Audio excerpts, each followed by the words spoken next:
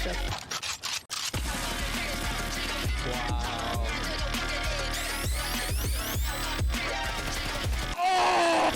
Came into the toilet. Let's go, ladies and gentlemen.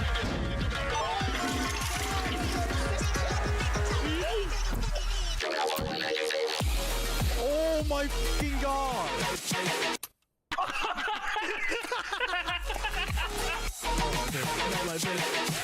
Oh my god.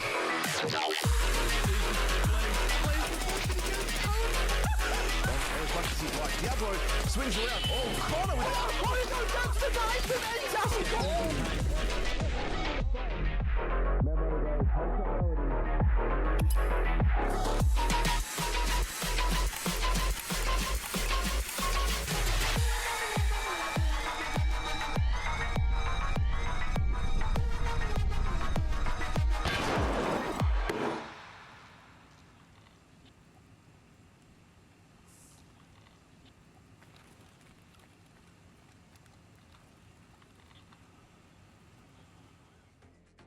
Hello, everyone, and welcome back to day number 2 of HPL Na, of course, brought to you by the Hunt Premier in collaboration with Battle State Games. Before we crack into all the awesomeness that we have got for you here today, I need to introduce the legend to my left that you all know so very well. Blue, how in the heck are we doing this morning? Doing fantastic, Mr. Hot Sauce. Happy to be here. Happy for the Hunt NA League. How are you doing, my brother? Doing swell. Ready to get the action, underway. We had a very exciting day yesterday. We saw a lot of teams kind of look to separate themselves a little bit. Of course, Aspect, Unknown, a couple teams that really stand out. But, day 2, an opportunity maybe for some of these teams that didn't fare so well in day number 1 to maybe gain a little bit of that ground back. Yeah, get a little traction. Some of these teams haven't even played 2 games as of yesterday. So the standings, they do kind of show the story right now, but there's a lot of gaming to be had. As we can see on the screen, folks, Aspect played 2 of their games yesterday, currently in first place, 2-0 in both of their best of 3s with a 21-round differential, followed very closely by Unknown in that second place with 18 rounds, but currently 1-1 for Unknown today. Yeah, speaking of Aspect and Unknown, we will get to see them go head-to-head a little bit later today. So I know we didn't get Aspect on screen yesterday, but as time goes on, those that didn't get an opportunity will get a chance at more of that action. So we got the schedule there for you. Of course, you can see Vanguard and Hpl will be playing off-screen the same time as New Dawn and Zenith go head-to-head. We'll bring that action to you first, and then game number 2 of the day live on screen will be Aspect versus Unknown. Vanguard and Master X will be played off-stream. 2 incredibly talented teams to look out for as well that had a pretty good day yesterday. And of course, our final game on screen will be New Dawn versus Eclipse. Off-screen, Zenith versus Hpl. And there's a lot of bangers today. I mean, these games, there's a lot to be had. Vanguard was actually our 3rd place team currently, only 1 game, but they are looking super strong. So before we get into the other teams, though, focusing in on our first game today, Hot, going to be looking at New Dawn versus Zenith. Now, the lineups, a lot of these players have been playing Arena for a while, but now they're forming teams and they're ready to battle here, I think, Hot Sauce. Now, looking over at New Dawn, Hot, who do we have over here? Well, for New Dawn, we have Slaughter, Spiriton, Scooter, Scooby, and Steezy. The land of the S names, the alliteration is all there for us. Yeah, quite there. And then over for Zenith, we're going to have Dark Vo, Razzie, Church Talk, Booperino, and Internal, with their subs being Flixie and Ghosty Q, Easy Q. Now, very interesting picks here. Both teams, New Dawn picking Fort and Zen picking Bay 5. Classic traditional CQB maps here, Hot. It looks like these teams are really ready to battle here. I love the picks. Yeah, I mean, we got to talk a little bit ahead of time. I'm one of those kind of Skybridge haters. So, as long as we're not on Skybridge, I'm happy. So, I couldn't be more ecstatic. And for Zenith and New Dawn here, we have 2 teams that only got to play 1 game yesterday. They were both 0-2 in those games. -6 round differential for New Dawn, -14th for Zenith. But now, a chance for them to really test themselves here in day number 2. They'll get a clash, and hopefully, at least one of them anyway is going to get a dub in one of those columns. Yeah, get a dub, and Zenith and New Dawn, they are kind of competing at the lower end of the board right now. But as you said, there's so many games to go. There's so many different matches to come, and one of these teams has the opportunity, if they pull a 2-0, to really push up the standings. I mean, unfortunately, the top two teams are 21 and 18 round differential, so they're pretty far ahead. But everybody else is still in it. So there's plenty of gaming, plenty of ground, and I think Fort and Bay 5 are maps that these two teams can really show how much practice they've had. Because traditionally, Fort and Bay 5 are very heavily revolving around the practice and kind of the strategy. If you're ready with these secret strats, Hot Sauce, if you got some cracked wisdom in the background, you can take a lot of control. But if you're not prepared, you will just get slaughtered on these maps because they're just brutal, close fights, very quick. Yeah.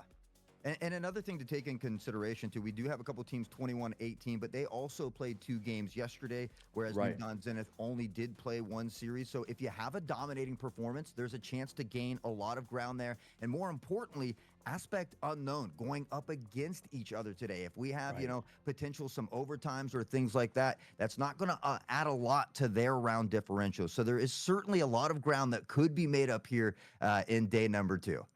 Yeah, lots of ground. And that's a fantastic point, Hot Sauce, because these teams that have two, you're right, aspect and unknown. I mean, it's going to be the battle of the first and second place. And you're right, it could actually push one team really high, one team really low. Maybe it's a flop, but I think looking at New Dawn and Zenith, I'm concerned that one of these teams is going to come out super strong and the other one is going to be vying for their life after today. And as we say that, folks, getting into the first game of the day, Zenith versus New Dawn on Ford.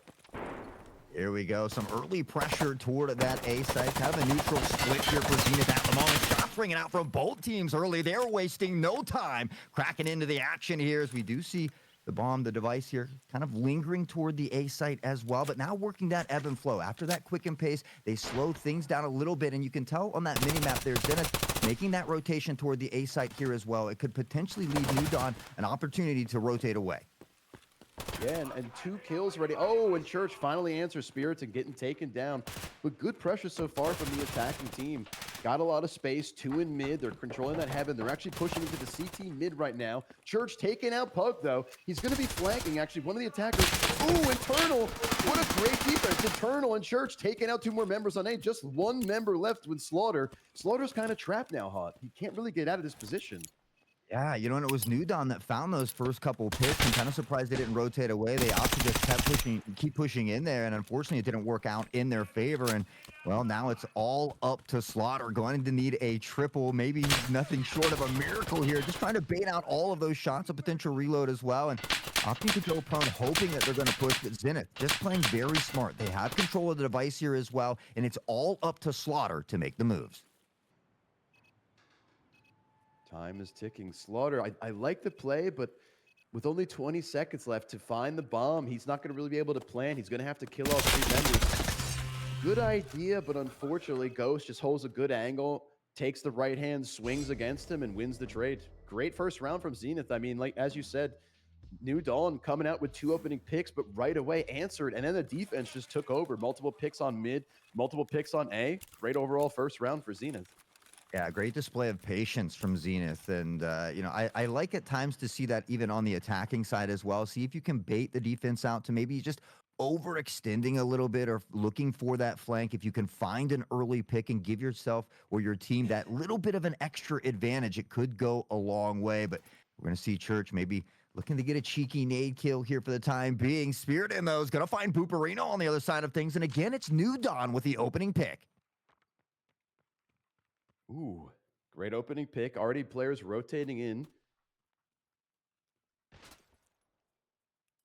Lots of space, not much action going on. It looks like maybe New Dawn's trying to play a little bit slower, maybe get a pick on another defensive player. Unfortunately, Church does answer and get that first kill, evening out the scoreline. Again, trades back and forth. Dark takes out Slaughter. Steezy taking out Internal. 3v2 for the attackers right now. If they put pressure on this A site, if they can use these smokes, might be able to get the bomb down. But Ghost is in a good position at headshot to answer. They have the number advantage. You'd like to see him use it, but it's Ghost who's able to kind of Solo out these 1v1 fights. The device is spotted here as well. Most likely could see a rotation coming in from some help here from Dark, excuse me, but Ghost locking it down, has a really good positioning, and I think New Dawn realizes that. They've had a lot of trouble attacking this A site, so we do see him kind of rotating away now toward the B site here. That Steezy does have a lot of space kind of already gained over here, so they could potentially find the plant with 30 seconds left. Yeah, Dark's not really in the best position to defend the site. He obviously has the info, but he doesn't have any control of B. And as you said, look, planting the bomb for free. He's going to be rotating towards that arches, but there's already going to be a player there holding him. Jumps past, takes a lot of damage, barely alive. He's going to take a chance to actually heal. No, he's just going to keep taking the challenge. Now that his teammate's here, he does have the opportunity to heal plenty of time. Looks like they're going to actually play for taking space, not going to go for that heal at all. He's going to be holding the spiral. A little bit too much timing here. You know, the time is ticking hot. The pressure's on. A little bit more space is needed to be taken from this defenders if they're going to win. 15 seconds left. I don't think they can even win this anymore. Oh, never mind. Steezy gets taken out. Yeah, he's got a hold for the plant there. Pug being patient, waits to the last moment, runs right in. Dark, though, hits the shot, and Zenith, cool, calm, and collective, staying true to the objective. They'll lock it down and take a cheeky round number 2. That is indeed a cheeky round. I'm actually a little surprised. There was only 17 seconds left when the first contact in the 2v2 even happened. So the fact that they were able to get on the bomb, you know, maybe a little bit too far for Pug's position, because he was in a good position, but it took him about 2-3 seconds to react to that bomb. And then the player was just there holding him down with that BP. And, you know, that mutant's hitting like an absolute truck right now on that assault class. So it's great to see that, you know, the enforcer can be taken down here, Hot. Yeah, you know, I would have liked to seen Pug play just maybe a little bit closer, right? Because then they get the audio cue of Pug running up as well, so they know exactly where he is. But the nades will ring out. New Dawn still looking for their first round. Zenith 2 in the bag as we take a look on board here with Steezy. But Booperino is going to find Scooby. Pug will get the trade back onto Boop with a headshot here as well. So finding the equalizer, but it's Steezy just slowly and methodically making their way up toward the B site. Meanwhile, the device working toward A. Zenith has done a great job defending A thus far, and I'm kind of surprised we haven't seen New Dawn maybe 4 or 5-man stack toward B. Yeah, they see. Oh, great answer from internal, taking out Steezy. You know, it seems like at the beginning of the round, they take a lot of space, and then they're just kind of pumping the brakes a little bit. And Zenith is playing very calm, cool, and collected. Answering well. Shots going back and forth. Pug trying to pre-fire through that smoke. Doesn't get any hits. Ooh, is he going to sneak the plant in here, though? Yes, Spirit to help him out a bit. There's the peak. They're going to spray out Spirit with the help, and Church is going to be the first to fall here in this engagement, but Ghost quick to answer back. They continue to find these picks and keep that player advantage up, but it's up to New Dawn to prevent this diffuse here. They have a good angle, and then we're on board with Slaughter, so we'll see if he can, you know, do that name some justice. Slaughter the opposition. The peak is there, but quick flick of the wrist. He's able to find Dark, but Ghost will get the quick trade back. Pug up close and personal. What doesn't know, internal is lurking about, and Zenith continues to have early domination here. They're going to go up 3-0. 3-0 with 2 retakes on plants. And you know, it's so interesting to watch. New Dawn, they're taking space, they're using their smokes, they take control of A, they even get an opening pick or 2, and they get the bomb down and trade, or not trade, but they kill the player trying to kill the bomb planter. And then it just seems like there's just this kind of loss of control going on, Hot Sauce. You know, they open up, they control, and then they kind of give up the control.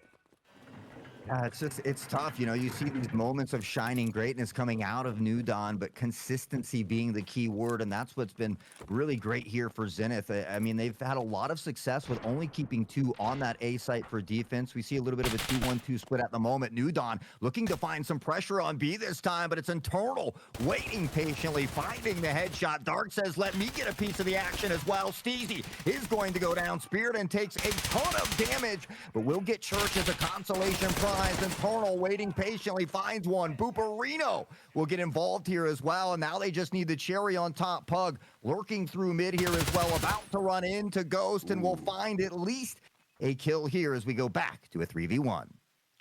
Back to a 3v1, and Pug, with this Enforcer kit, super tanky, super deadly, but not in the best position right now. Bomb is down. He's got 2 players pincering in between the ramp and one in spiral. Oh, look, and now they have info. They know he's going to be pushing towards that bed, dropping down to ramp. And Zenith just playing so calm, cool, collected. They're not forcing the trades here, Hot. I really love this out of Zenith. They're not egoing. They're not taking bad fights. They're taking control. They know the bomb's down, and they're just listening to him run around, and they're not even fighting him. It's actually really smart. Good play. They've done great with the buddy system, with the crossfiring as well, and you very rarely see Zenith lose a player without getting a trade back. The shot bringing out from behind as well, but not able to pick up on it. Pug dancing around. He's trying to say, hey, I got the moves like Jagger. Somehow picks up the device, does get out, and now he's going to opt to leg it. Can Zenith track him down here? Again, Pug in a very tough position, looking to plant the device, but they are locked on, and here comes the sprays. Booperino will wrap it up. Zenith continues to showcase the skills. Showcasing the skills indeed, in 4-0 on the first map. And I need to verify if I'm correct or not, but I believe this is New Dawn's pick. So this is pretty scary stuff if we're going into the half. If they continue this pacing, I don't know what the answer is for New Dawn. They take control, they take some space, and then it just seems like Zenith just sits there, holds their ground, keeps good defensive position, and they really aren't taking ego battles. A lot of the time you see these players suffer from trying to win fights that they don't need to win. And I think Zenith is just playing calm, cool, collected, and taking round for round. Nice nade, though, from Dark.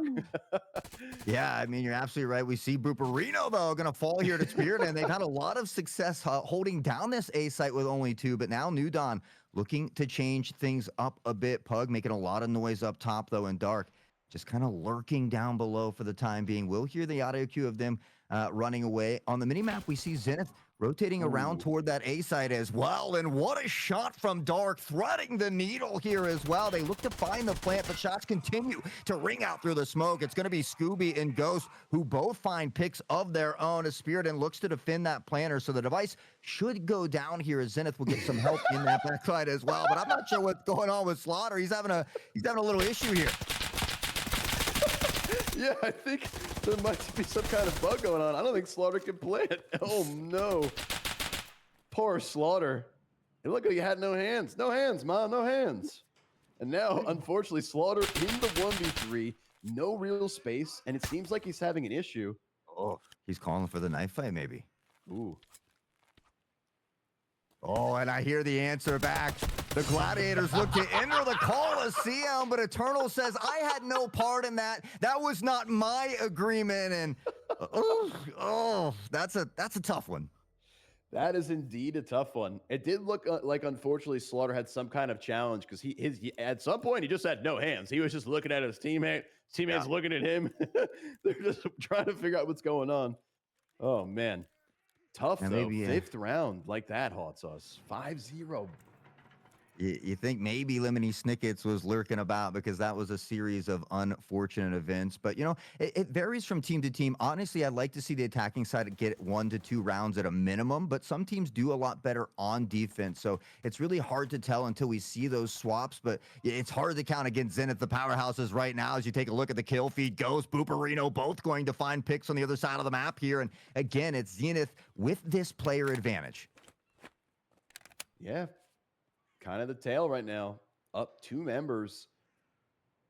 Time is ticking. Steezy's in a really good position right now. He's all the way pushed up mid.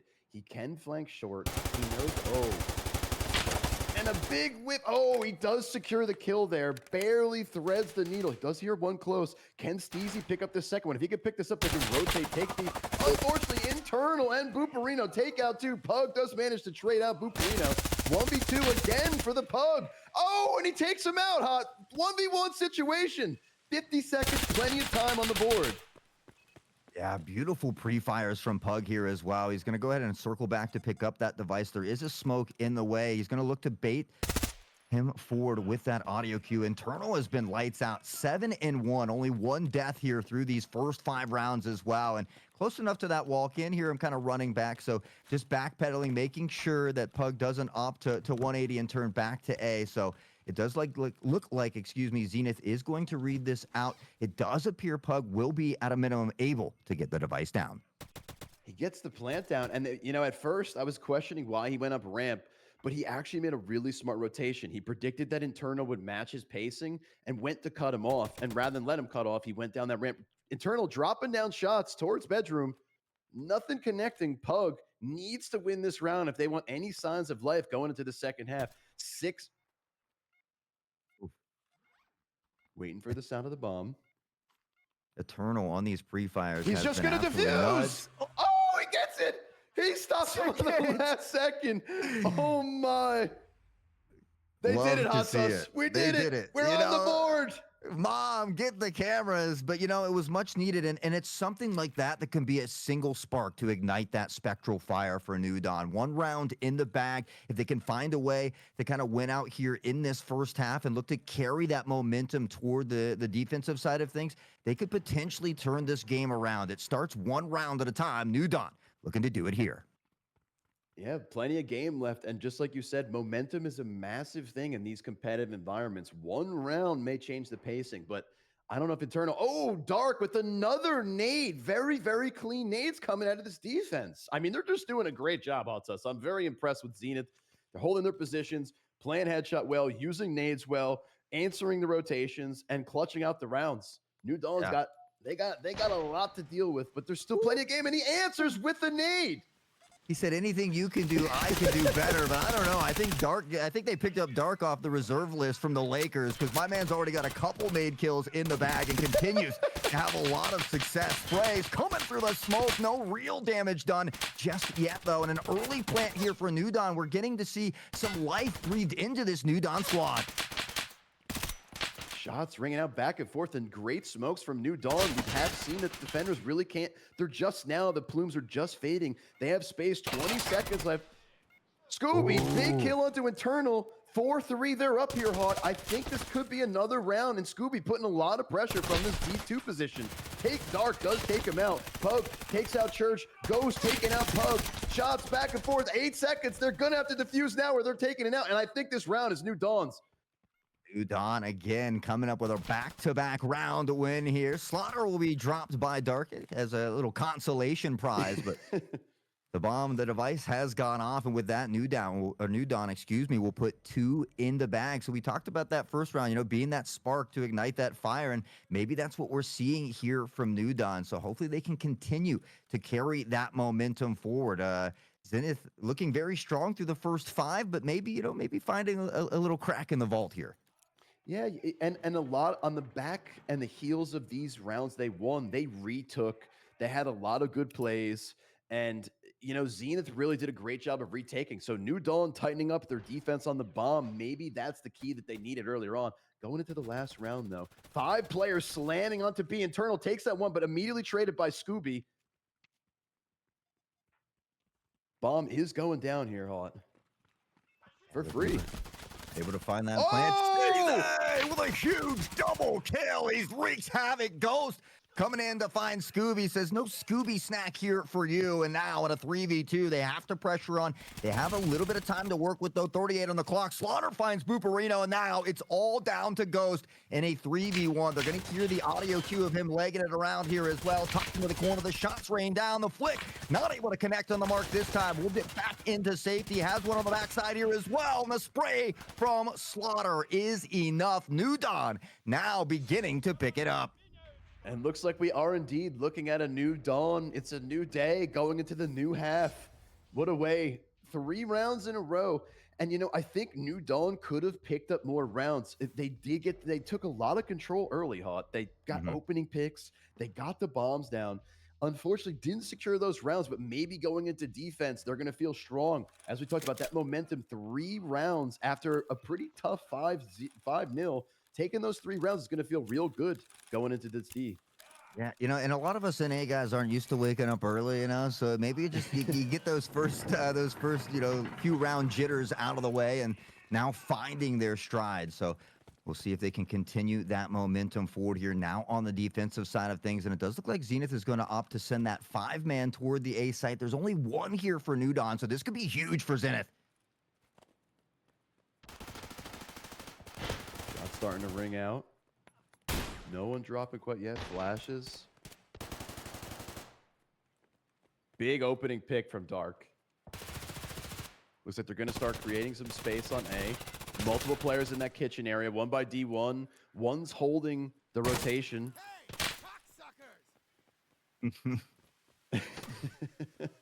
God, I love Tarkov.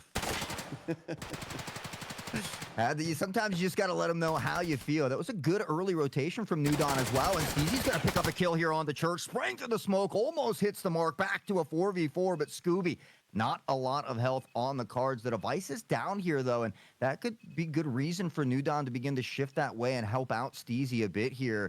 Steezy is going into a dangerous 1v3 gun battle. Able to flick to the dome of Buparino. Dark's going to find Pug on the other side of things, and Ghost will get Steezy as well. That's going to open up the A side a bit here. Opening up the A site, and a good series of trades. The first player does die trying to get that bomb, but you see so much pressure from all over that he takes his crosshair off for just a second and loses that fight. Now Zenith putting pressure, looking to get that bomb down. There is one player still there. They know he's a quad box. Internal, though, takes out the player on the flank. They're just going to stick to plant. Scooby says, not today, my friends. Rutrow Raggy. Looks like he's getting swung, though, and Dark does manage to trade him out and take the 6th round. A good series of trades, good series of shots, but unfortunately, Zenith takes the round.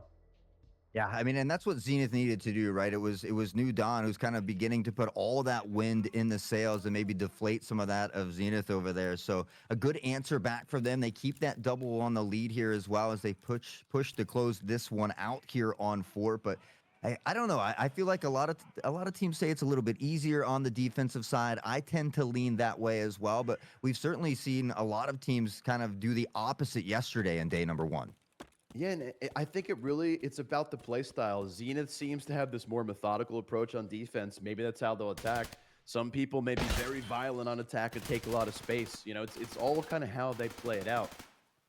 That being said, looks like A is going to be the target right now. Steezy in a very, very aggressive angle. Dark managed to pick up the first kill on the Scooby, creating some space. We see, if we look at the mini-map on the top left, folks, look at how close the two teams are to each other.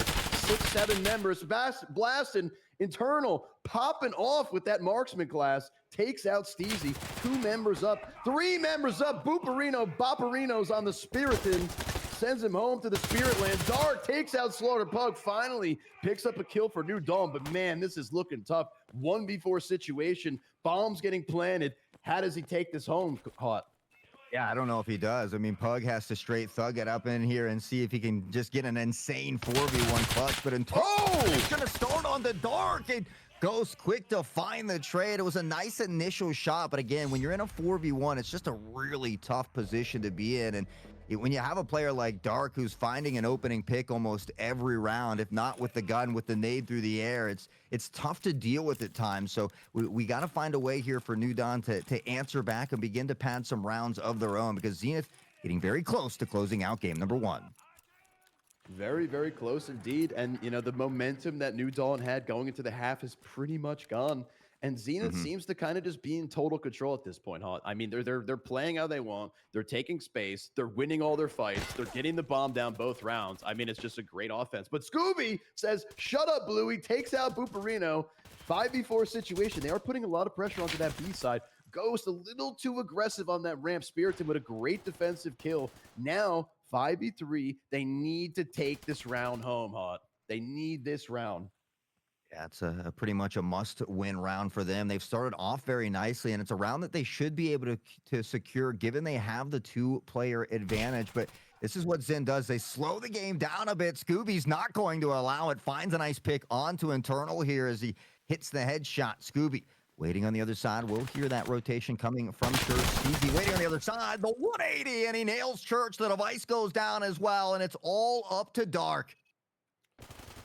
Things are looking dark for Dark. He's really going to have to do something crazy. 1v5, and I love this crossfire. Steezy and Slaughter playing off each other's contact with Scooby right there playing off. I mean, as you talked about the buddy system from Zenith, we're seeing some of that coming out from New Dawn right now. I don't know how Dark takes us home without a miracle. 40 seconds left, 1v5. He's just got to start running and gunning. You know, if you could get an ace, I mean, it would make for one hell of a clip here, and he's going to try to do it. Dark pressing forward, waiting patiently, though. Spirited finds the headshot. New Dawn begins to trudge through the trenches to see if they can battle back in this one. One round at a time, folks. That's all we're looking for. One round at a time. Yes, sir. The momentum, though, it's interesting how both of these teams have taken control and then lost certain rounds. You know, a lot of the first half, New Dawn took control in the beginning and then lost it. Here, Zenith's, their aggression, it seems to be pretty well tempered. New Dawn did win that round, but overall, Zenith just doing, as you said, a great job of getting opening picks pretty much every round on both sites. It's going to be very hard for New Dawn to kind of respond to. Booperino, Steezy sends him home. Slaughter does manage to pick up one, takes out Ghost. Spirited taken out, and Booperino, okay. Wait, what happened? They're all gone. Yeah, Slaughter. in a matter of moments. Slaughter slaughtered him. Absolutely. Sergeant Slaughter coming through. Call him the janitor or the cleanup crew because my man absolutely popping off. But Dark has been the raid boss. We'll see that head just inch on into that beautiful crosshair placement. He'll knock the head clean off the shoulders, rolling across the floor like a boulder. And now Dark has to get through 3 more. But with 1:09 on the clock, there's still plenty of time for Dark to work his magic. And he does have the bomb, so there's not quite the audio they need to be super confident. I think he's trying to bait them out to rotate. And we see that he waited long enough. He might actually hear movement. We saw one player rotate long. One's going through Mark towards B. He's going to be in the 1v1 situation. If he could isolate this fight and figure out where he is, I don't think he's expecting Slaughter there, though. We see the player running down through the middle of the map, going towards Mark. Slaughter in a perfect position, a little off angle. Nice insta headshot. Man, these players are just hitting their shots right now. It seems like, everyone's kind of had their moment. 7-5, another round for New Dawn. Can this be the turnaround? Yeah, I mean, they were able to hang around. They were able to kind of weather the storm, and now just 2 away from tying it up. As we said earlier, 1 round at a time. Let's not get ahead of ourselves here. Scooby, Steezy, the rest of the crew have really begun to pick it up here. The name of S's and the pug on top. So with that being said, it does look like another very fast A push. It's going to be a 5v2 situation. We see New Dawn maybe potentially sending 1 through mid as a little lurker flank here. But Zenith, if they can explode onto the site here early, they could have some success. Shots ringing back and forth. Looks like a lot of pre-fire coming out from Zenith, expecting certain angles. No one quite dropping yet. A lot of blasting, though. All 5 members on this A side looking to create space. Booperino. Ooh. Oh, at the heels of Steezy, and Steezy somehow picks up on internal, even with an aid behind him. Booperino knows he's there, and will be able to collect. And with that, they should be able to inch their way onto site. Have to get through Pug first, though, and that's tough. You got to reload the mag, and a bit of a miss nade here from Dark as well. So things may be falling apart here for Zenith. They have a couple rounds to give and kind of lock it in, but New Dawn looking to take advantage of every mistook opportunity in front of them here. And so with every minor mistake, they begin to capitalize. Spirited finds one. Dark gets Pug here, though, and the spray from Slaughter somehow doesn't connect. We're still back to a 3v2, make it a 2v2 because Dark is collecting heads. Ooh. The darkness in the New Dawn right now. I mean, Dark is just doing his damnedest to win every fight. And, man, he's just slamming it home. I believe using that assault mutant, and he's just going absolutely ballistic. Does fake the plant. Slaughter putting pressure with that movement. Scooby looking to answer the cross. Scooby with a great positioning to protect his teammate. Now the bomb's out in the open. Tries to run away, but gets back shot from Scooby. And just like that, 7-6, ticking away these rounds. 1 round from being tie, Hot Sauce, from a 5-0 lead for Zenith. Yeah, and that's why you never say never, and that's why I love the tooth and grit, the determination of these teams. Even when being down 5-0, they're able to just take a deep breath, reset, not let them, affect them mentally. We often talk about the physical aspects of the games, but the mental aspect equally as important. New Dawn doing a great job of staying focused on the objective at hand here, and now they're just 1 away from tying this one up. Yeah, there was a big blunder in that last round. We talked about ego, and unfortunately, Booperino, if he swung with ammo, he'd probably kill Slaughter there, and the round's over. Steezy takes out 2, though. Church and Eternal going down, and it looks like the New Dawn just might be here. They need to get this bomb down, but they're in control. Looks like they actually dropped the bomb. Maybe waiting to get more space. I'm not quite sure of the idea of dropping the bomb. Oh, I'm looking at the wrong team. Excuse me. Bomb player actually got killed. Excuse me. My head's on backwards for a second, folks. And just like that, New Dawn. Oh, Dark. Of course, Dark takes out Scooby, doing everything he can to keep this team alive. Yeah, it's going to be New Dawn that still has that player advantage. Steezy with those early picks making it look easy. So the dog days are over here for New Dawn, and now Dark dangerously close to stepping into that crosshair. Booperino, though, able to find Steezy. Could be the pick they need. Spirited, though, has other plans. Will chop down Dark, who's kind of been the raid boss for the time being, almost to that 20 kill mark. Several players, though, in double digits, or a few rather in double digits for New Dawn, but Spirited looking to hold this angle down, and because they've had kind of an issue breaking into this A site, we will see that rotation long and strong toward the B site. Run! Run! They're just running, and the pacing is actually perfect if they push on the site. Now with this little bit of delay, the Pug's down the position. He can play that spiral position, put a lot of pressure. Great job from Booperino stopping Spirit, and wow, okay. Oh, And he gets that one too! Fantastic job from Boop. I mean, he's booping these poor players away. That bomb needs to go down, though. 5 seconds. He's got to plant right now. Okay. Woof. He was making me a little nervous there. I thought he was not aware of the time. Booperino holding this tight angle. He needs to get this kill, and Booperino booping people. Oh, my goodness. What a great, great round from them. 2-man versus 3. They rotate out. Booperino holds the flank, kills one, gets the pickup on deployment site, and then kills the last player. Booperino doing everything in his power to push his team to match point. What a great job. And everything in his power to toy with all of my emotions there. I didn't expect to be hanging off the edge of my seat so early in the day here, but Zenith New Dawn certainly not disappointing, bringing a great display of action for everybody here in the chat as Zenith looking to close it out here in this round. And again, they continue with this 5-man stack toward A. If it doesn't work, they always have other plans, but it seems to be the initial plan nearly every round for them. Yeah, just the nice, consistent default play for picks, play around the spawn. Oh, Steezy, though, great opening pick onto Ghost. 5v4 situation. I like the smoke that's in kitchen. I'm not sure which team actually threw that. Probably the... Oh, man, the defenders going crazy. Spirit and Slaughter picking up 2. 5v2 situation. Bomb in an absolutely horrible position here, Hot. To retake this bomb, I think New Dawn, if they play this well, it's almost impossible to get that bomb for free. And bam, Slaughter takes up one more. 1v5 for Booperino. He did go crazy last round, but can he boop 5? They booped 1. One's booped. 4 more to go. One is booped and down, but he needs 4 more bops to boop him on out of here. And 13 to 12. He's jumping around, but little bunny Fufu couldn't do it this time. Slaughter will take him out, and with that, they'll be able to close this one just a little bit closer to tying things up. You know, wherever, if there's overtime, it always seems to find me, so I would not be surprised. Listen, I'm all for it. I love this. I want to see these teams vying for their lives.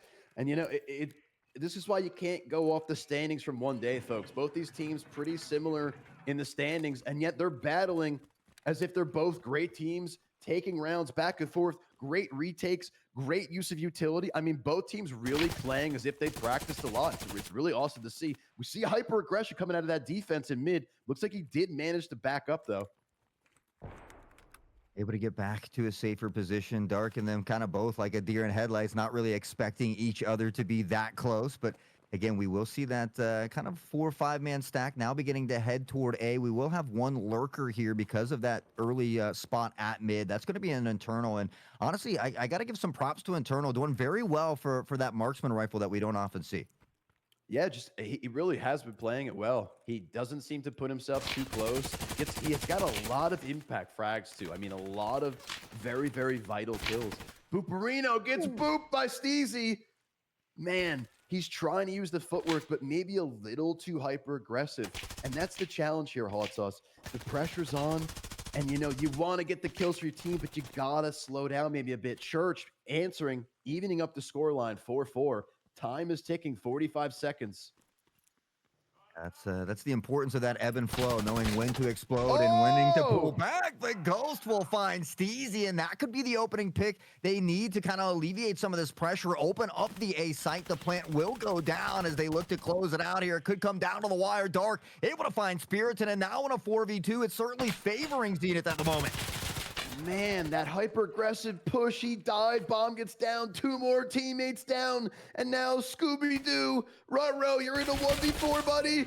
Oh no, and there were not enough Scooby snacks. Oh, jinkies. Oh man.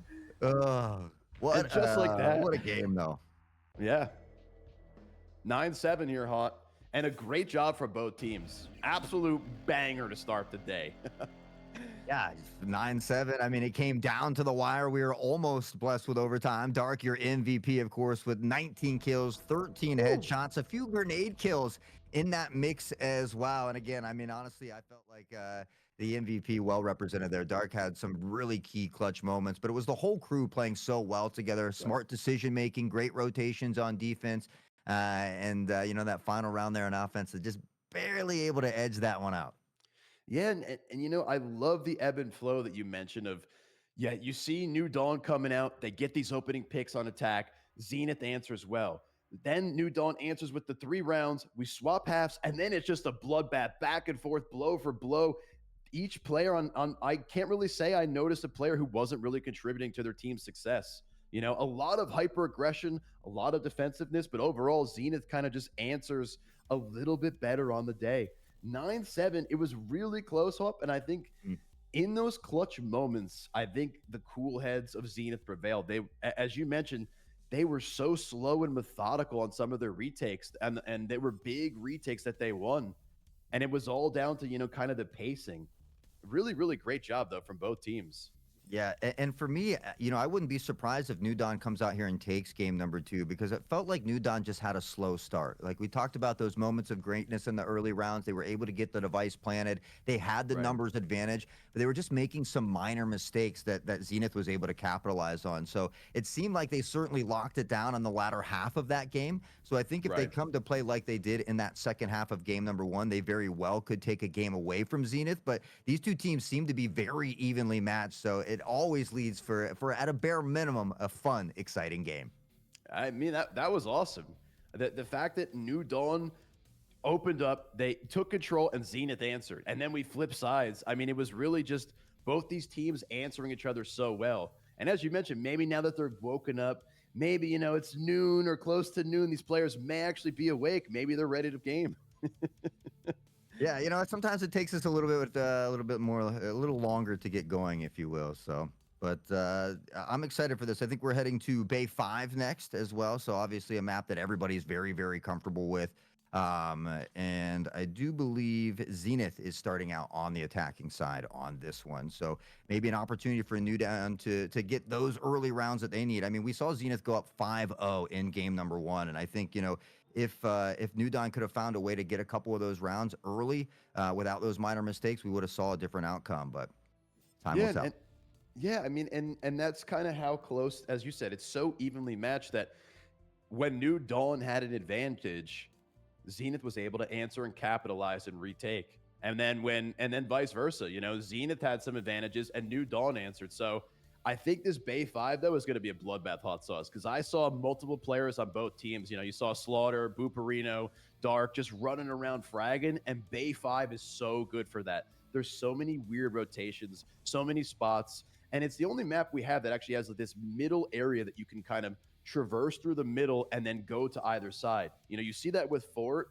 but it's not that easy to utilize that middle. Where on this map, you know, you can push up mid, you could take the toxic side, you could go through the cut through, you could push up to parkour and kind of navigate. So the strategical prowess, I would say, is going to be the king here. You know, both these teams can frag, it seems, but I want to see which team really has cooked up some spicy attack strategies because sometimes this map is defensive sided. Sometimes it's offensive sided. I'm not sure how it's going to go. I don't know these teams that well yet, but I think whoever's cooked up more cracked wisdom in the lab might have a better opportunity because both teams are clearly evenly matched. Who's going to be better on the day? Probably the team that's more prepared. Yeah, I mean, if you could get some early mid control and bait some action at a site and then force that rotation, if you have someone lurking at mid, you can pick off some of those rotations a little bit easier. But yeah, I'm always interested to see what teams kind of favor the A site as opposed to the B and vice versa, because I feel like at least me personally, I have a little more success on the A site when it comes to attacking. But I know a lot of that boils down to how well have we fine tuned our use of utility? Do we know these smoke lineups? And not to expend all of those utilities in those first opening moments as well. Right. Obviously, those first couple rounds, we see those nades raining down right at the beginning, hoping to find that early pick. But, it does you some justice sometimes to hold on to them for a little bit as well. Yeah, and we saw that in the last map. On Fort, those smokes on A site kind of determined a lot of the pacing. When the smoke was plume, that's pretty much when we saw the bomb getting planted. Sometimes those smoke came out early. Sometimes it was a little bit slower pacing where they got a pick or two out of kitchen. Then the smokes came down and then they took control. So I think that's a great point about utility, that whichever team really can use the utility, they can go A, smoke it out, smoke out alley, smoke out A main and plant for free. They could go B, hyper aggressive, throw nades, take space, and same thing, smoke out and ultimately take a site that most people wouldn't traditionally see as a default. As you said, most teams are going to default to A. It's just kind of an easier site to take. But B, with some craft utility. I mean, we've seen Nova, one of the players in the tournament, very good with one of those nades that I believe goes from hell over the B site into the middle of the site. So like through that open roof. So there's so much utility uses on Bay 5 that could really turn the tide.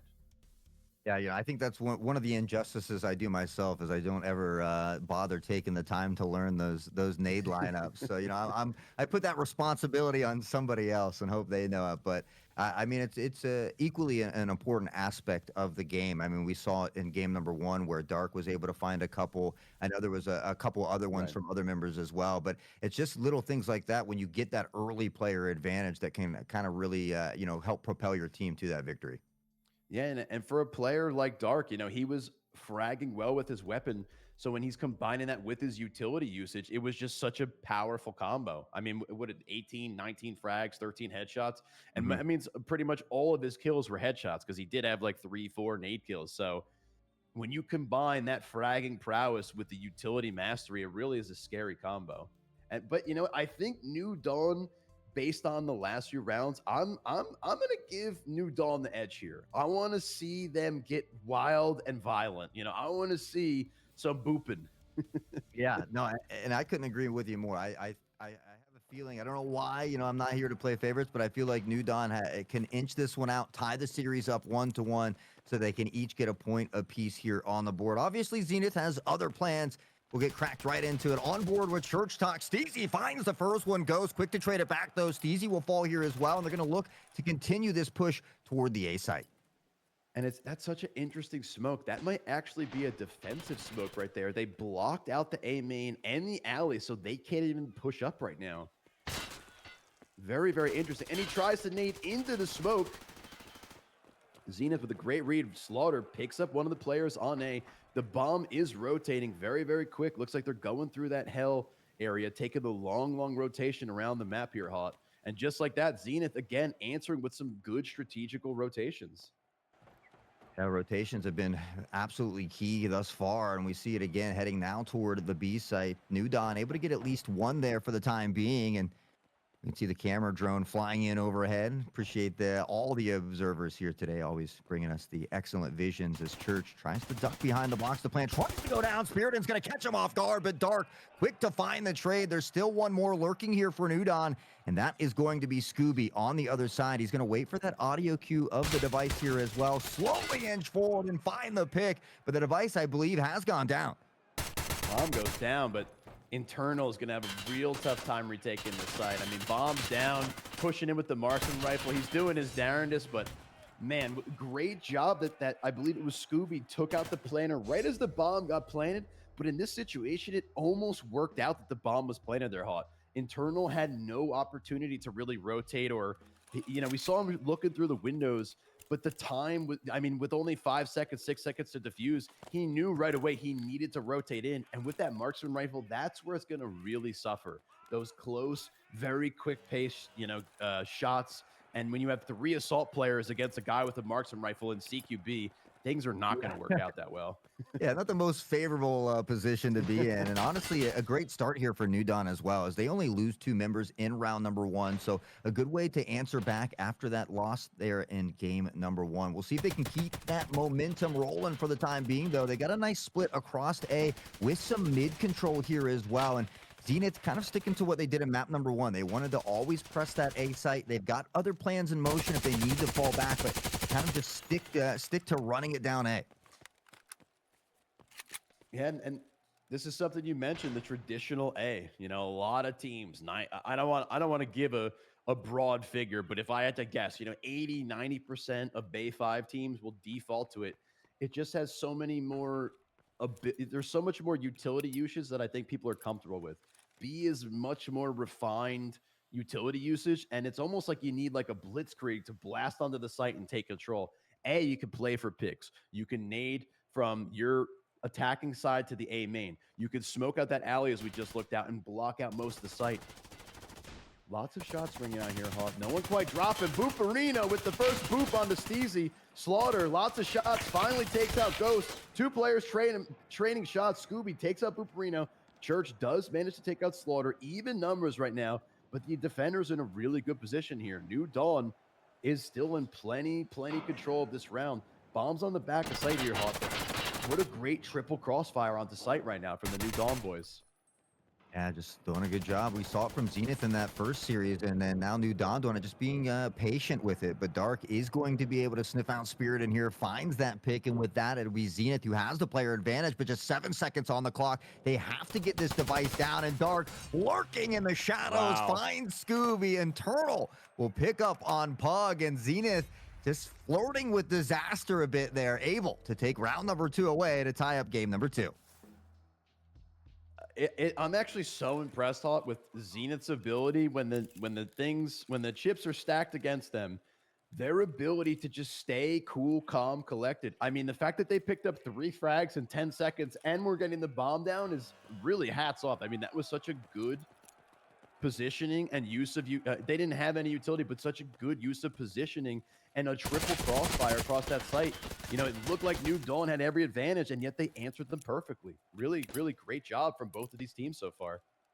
Yeah, and for me, it kind of goes off the back of Dark. He's really been the playmaker thus far, not only through game 1, but early here in game 2. The Juggernaut will fall. Steezy says, raid boss. Psh. Hold on, Ghost finding Scooby here as well. Some early picks back and forth. No one wanting to give up too much ground, but Church, a nice pick here into Spirit as well. And with that, Zenith will be able to maintain that player advantage.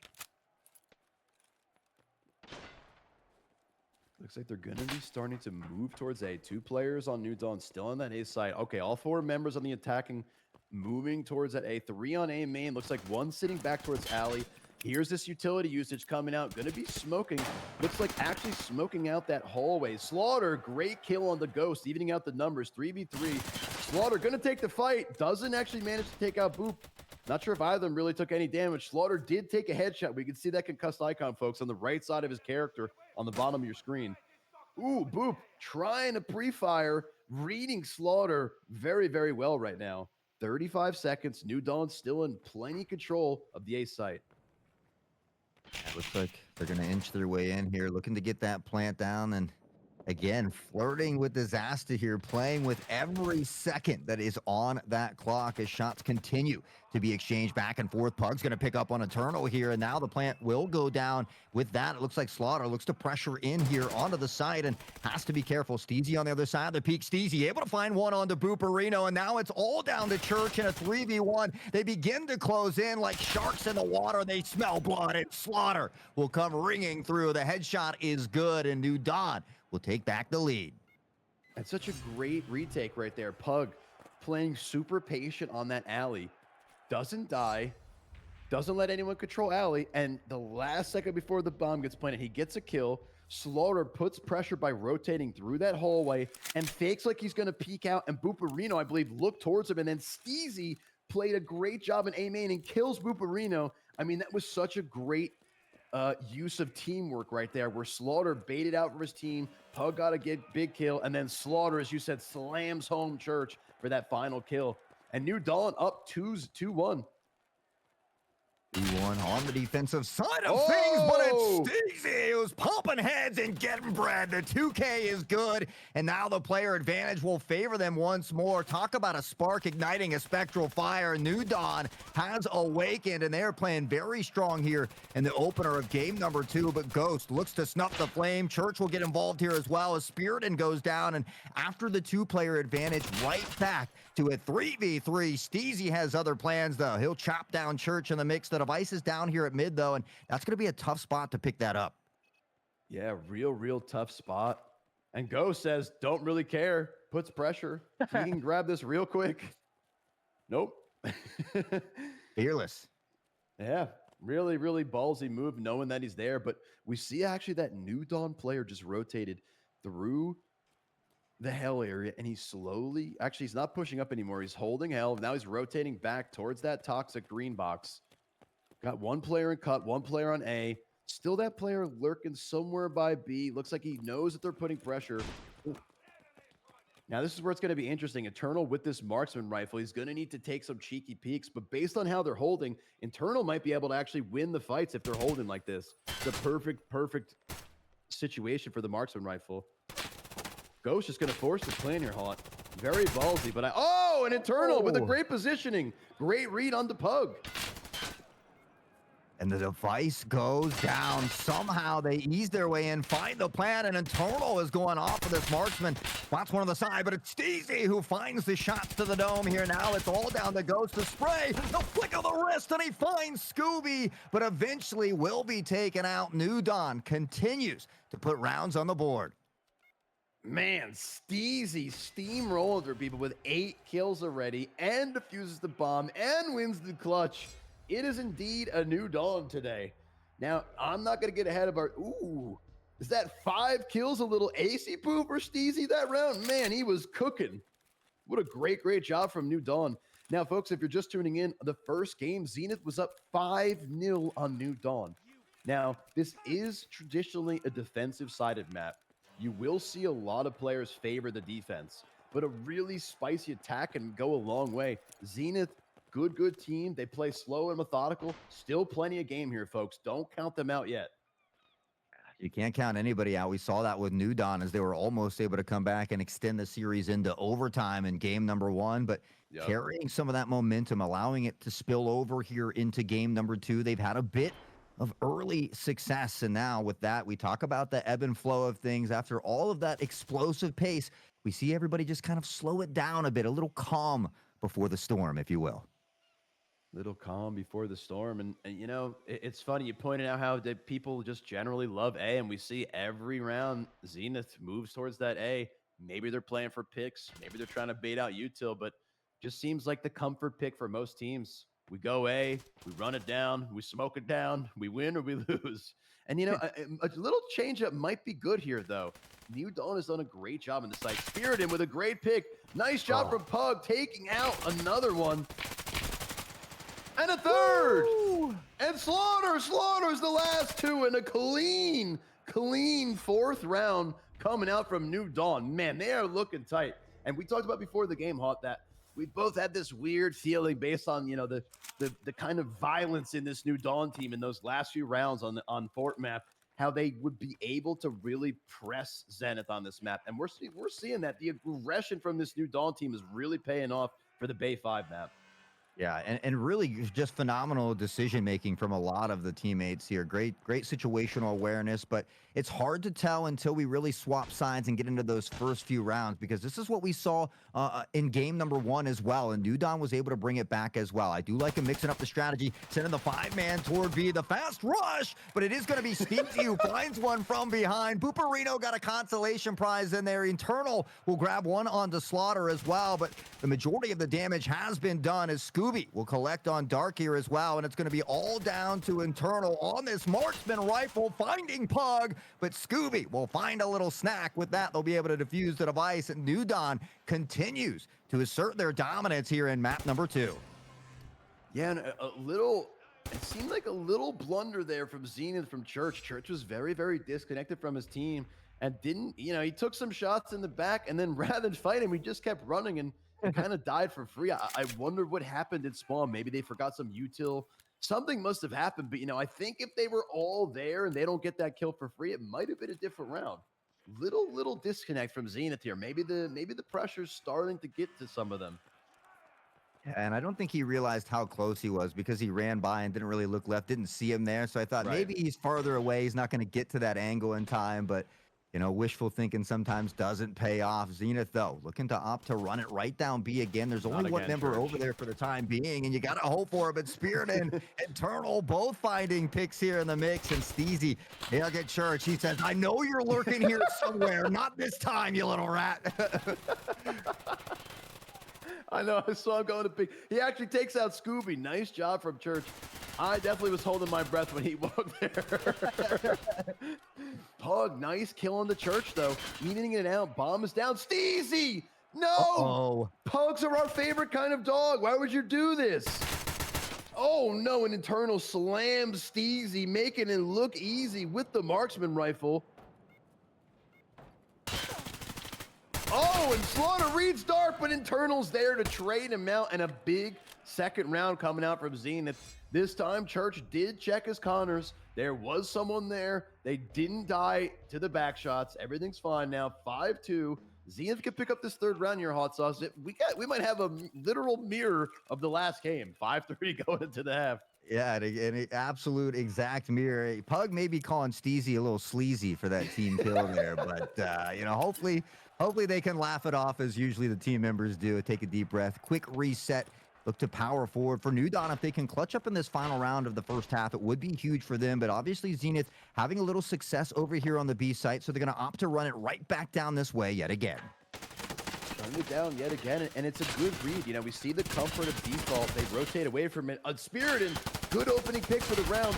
Dark takes out one, unfortunately goes to run, and Spiriton's already swung out from one side of the site to the other and takes him out. That was a great positioning read from Spiriton to take out one, rotate through the middle of the site, and then hold from a different angle. Spiriton again, Booperino taking him out. Internal does manage to put down Slaughter. 3-2 for the defense. Church eating it up now. The Pug goes to sleep. 2-2. Church in the same spot he's been. He loves this hell position. There's still one in Harbor, though, here, Hot. This is not looking easy. He might just get shot on the side. Oh. No! Check your Connors. Oh. Yeah, that's the tough. I mean, it was great positioning from New Dawn. You're kind of out of vision. You wait to hear that audio cue of them running. You have a nice peek. They don't always expect you there, but guess who does? Eternal from downtown with the marksman rifle, keeping it nasty. But unfortunately, Steezy lurking in the corner here. Rats on top, baby. Dude, oh man. I think we just saw like 5-6 people in this half alone die running by a corner without looking. Like, all your friends are dead. Bad guy's got to be somewhere there, Hot. He's got to be close. Yeah. Sometimes the reasoning, in the midst of the beautiful chaos, the destruction, the explosions, and the hailstorm of bullets, sometimes that goes out the window. So, it happens to the best of us. You just hope that you have the teammates there again to kind of take a deep breath, reset, talk about, the minor mistakes that you're realizing, talk about things that you could do differently to change the outcome of those rounds, and look to see if you can use those quick learning experiences to start putting rounds in the bag in your favor. But New Dawn looking very deadly here in map number 2. Internal, though, finds the first pick to open things up. Internal picks up 2, and then Scooby with the TK. And just like that, 5-2. 5-1. Oh, Pug with the quick feet managed to sneak by. Does he know there's a sec? Oh, man, Boop is right there. Pre-firing, Pug goes to sleep. And a very, very, very convincing first round on the defense from Zenith. Yeah, and that's why it was...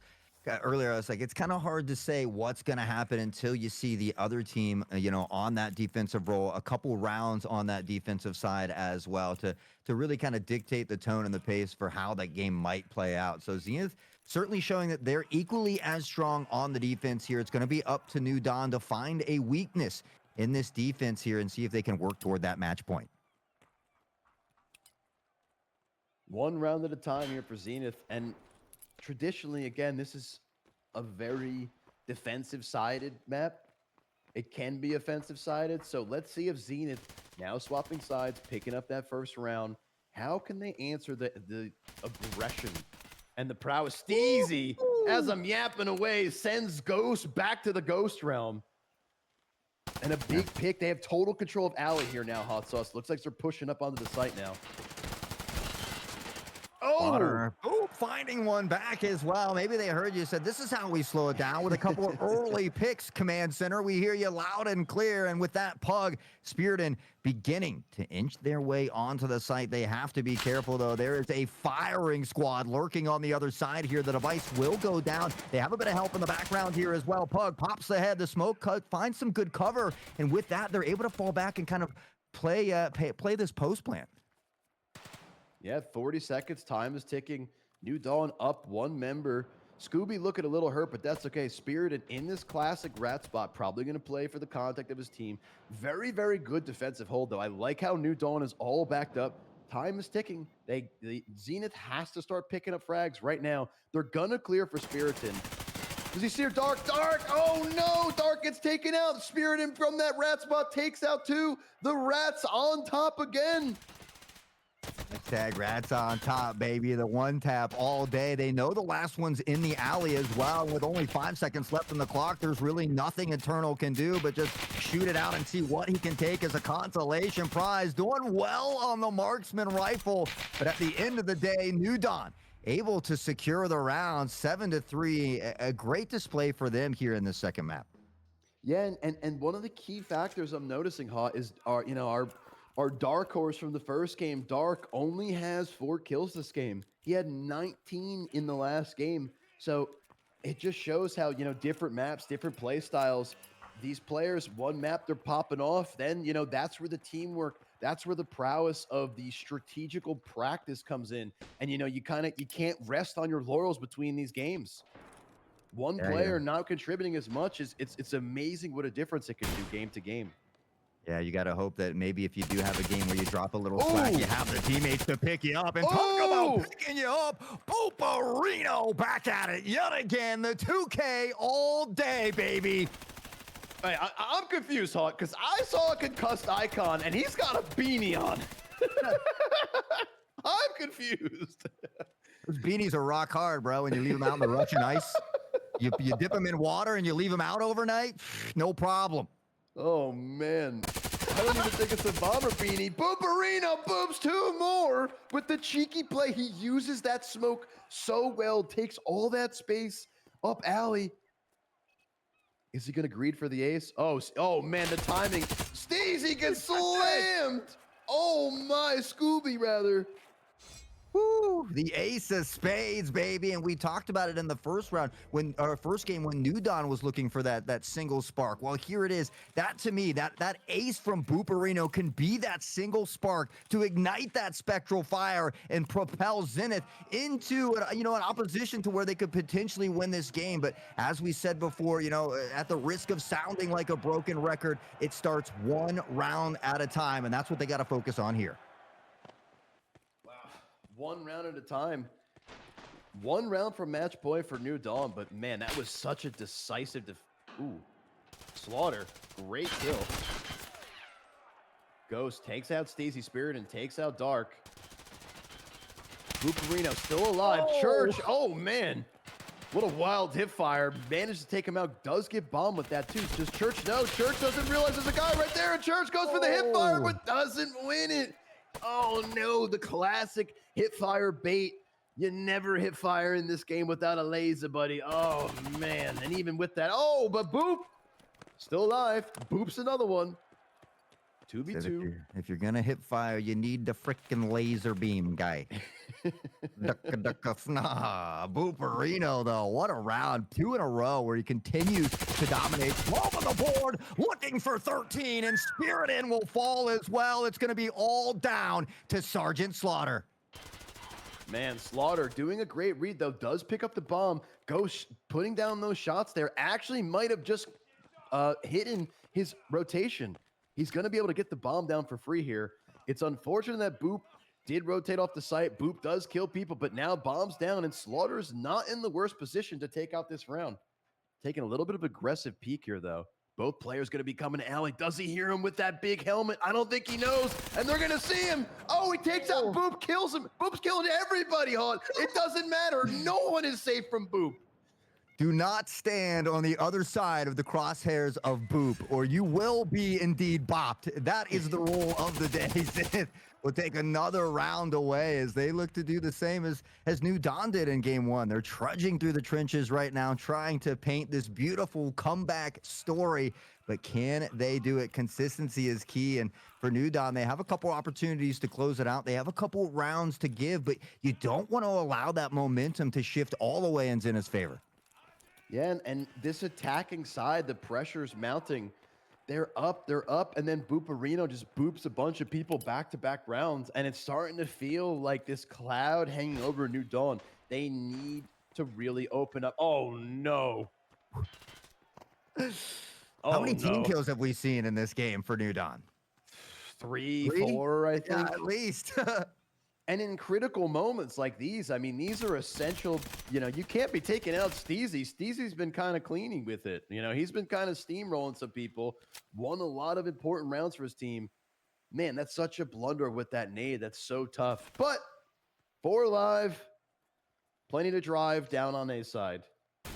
Smoke from the defensive side's now finally, the plume is finally disappearing. Pug trying to play for info, looks like, going for a little bit of a cheeky peek. Booperino, man, just so consistent right now, winning every trade back to back to back. He's had total control of this alley. I don't think he's lost control of alley so far. Internal, though, nice kill onto Scooby. 5-2 for Zenith, looking to secure the 6th round. 1 round from tying it up after that here. Man. Yeah, Church is going to find Spirit, and now it's all down to Pug. Has had a little bit of trouble this game themselves, and tucked all the way back there in a very tough spot with only 30 seconds left. All 5 members still standing here for Zenith, and Boop says, hey, you know, I am the commander of A, so I'm just going to chill over here if you guys need me. Anybody that comes to A will die.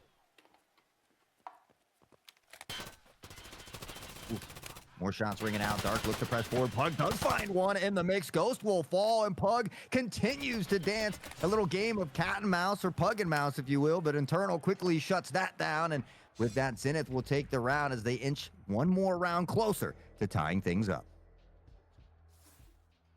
Wow. It's amazing how close the game is. Both games. I mean, both of these teams really such a good matchup. And it's good that it's a good matchup, but man, I'm just thinking about the leaderboard right now, and they're both so close that neither team's really getting any pull from this. You know, there's going to be a little bit of movement, but man, it's almost too evenly matched for them right now. Yeah, you know, you get the points for the dub, but the round differential really kind of takes a beating there as Dark is lurking in the corner here. Scooby's going to step out into the crosshair. Dark finds one. Scooby does fall to the wayside. A little help here from Dark. Has a teammate on site here as well on the backside, but Slaughter will eliminate them. Takes out Booperino, who's been a juggernaut as well. And now maybe a potential round win for New Dawn, but Dark and Church got other plans.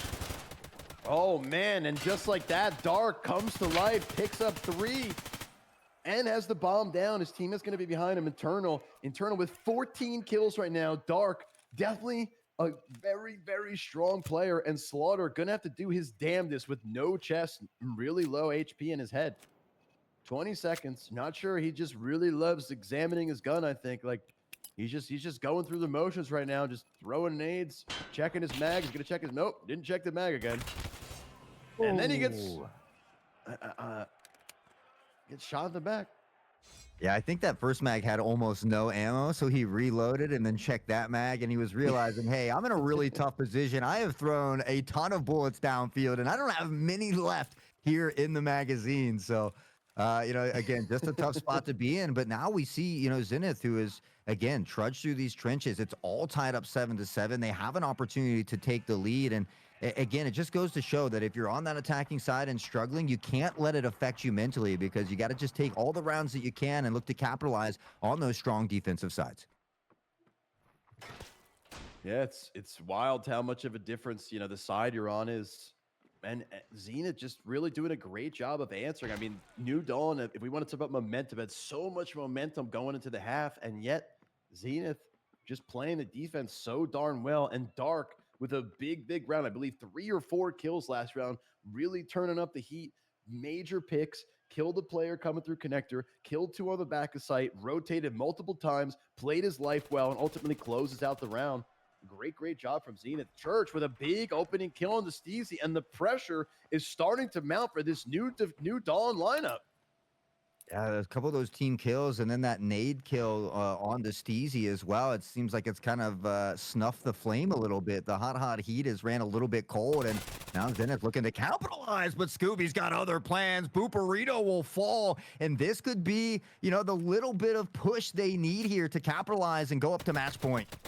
Yeah, if Scooby just plays his positioning well, he's in a hyper. Oh, no, Slaughter doesn't know. Maybe he didn't come that he was there. Such a good job from Scooby. Back-to-back kills. Slaughter does fall, but bomb's going down here, Hot. They got the bomb down in the most critical round of the match so far. Yeah, and not only did they get the bomb down, but they still maintain that player advantage as well. So if they just play together here, we saw it previously, lock it down the alley, but Dark, the team killing strikes again, but this time for Zenith, and now from a 3v2 to a 3v1. That could spell disaster. Yeah, it's pretty much all but lights out for Spirit, and man, 20 seconds. If Pug dies here, oh no, great pixel peek from Pug, playing a little bit of that cheeky off angle, looking from that hallway onto site. Man. Oof. What a round coming out. Scooby, the great job of Scooby-Doo here. Takes out the player on the A site, pushes up to that A door main, kills Slaughter mid-run, and then manages to pick up the second kill on internal. And again, that's where that marksman rifle in those close fights is so tough. It's so tough to win that fight. And he tries to trade his teammate out there, Hawk, but it's not really possible. Or it didn't happen, I should say. I don't know who wrote the script for today, but they did a heck of a job, because this is exactly what happened in game 1. We were tied at 7-7. Zenith was able to take round 8 and then eventually push on to win 9-7. Now New Dawn potentially has the same docket on the cards, if you will, looking to close it out here in what could be the final round. Oof. Exactly. And you can feel the pressure. Both these teams feel the pressure. Looks like New Dawn's calling for a rotation. Maybe they think B-State's a little too stacked right now. Bomb's kind of isolated in mid, though. I'm not a big fan of this. We see the Bombs in that middle position by himself. One player is creeping up alley. Scooby needs to win this, but Boop. Oh, no! So Such a tough peak to make, yeah. Especially when you're moving at a snail's peak, and we saw, Dark's gonna find one, Church another there as well, but that slow peak just so tough to make, and Booperino's been pushing up there a lot. I'm kind of surprised that they weren't aware that maybe Booperino would be lurking in the shadows of A, but we do see a bit of a fast rotation toward the B site. Pug's gonna pick one off here as well. Still a 2v4 though, and not the ideal situation here for New Dawn. Not ideal, but Bomb is... Ooh.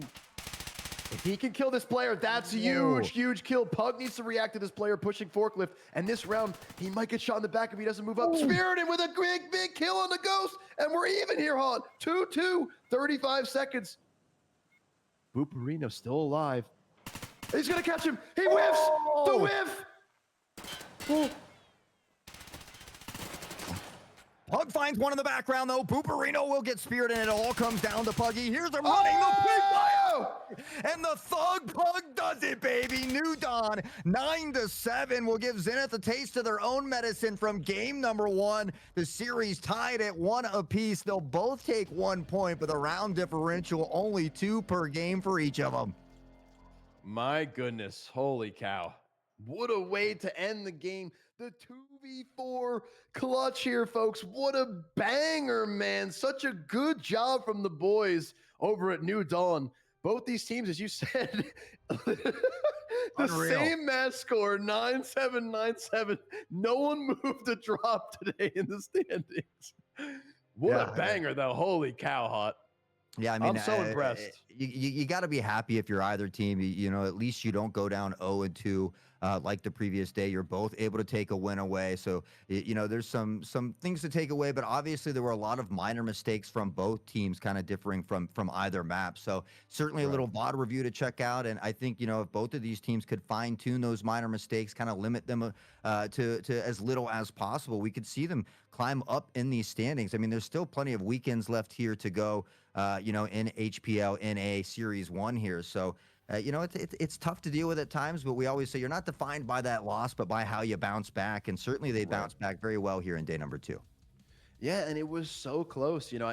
When you're talking about VOD review, I feel like both teams have so many rounds on both maps where they had an advantage and they lost it, or vice versa. They were down 2 members, down 3 members, and yet managed to come back. So there's just so much to learn from today. And both teams really could have pushed the win 2-0 either way. I mean, it was Mhm. so close that, as you said, there's so much to learn and digest before, if they're playing later today, those games, or if they're playing, when they play next week, there's so much to develop from one week to the other. And that's the beauty, I think, of these hunt leagues, Hot, is you're playing all these teams, you get so much experience, so many different players, and there's just so much to learn and grow from. Mhm.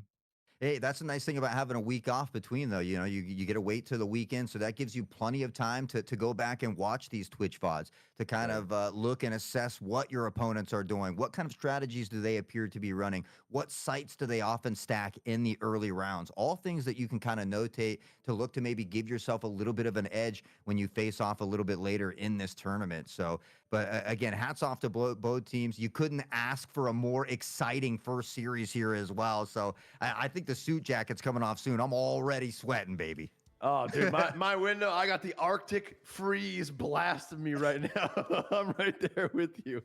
Now, folks, as we tie up our first series, we're going to be heading to our first break of the day. I believe 7 to 10 minutes, somewhere in that range.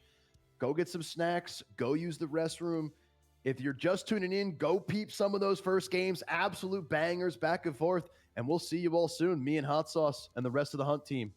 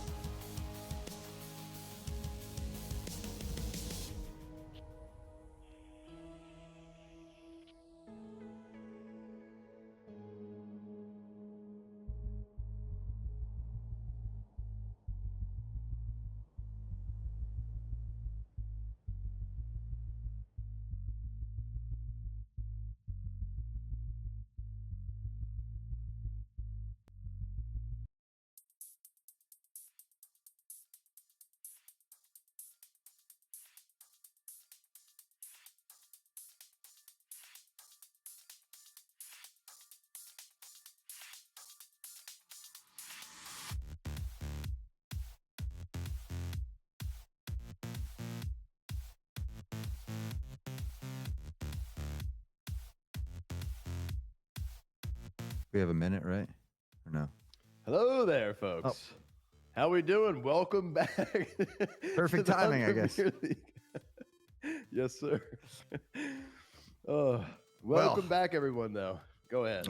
yeah, no worries. It's been an exciting day already. A couple of exciting matches underway, but this is the one that I've really been looking forward to.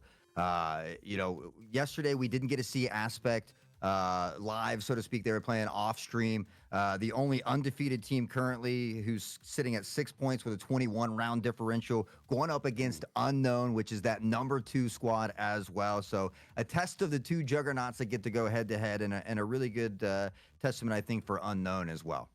Yeah, a big test for both these teams. Aspect really dominating yesterday. Unknown currently 1-1, but overall, these teams, there's still so many games to go. And I agree. These teams, Aspect versus Unknown, this should be as close as the last game we were just in, because both these teams really going to have to vie for that first spot. And I think both these teams are kind of eyeing each other up.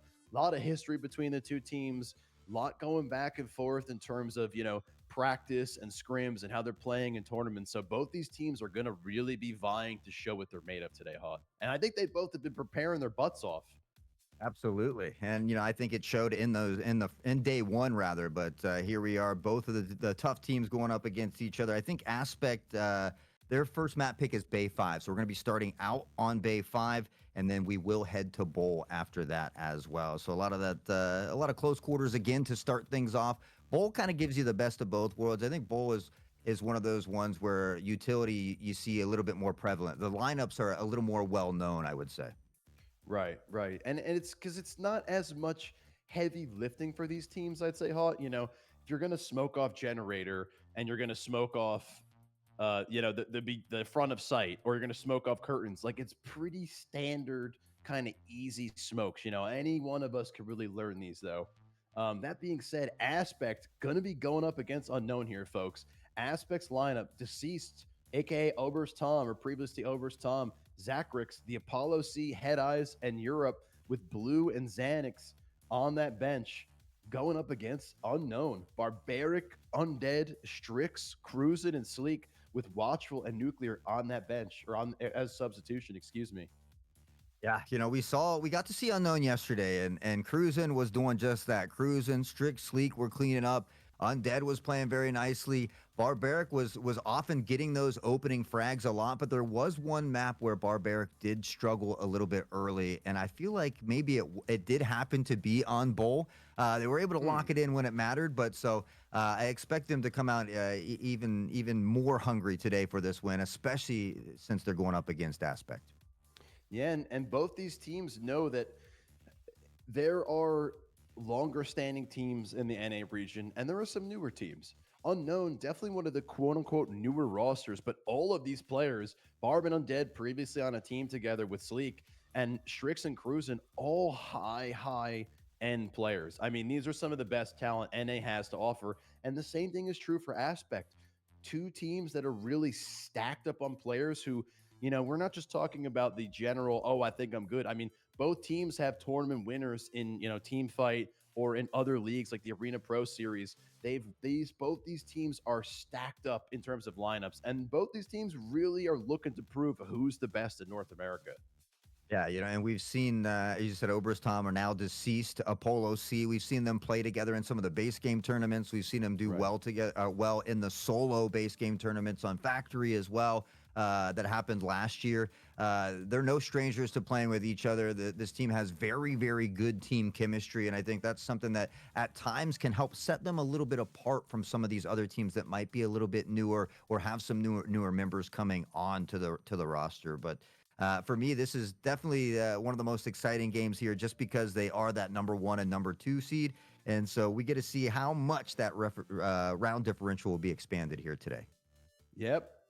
And both teams now, it's going to be Aspect picking up Bay 5 as their map, and we're going to be starting off with Unknown on the defense, Aspect on attack, and we swap over to Bowl, folks. We're going to be looking at Unknown on the attack, and on defense going to be Aspect. Now, it's traditionally how it happens. Most of the teams that pick the map end up on attack, but actually for Bowl, Unknown. Yeah, come on, Unc. Unknown, with that bowl pick. And defensively, again, most teams traditionally, when they don't have the map pick, they will go to that defensive side hop because it's kind of comfort. Let the Mhm. enemy team use their utility. Let them use their strategical minds to kind of break through your defense. I don't want to call it like easy lifting, but it's definitely less onus to sit there and let someone play around and you react to them rather than Mhm. you trying to take space, use utility, get frags, and ultimately take control of a site. It's a much less of an ask, I'd say. So Oh it's a yeah, good way to absolutely. start. I mean, you get to sit there and hold angles. You don't have to make audio cues, whereas the other team is forced to come into your vision, to walk into Right. your crosshair, or to try and creep in or even run at times and maybe bait out that shots. But you're always getting that extra audio cue as well. So I've always felt like it's a little bit easier on most maps to play on that defensive side, and I think that's why we do see a lot of teams start out on there. But with that being said, there are a lot of teams that run these strategies that Right. learn those lineups and are good at exploding and executing onto a site. So if you can find a site where maybe they're doing a 4-1 split or something and you can push a 5-man there, yeah, you might lose a man, but you have the numbers, you get the trade, you're able to find that plant, and then it's up to that opposing team to find that retake. So there are little bonuses maybe to the attacking side, but you certainly have to use all of them to the best potential, really. Yeah, and that's actually a fantastic point you said about defensively. You're just sitting there holding the other team. You know where they're coming from. You hear them running. You hear their utility. So yeah, it's just no. That's a really great point. Now, this map is very interesting because Bowl can actually become very attack sided. There's a lot of utility specifically on A and also on B, but focusing on A for a second, which is going to be that more standard push. You Mhm. have smokes that you can cut off the generator lane and that headshot spot and basically isolate whoever's on site, whoever's at jump up, and that's pretty much it. So if we see really good utility coming out of the attackers, it really can become very challenging as a defensive player on this map. Yeah, I think for defense, a lot of times you see them pushing up to the hop up spot or somewhere in there, but at the same time, you have to be careful because those early rounds, they have the nade lineups as well. So if you're just trying to push to an early spot, you can be get taken out by a nade. But you're absolutely Right. right. There's some great smokes over there. You can get right behind Jin. The whole tower lane's taken off, the headshot lane as well. And with that, you can maybe have a little more success pushing or executing onto that site. But it kind of goes back to that explosiveness as well. You need that team to explode together. So if there Right. are people waiting on site, that at a minimum, you find that trade and you're able to get that plant down. You don't want to allow defense to kind of isolate free 1v1s and Right. not be able to get that trade back. Yeah, that's a great point. I mean, you smoke off the lanes and then together the pressure. I mean, it's very challenging sometimes, as we saw in the last game, swinging into someone who knows how to hold their angles well with great crosshair placement, great tracking, and ultimately great shots. I mean, they can easily pick up a kill or two if you're not together. But, if you have someone pushing up top, someone pushing through curtains, one player pushing through generator, all of a sudden it's like, I got three angles to clear. Who am I going to hold? Even if I kill one, it should be, as you said, a trade right away, and like it minimizes the impact of those frags. And if that bomb gets down on A, it's a really really tough ass to retake it. Yeah, and that's the nice thing as well is if you have some early success on the attacking side at the A site and you continue to have these fast pushes that work, it now kind of makes that defense want to shift more attention to the A site. They'll often leave one over at B or sometimes just five stack A. And so if you can guess correctly when mixing up those strategies, you can have an easier time over at that B site as well. Yeah, and well, B site is also awesome since the new update. So we had the update, and then there was another update that kind of added more ability to take B because they basically made it so that you previously could see from A all the way to B site and stop the Mhm. planner. That isn't happening anymore. So you can use those smokes on the left side of the B site. You have that tunnel that goes into CT spawn. You could smoke that off and then smoke off that right archway that leads to the middle of the B site towards split. And again, same thing as A. You can really isolate the site. You can push together, as you said, maybe one or two top apartments, one going towards tunnel, pushing around to that S bend, and all of a sudden you have 3, 4 people collapsing on one guy, smokes on both sides. It's possible to really kill one, maybe two, but you're not killing everybody if they play it well. And that's why Uh, Bull, I think, is awesome, huh? It's so much It is. utility here. It's very utility driven, and it reminds me of other games as well, kind of like that. So I really like the changes that they've made to bowl. I'm hoping that we see some insane kills through the smokes as well. You know, sometimes it's good to just put some bullets downfield. But we're gonna have to get through Bay 5 first, so we are gonna get right into the action here as we have Unknown taking on Aspect. Yeah, very interesting. Still players in spawn. I wonder what's going on. Looks like Sleek and someone else in spawn. Not too sure. Europe, nice opening kill onto Cruisin'. Bomb's already getting planted. We're 20, 35 seconds into the round. Bomb's getting planted. Great kill from Head Eyes. Head Eyes on Undead. Deceased takes out Strix. Yeah, AP wasting absolutely no time pressuring. We talked about the explosiveness that teams need, more specifically on that attacking side, and that's exactly what we're seeing here from AP. Deceased on the peak, the spray downfield, but it's going to be Sleek who finds the Apollo here. Deceased in good positioning, did spot that barrel momentarily. The peek out on the crosshair, perfect. Barbaric will fall. The pre-fire is there, but no one around. Sleek left alone in a 1v4 with not a ton of time. Not a ton of time, and I'm really scratching my head. You know, I'm wondering what happened at the beginning of this round. You saw Sleek and another member sitting around in spawn. I'm wondering if some kind of confusion happened. AP, though, picking up very, very decisively, picking up the first round. Yeah, quite the statement to open things up. But as you had mentioned, there was a little bit of confusion, you know, on the defensive side there. So maybe someone wasn't back to the computer yet. Who knows? But hopefully they'll get all those kinks ironed out and ready for round number 2, because you really don't want to give AP any free or easy rounds. They'll certainly take that momentum and run with it. Yeah, and we see, look at how aggressive. I mean, Deceased just charging towards A. 4 members just slamming towards that A site. Pre-aiming where he expects a player to be. Looks like he might actually, can't tell if he's flashing. Yeah, I believe that's a flashbang. And we're seeing this utility smoke. We see the defensive smoke onto that A main, but answering right back, the offense smokes out. Oh, and a great read onto Cruisin'. Oh my goodness, Head Eyes with another kill. Strix takes out Zach. 4 players, 5 players. Holy cow, hot.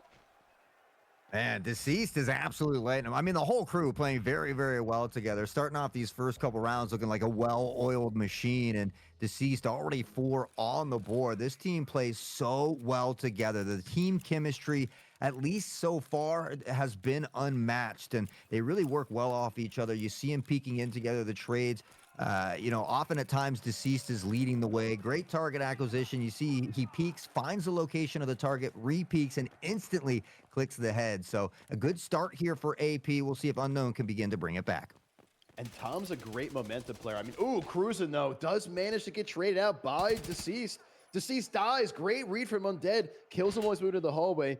Finally, Unknown pumping the brakes a little bit on Aspect's prowess and attack on A, but Bomb all the way across the site here, folks. You see that little guy with the yellow backpack? That's the Bomb. Sleek, another great kill on this onto Apollo.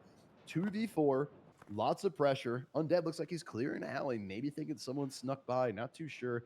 Now it's a very interesting positioning. Zacharix across the map at the Bomb. Europe sitting, just holding that angle. Looks like they're trying to play for a pick here, maybe playing for audio. And slow and steady, Zacharix crabbing his way down the ramp. Looks like he's trying to peek through the glass. Didn't see anybody. Honestly, I like the play, though. I mean, by being so you have over a minute, well, a little under a minute now, but you have a lot of time to give. So see if Unknown is willing to kind of get a little overzealous and not want to sit still, and maybe, you know, potentially find an early pick to take it from a 4v2 to a 4v. Oh, it doesn't matter. It's going to be a 4v1 now. Europe falls, and it's all down to Zach, who is just slowly crab walking his way toward that B site. Yeah, and Barb's going to hear the bomb right away. We see them. Oh, man, 3 members right there. They're all collapsing on him. Oh, man, and he gets off site, but he takes so much damage. Yep, Sleek put enough damage there, Hot, that I think it was going to look really rough for Zach. If he maybe killed the player who was in connector, he might have been able to make a play, but great job from Unknown picking up the first round, 1-2.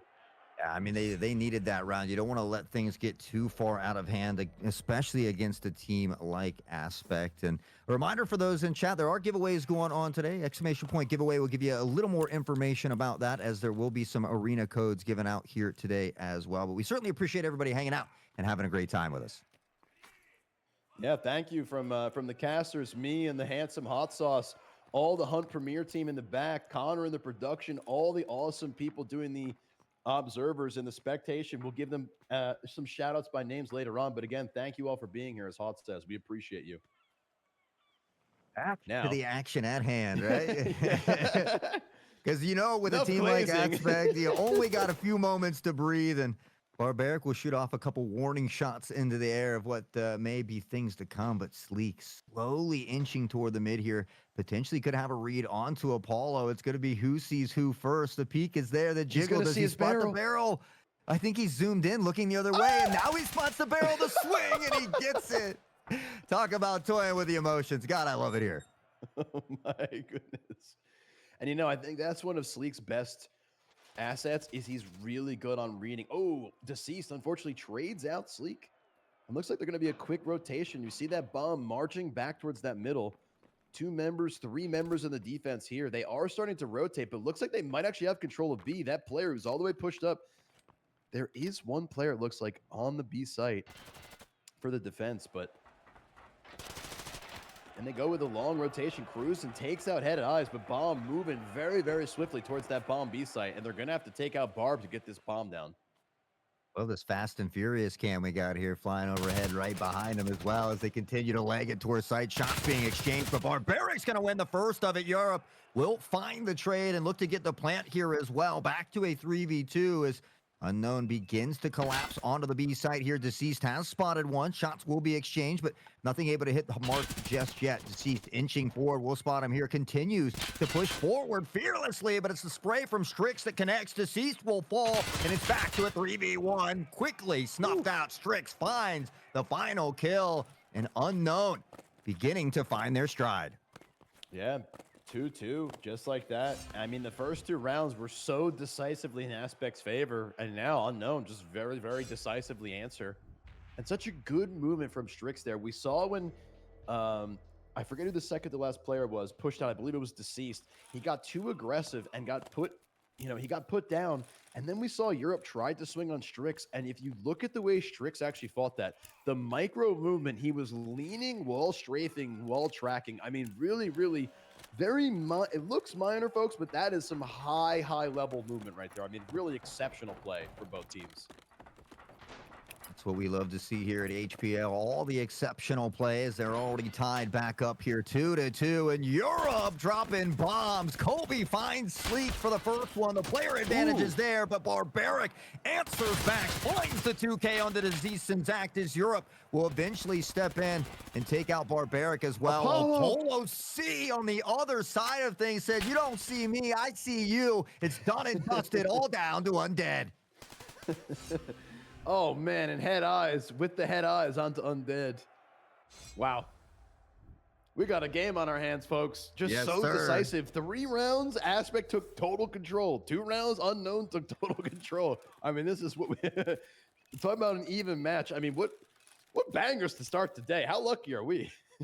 The only thing that scares me a little bit is so far we've seen a lot of teams struggle on the attacking side and pick up most of the rounds on the defensive side. With such early success here from Aspect, it does worry me just a little bit, but in these last few rounds, Unknown has really begun to step it up. So hopefully they can carry that momentum forward and begin to put some rounds in bunches. But Europe again, now Head Eyes, tag team back again. Can I get a whoop? There it is. Woo! There it is. Oh my goodness. I mean, we talked about before the game how Bay 5, nice kill from Strix under Deceased. Utility can go so crazy on all these maps, and Bay 5, traditionally defensive, with good utility can become an attack favor map. Oh man, Cruising, great read onto Head Eyes. 3-3, time is ticking though here, Hot. I'm ticking away. Apollo finds not 1, but 2. Again, the quick flick of the wrist. Europe not able to find that one onto Undead as he continues to dance around. We'll find Zach here, though, and looks to pop a quick reload. A bit of trouble. Gets it off in time. The spray going both ways, and Europe will clutch it up. 2 men left standing. AP will grab another round on the board here. Doing very well on the attacking side. Yeah, Europe leading the charge. 7-2. Deceased closer behind. I mean, the whole team really doing their job right now. Awesome to see. And we saw Apollo with 2 kills the round before, 3, then another 2 kills back to back. It seems like he's cutting off these rotations so well, Hot. We haven't quite seen his POV, but based on where he is when he kills them by that parkour box that's near green on the left side of defensive mid, he has to be killing people that are running into him or rotating. So just a great job overall from the read of how Unknown's going to move around. Yeah, they continue to read this unknown squad pretty well here, and it's tough too. I mean, we saw AP open up the round with 2 nade kills, putting at Unknown at early disadvantage. So able to dot the nades this time, but Strix and Sleek will combine for 3. Barbaric will get a piece of the action, and Strix says, "Let me be the cherry on top, baby." Oh man, just like that. That was 5 kills in like 5 seconds. I Yeah. mean, everybody just got slaughtered. It was over as quickly as it began, I think. And it's interesting, you know, you see how I would say Aspect's attack of compared to the ones we saw earlier. I mean, they are so hyper aggressive, and we see how sometimes it works out, and sometimes you all just die. You know, it's a risk, but if they play it well, I mean, they have been doing well. 4 rounds on attack, like you said, it's big. It's big. It's putting pressure onto Unknown enough that they need to, if they tie 4-4, you know, they still anybody's game, but 5-3 on attack is really strong. Head Eyes takes out Undead though with that opening pick for this round. Yeah, and Unknown was very spread to open up this round. I think because of those explosive pushes toward the B side, it's kind of left them open, but cruising with a nice Ferrari peak will put Europe in the ground here. Free little 6 feet dirt nap. And with that, Head Eyes jumping across, almost catching some of those bullets as well, able to get to safety. Apollo on the hip fire, stepping out, looks to look at down sights here, and it will be Unknown who backs off to a safer position. Meanwhile, Deceased is going to find Strix on the other side of things, and AP will continue to work with a player advantage. And we see how quickly these teams that have all this experience, I mean, they are rotating so darn quick, Hot, and reacting so quick. Deceased, unfortunately, going down there. That's a big kill from Sleek, evening it up. Looks like they're going to rotate maybe again back to the A site. I mean, this is awesome to see the rotations back and forth, playing around the positioning. Apollo, huge kill on the cruising. They're playing the buddy system. They take control of site. And just like that, double rotation in 1 round, bomb. They have no idea where it is. And just like that, bomb's down, and they're down a man. Sleek, though, with a great kill on the Head Eyes. They found both of those rotations when there was still like a minute left on the clock. This AP team is just very fast-paced, very explosive when it comes to the site. But now in a 2v2 here, Apollo and Zach. Zach only 1 kill on the board, has been struggling just a little bit, but Apollo C has not. Finds Sleek, and it's all down to Barbaric. Forgets to look left. Zach lurking in the shadows, finds the pick, and AP continues to have success here on the attacking side. Wow. 5-3 going to the half on the attacking side. Now, what goes through my head, though, Hot, is, okay, we're looking at Unknown. Yes, Aspect was very aggressive, but Unknown is just as aggressive, and they're just as good. So, you know, this might be one of those games, Hot, where we see like this, you know, like almost a reversal where the aggressive teams that use this utility, it becomes this attack-favored map. It's so interesting to watch, you know, like the play style and the adaptation. I mean, right there, the rotations, the reactions, as you said, 2 rotations with over a minute on the clock. I mean, just so quick and violent with the rotations and the play. Can Unknown answer, though? Living life in the fast lane. We'll see if Unknown can replicate it here as well. Popping the stems, and they'll get quick to getting toward that A site. A nice big spread here. 2-1-2 is the split for AP. His early shots will be exchanged over toward this A site. The pre-fire is coming out here as well, but no real damage being done just yet as they begin to inch their way on the site. Now they've been spotted. Deceased, able to find the first pick on the cruise, and shots continue to rain down. The hailstorm of bullets, and it's Deceased with a triple kill, and he's not done just yet. Pressuring back in, looking for a 4th. Shots continuing to be exchanged, but how much does he have left? Zach, Sleek for 2 here as well, ducking behind the box, looking down. And Europe will find the final kill. Deceased was hungry for that last one, too. He was trying to take height. He wanted that kill. That man is absolutely hungry for blood and destruction. Oh, man. And Deceased is such a good momentum player. When he's feeling himself, he will just keep taking fights. And you had mentioned him and Apollo in these main game tournaments. I mean, they really are some of the best players that, like, main game Tarkov has to offer. So you take that aggression, you know, these violent players on Factory, and I mean, Tom just took out 3, and like you said, he almost killed the 4th, and the 5th guy had to run away and kill his teammate. He could have gotten the ace just like that. I mean, very, very scary stuff coming out of Deceased. Absolutely love the explosive gameplay. But he says, I know how to be calm as well. And we see him just kind of tucked down onto the site. It's always great to mix up those strategies. Nades come in and talk about dodging a bullet. Zach barely dodges that nade there as well. And sees his life flash before his eyes. The shots will ring out. He'll have to back off to a safer position. But Deceased is just chomping at the bit for them to push forward. Man, and this is the first round that we really see this slow play. A minute 15, and I feel like, man, where's... oh, what a great read from Salik, though. Such a cheeky kill onto that little pixel peek on the corner of the smoke. I might have been a one-way there. I'm not too sure, Hot, but great kill onto the top frag right now. Bomb getting planted, and just like that, Unknown matching the aggression of Aspect. Zach, oh, man, Barb, what a great clean kill. And we get a second one here. Europe coming. No, the side of the scope. The red dot blocking the body, and an easy kill there for AP. Still in a 4v3 situation, though. It's Unknown's round to win. If they can continue to lock it down, we see Europe and then beginning to make their way on site, and Head Eyes continues to do that. Head Eyes the competition. Cruzen will find a consolation prize as Strix will return fire on the Head Eyes. Defused. They didn't see it coming. That was so smart by Apollo. Under all that gunfire, he just started defusing, and we didn't even hear it. Oh my, what a great job. That's actually wild to think that in the midst of all that trading shots back and forth, they thought, maybe we can't hear the bomb. I mean, it's such a smart play from Apollo. Yeah, you want to always try to keep an eye on it, but, we can see him with our X-ray vision tucked onto the device, but obviously the players don't get that luxury, and so unknowing of the defusal coming in here, and with that AP just scrapes by a cheeky round. Now 7-3, they're getting that much closer here to match point. Yep, and we see Unknown still feeling confident. Look at the aggression coming out, pushing right onto B. Sleek taking multiple fights with the same person. No one dropping, but no, it doesn't seem like the confidence on either team has wavered at all. Sleek, nice kill onto Apollo. Big kill. Unfortunately, Zacharyk's right there to trade him out.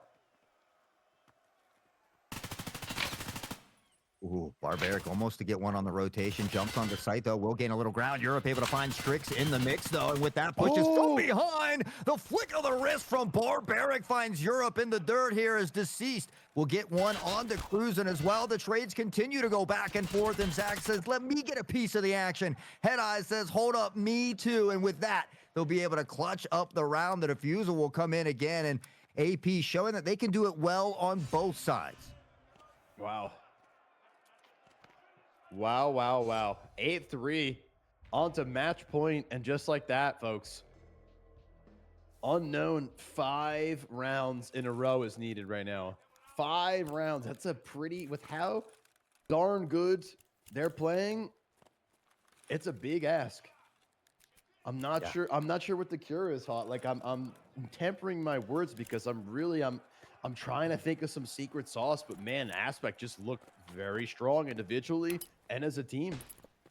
Yeah, I think you hope to just start piecing together some rounds. And even if you don't win this, as many rounds as you could eat up toward that round differential, look to kind of shift that momentum in your favor for the next game. But as we said before, it's one round at a time. You got to work to kind of shift that momentum. But speaking of momentum, it continues to steamroll an Avalanche. Europe finding a 2K, a teammate finding one in the mix, but Europe's not done. 3K Undead eventually will extinguish that flame that is Europe. But the work, the damage already done here.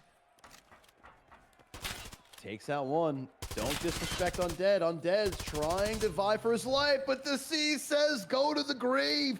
And with a 9-3, absolutely decisive victory in the first game coming out of Aspect.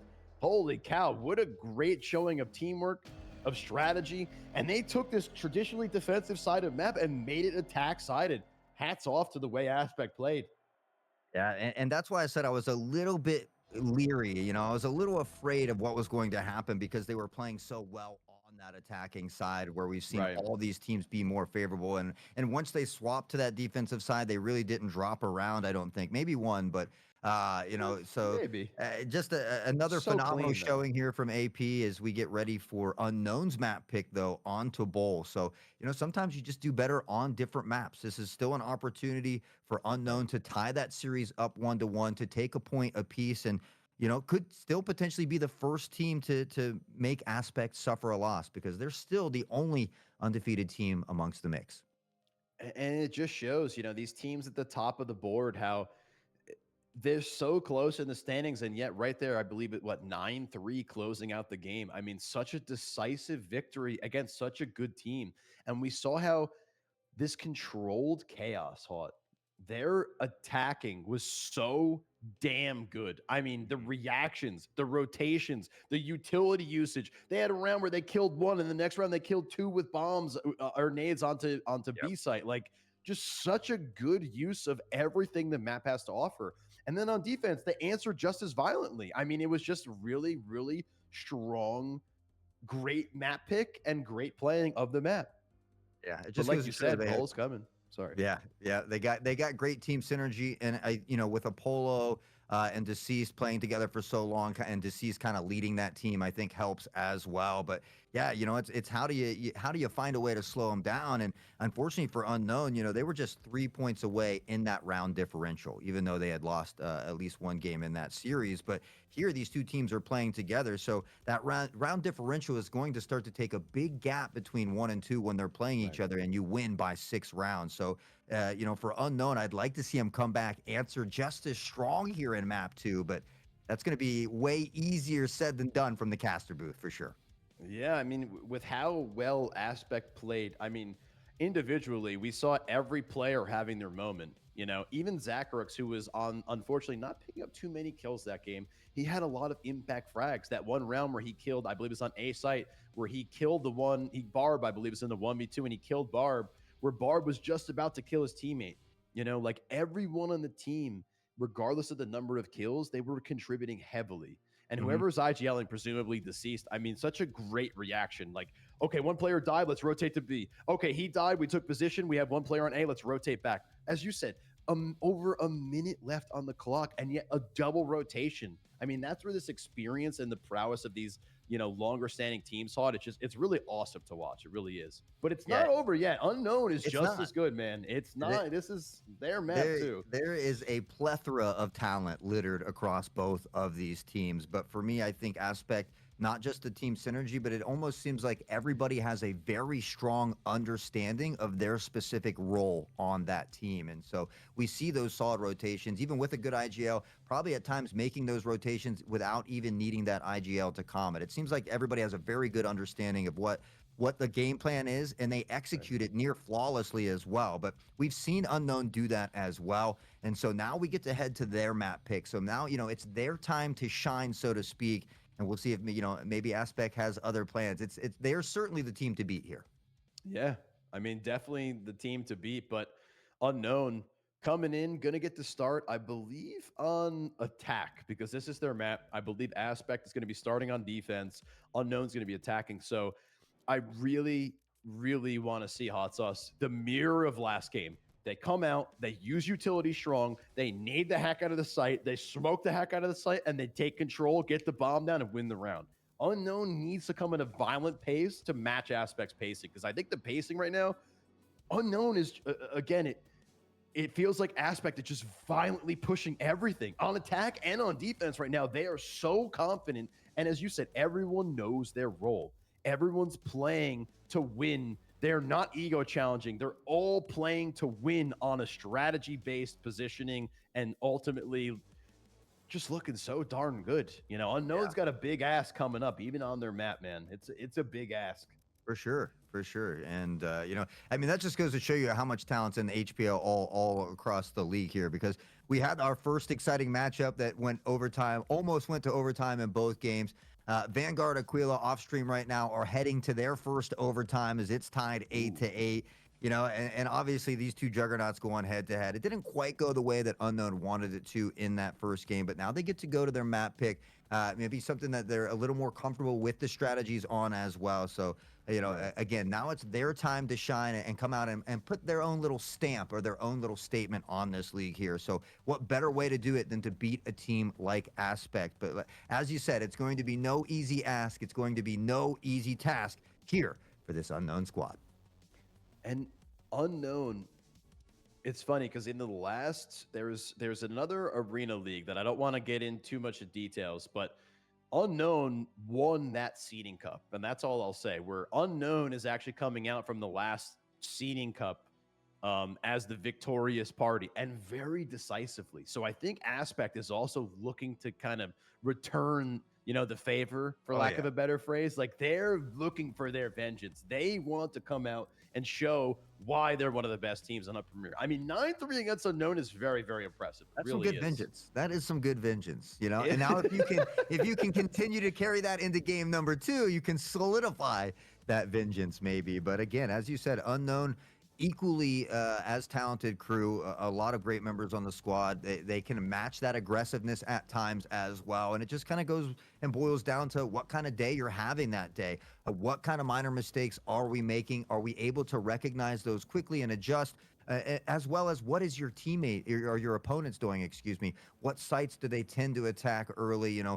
All of these things you have to come in with somewhat of a game plan, but when that beautiful chaos ensues and the destruction's going off, the nades, the gunfire, like we saw the ninja defuse, when all hell breaks loose, so to speak, it boils down to that crosshair placement and the basic fundamentals, and certainly both of these teams have that, but at least in map number 1, Aspect did a little bit better job.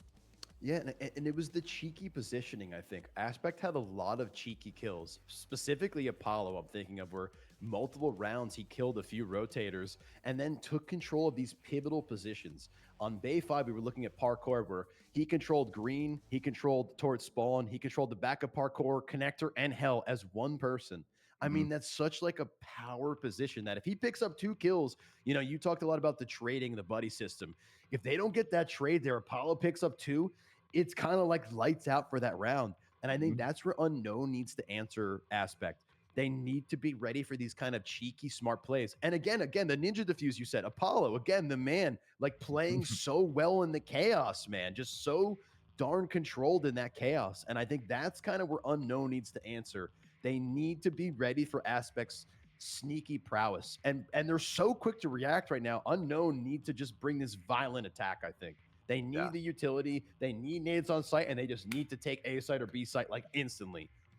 Yeah, and Apollo was so good at holding that mid control there to where he could bounce to either site or find those picks in that rotation. So the one nice thing about Bull is there's really not necessarily a mid control, right? You're going to A or you're going to B. Obviously, you can kind of pressure through mid, but as you mentioned with that update, they're cut off. You can't see B from A anymore. So Right.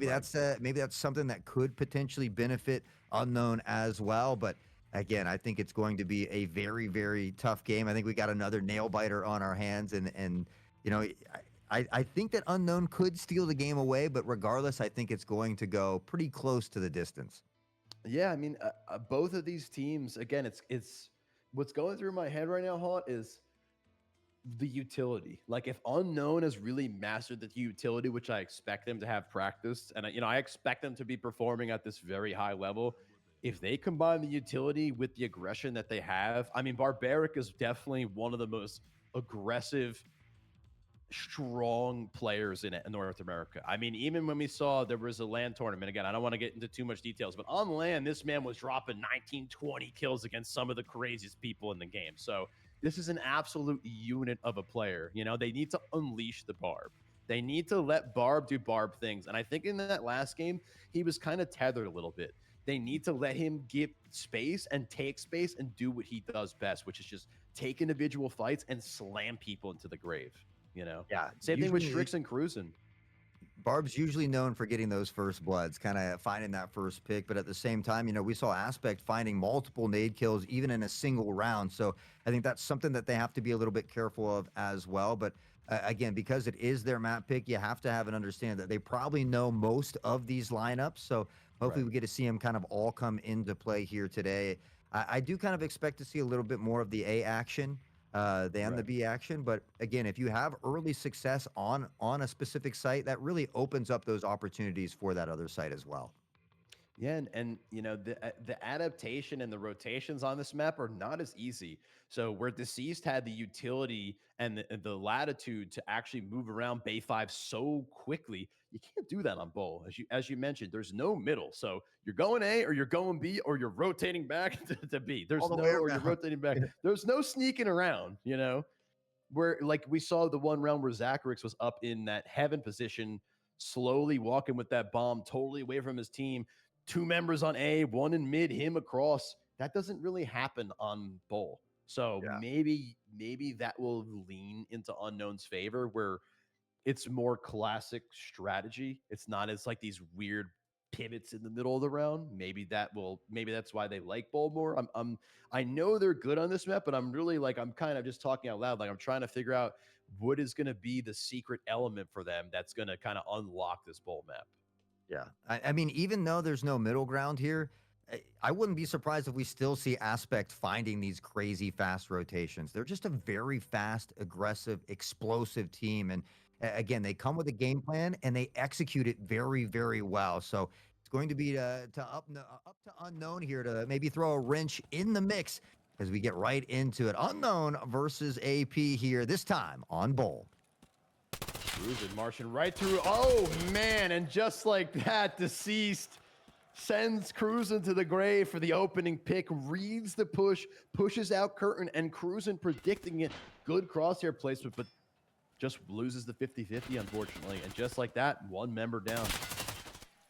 IP continues to find these early picks. Barbaric spots Deceased, though, and puts one in the head there to find that equalizer. Back to a 4v core. Caution of that tower lane, and as they should be, Europe waiting patiently, finding the pick again here, and they continue to favor that player advantage here on the side of AP. Sleek, though, Ooh. spots him. He says, I only need a pixel, and a pixel I'll take. What a great kill from Sleek. I mean, such a good kill that he almost instantly killed him through the box too. I mean, so strong. Here we starting to see those smokes smoking off that generator tower lane as we talked about before the game. Still one player on site. I believe Barb did see both players on site. Head Eyes takes out Undead. Time is ticking. Bomb down at that curtain position. Sleek looks like he's rotating back to maybe challenge the bomb. Strix on that generator peak.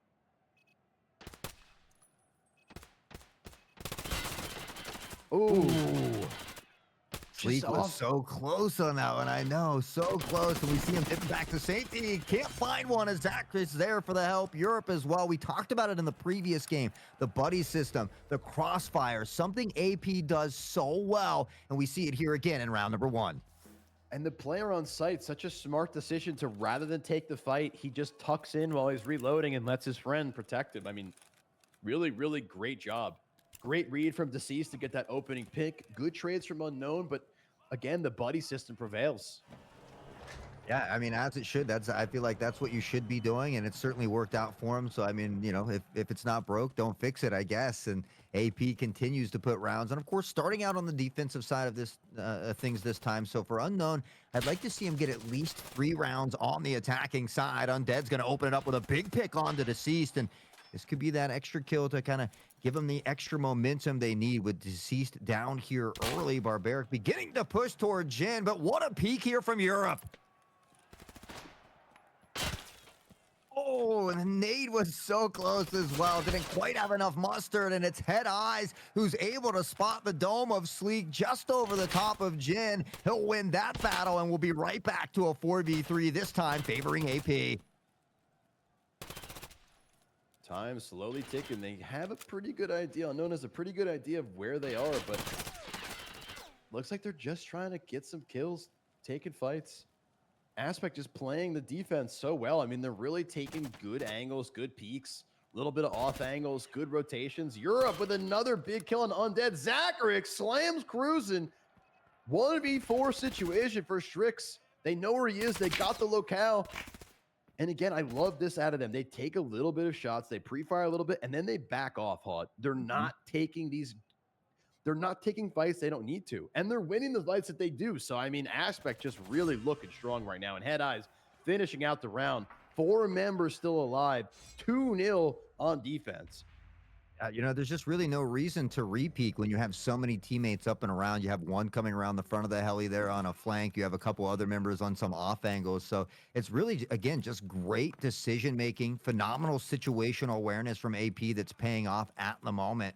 And again, we see all these moments of greatness from Unknown, but it's just not consistently together as a team. They're not finding these trades back and forth as AP is. So hopefully they can begin to lock in. And again, a little tougher on that attacking side. So ideally, I'd like to see them get at least 2 or 3 rounds on this attacking side. Yeah, they need to definitely pick up what rounds they can. It makes sense that they both default, make your opponent play attack first if they pick the map, but Aspect just looking so strong and the individual reactions to the strategy Unknown's doing. And the pacing seems a little off to me right now. Cruising, nice nade on the head eyes. The pacing seems a little strange to me right now from the Unknown lineup where there's not many smokes. Barb coming out though and slams it down. Cruising! No! And then Europe kills Sleek. 2 members on site. Okay, Cruising redeems himself. Undead takes out Zacharix. Everything's okay. No reason to panic, folks. Bombs down. Unknown. Okay. And Unknown, just like that, take the first round. 2-1. And pretty decisively. Yeah. I mean, there was fire all around you. I said, I'm fine. It's fine. Everything's fine. I'm fine. Yeah, But it fine. was a little sketchy there. And obviously, you hate to see the team kills. It's tough to deal with. But at a minimum, you're able to secure the round win, so you can brush off of that team kill as if nothing happened, and just look to build that momentum. Go ahead and take another one. Look to tie things up and see if you can get some extra rounds here on the attacking side. Unknown just need to match the pacing, go for these early picks. The one thing we're not seeing, and maybe this is for a specific reason, is the utility usage. We do see some nades, but they're not smoking right away. I think they're playing for picks here, and I don't know how apt it is against a team like Deceased that's just playing so darn well in their individual 50-50s. I mean, it's really a risky ass to just kind of take these gun duels against players who, at least in this series, have been winning more than they've been winning. Very, very risky play. But again, Cruising with another nade here in the utility hot is starting to go crazy for Unknown. Yeah, I mean, these are the things that can really lift your team up and begin to shift that momentum in your favor. We see Strix over here looking for that. Flank shots will ring out, though. Their Vice looking to go down here. They've got some good pressure on the A site. We see those smokes in the lane, but Deceased and Hpl Na have other plans. They continue to find ways to dominate the opposition, but with that plant down, Unknown able to back off into a safer position. They will spot one here. So That's cheeky. Sleep able to take out Zach. Undead will find Hpl Na, and with that, they begin to turn the round around.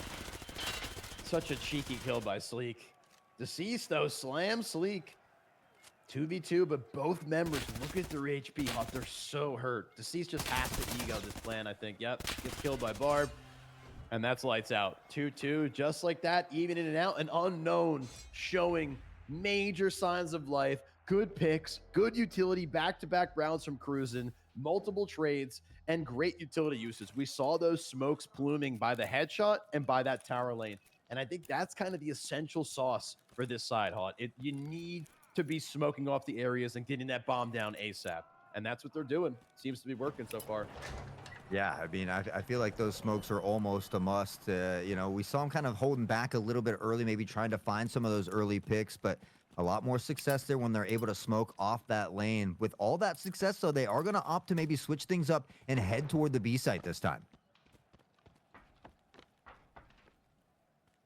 Barbaric. Zach's just on the other side here as well. Does he hear the audio? They both step out. Cruising finds one. Barbaric able to find the kill on Zach. And I thought Zach had the upper hand there, but they were both kind of like caught like a deer in headlights for the time being. And luckily for Unknown, they're able to come away with that one. They should be able to find the plant here relatively quickly, but the plant just running past the site here. And there's that smoke on that tunnel we talked about, Hot, blocking off that player. So he's got to push. Oh, man, Europe slams Sleek, though. Great kill. But is it enough? 1v4 situation. Looks like they're just going to tell Undead, plant the bomb. We'll protect you. Such a tough position, though. No, they're going to rotate, actually. I love this. Great plays from Unknown. They are respecting how good Europe could be in this 1v5, even if it's unlikely. And just like that, another member drops. And it's a good thing they're respecting him, Hot, it seems. Yeah, I felt like Barbaric had the advantage there and most likely should have won that gun battle. Unfortunately, maybe the RNG just not going their way. And Europe finds the pick, but still in a tough position here. A 3v1 that they have to work through. We see a little bit of this buddy system coming into play here. The snap of the wrist, he almost finds the head of Sleek, though, and he'll Wow. still get cruising. Cruising back to the spawn here, a free ticket, and Europe looking to do the unthinkable. Still has 27 seconds on the clock to work with, so doesn't have to be too crazy just yet. Doesn't have to be too crazy, but time is ticking, and Undead is playing for the win right now. He's just going to jump by Undead. Good plan from Undead. I mean, it's pretty much lights out. I don't think, unless there's a major blunder, they lose this. Oh, okay. Okay.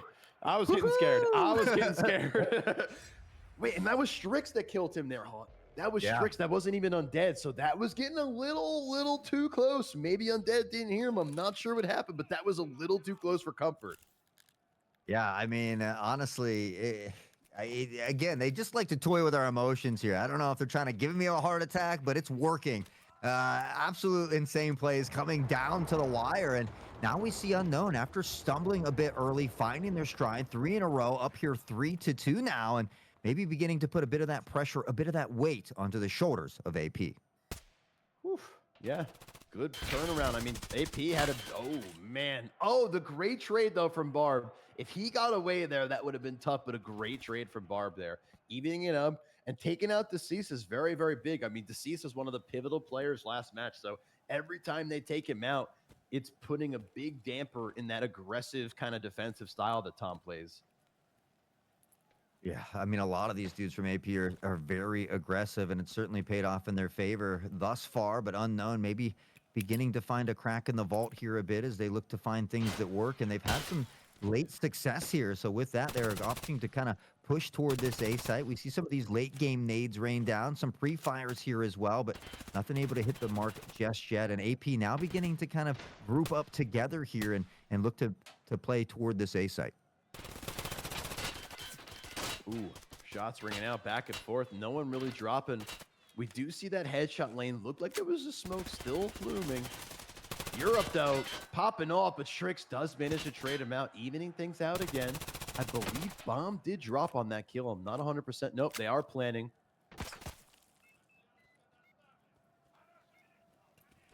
Sleek just needs to live here. Great job from Sleek. Doesn't take the fight, backs up, takes space. Really, really good read. Apollo, though, sends Barb to the grave here. And Zach takes out Sleek. I mean, it was looking good for Unknown, but Strix is at least going to find one on the head eyes here, but now to a 2v1, as you said, time slowly ticking away, and now we might see that quickened pace here coming in from AP. Can he find another pick? Strix, the shots look good, but it's the flick of the wrist from Apollo that puts him in the grave, and AP will inch back into this one. We'll be tied up one more time. Apollo with these impact frags in both games, man. Just winning these essential kills. Only 2 kills. If you look at the leaderboard, he's on the quote-unquote bottom, but those 3 kills are so pivotal.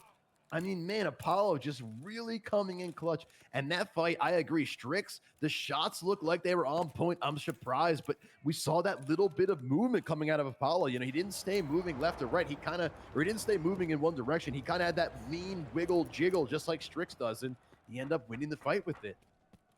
Lean wiggle jiggle. It'll be hitting the charts next month. #1 hit single from Blue.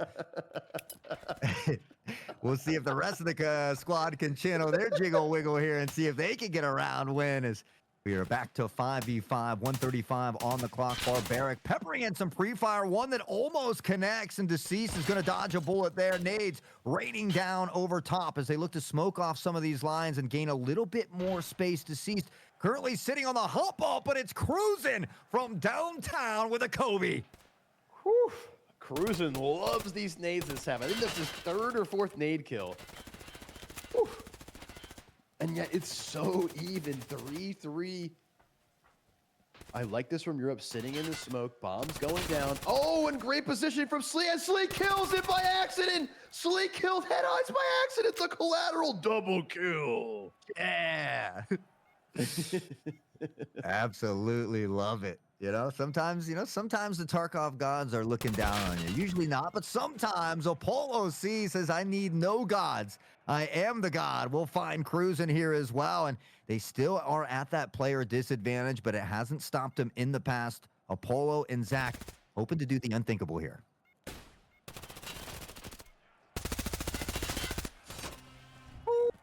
From Sleek to Strix, they'll combine for 2.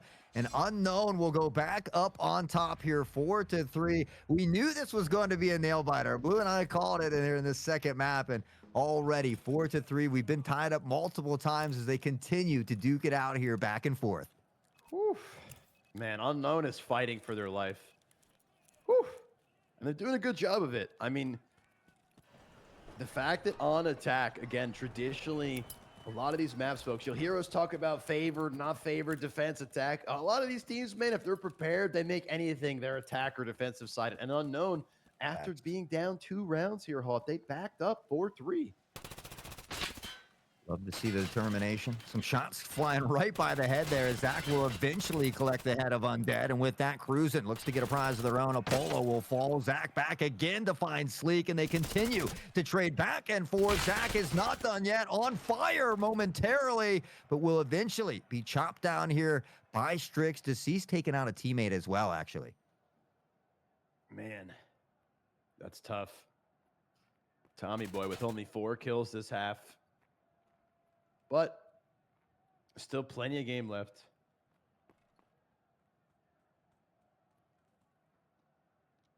And the silence. You took the words right out of my mouth. I was like, it's so rare you get this much silence. But Cruising finds a head eyes. It'll be back to a 2v1 here, Blue.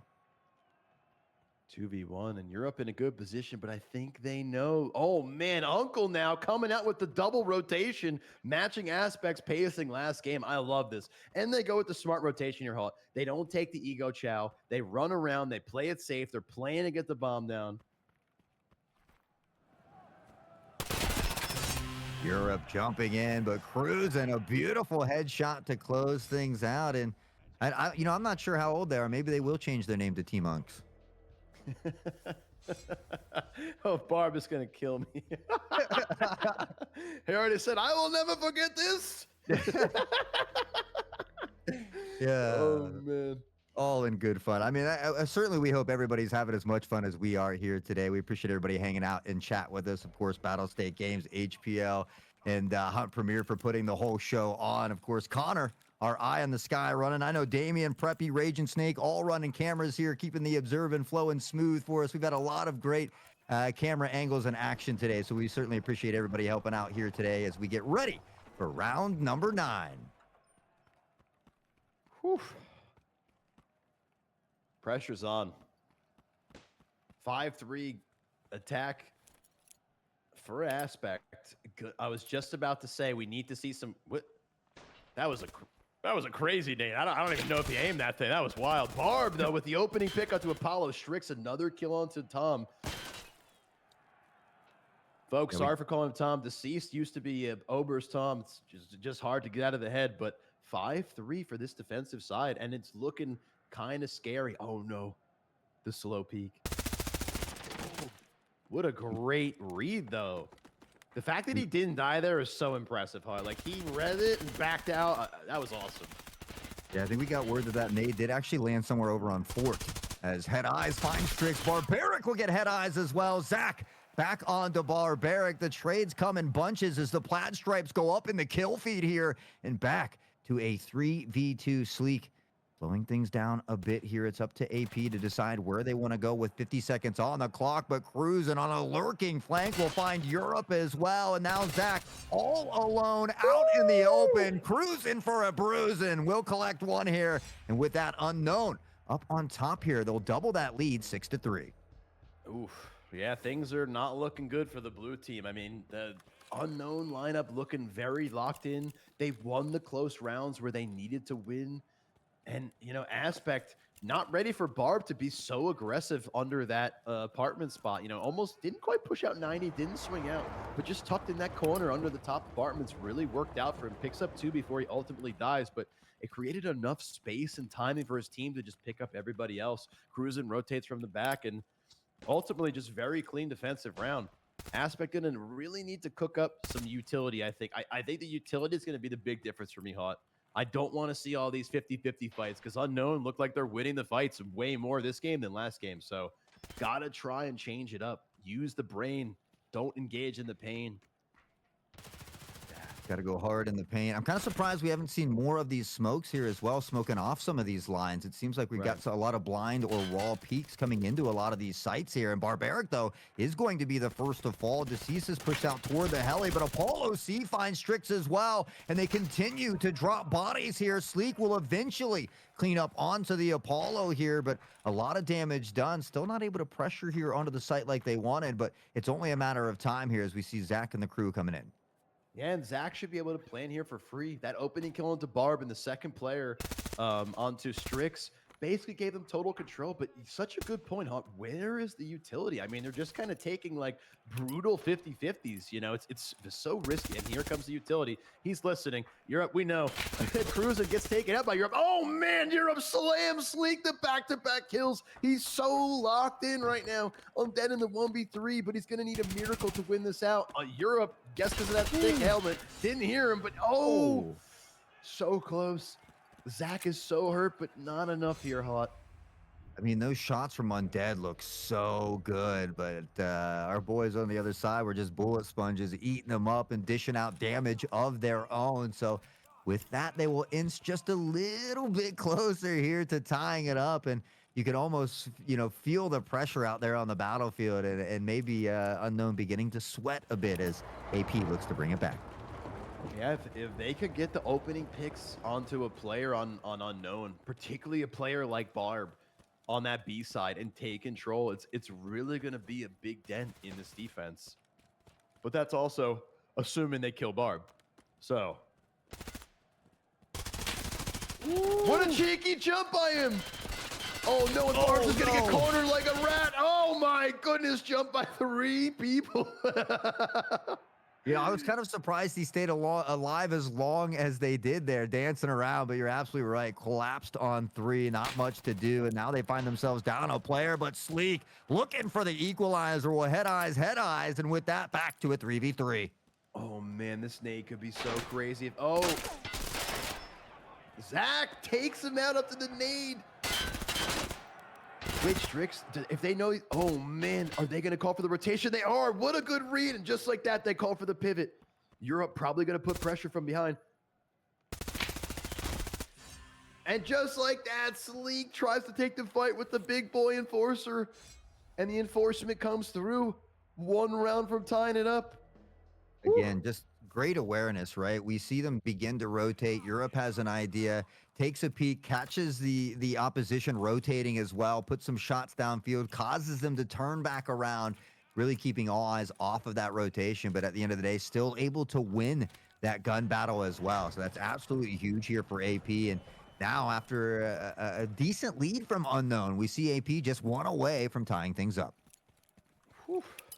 And the momentum is starting to swing just like that. And we see this like hyper aggression. They're using the util. They're pushing. They're taking their fights. They're winning. I mean, they're feeling themselves, Hot. They're feeling themselves. Absolutely feeling themselves for the time being. We'll see if Unknown can maybe find a way to extinguish this flame that is certainly on fire here for AP. They begin to take up and eat up a lot of space here as Deceased off in that entry. I mean, no one to turn away or shy away from any type of fight is Deceased, and continuing to press forward. Did he spot the one there? I don't believe so. Europe's going to find a pick on Strix, though, and again, they're beginning to get early control of the site. Cruisin finds one, but Deceased back to Cruisin. Wow. Barbaric will take out his own team in the mix. He did get Deceased, but unfortunately took out Cruisin there as well. And the bomb, interestingly enough, is on the other side of the map, I believe, from both of the players alive on attack. So I'm assuming they're going to rotate out, but it's such a weird spot to be in. I don't think the attack or the defenders are going to have an idea of how to really play this out for a second. Looks like Europe's going to be pushing towards that bomb. Wow, he tried to nade it. What a nade from Undead, I believe. Holy cow.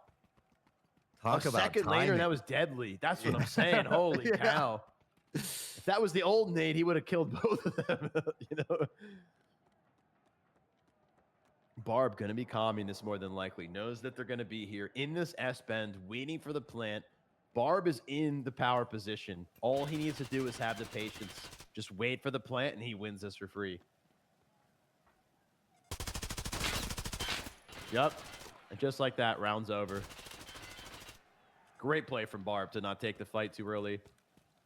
He can't plant in time. It's almost like Blue knew what he was talking about. He called that one perfectly, didn't he? Yeah, I may have played this game a time or two. I might have no life this for many hours. Yes, in my previous life. Which was yesterday. And a big round though, Hot. Unknown 7-5. Yes. A little bit of breathing room. Oh, you know, pump the brakes a little bit. Mm-hmm.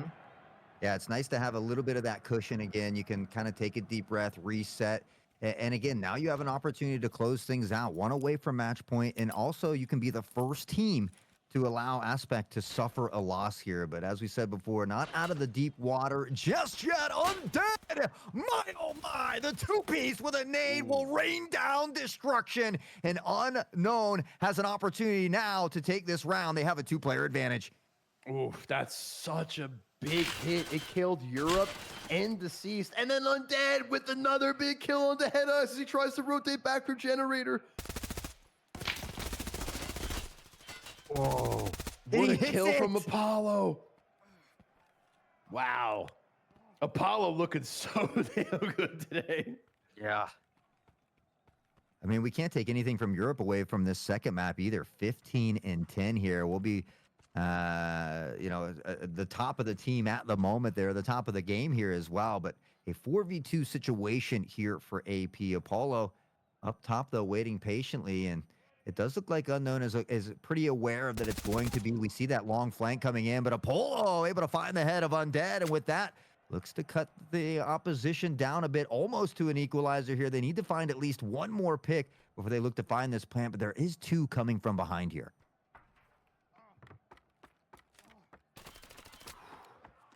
Oh, pressure's on Zach, though, evening it out. Oh, man, but cruising there, cruising. Such a big back-to-back kills, and we are looking at match point, folks. And this is why the map picks are so essential. If you looked at only the last game, you'd think, wow, Aspect's so good. Unknown says, not today, my friends, not today. Yeah, I mean, 9-3. If they can finish up here 9-5, it's really going to make sure that that round differential doesn't get too out of hand. So it could be huge if Unknown is able to close this one out here in this round. But obviously, AP has other plans. And even if they suffer a loss, any extra, gap that's closed on that round differential is certainly going to be beneficial toward them. Oh. Undead, look. Ooh. Undead almost got a taste of his own medicine. He's scary with these nades, though, man. Oh, he's clean. Yeah, he's clearly. I mean, he's been doing these nades for a long time, but man, he's gotten so proficient with them. Because like we saw that nade that he threw onto the bomb that was like behind curtain at the corner of ambulance, like just so precise that it's really like a high level mastery of these nades. I mean, to find them right off rip is one thing, but to use them late in the game and still have the same type of success really speaks volumes for the practice that goes in. And will we be blessed? No, unfortunately, not enough mustard on that. There were 3 AP members in the background over there by ambulance, but the nade doesn't quite make it there. Still in a 5v5, a much slower round than we're used to, as Head Eyes will find a nade of their own on to cruising. Whew.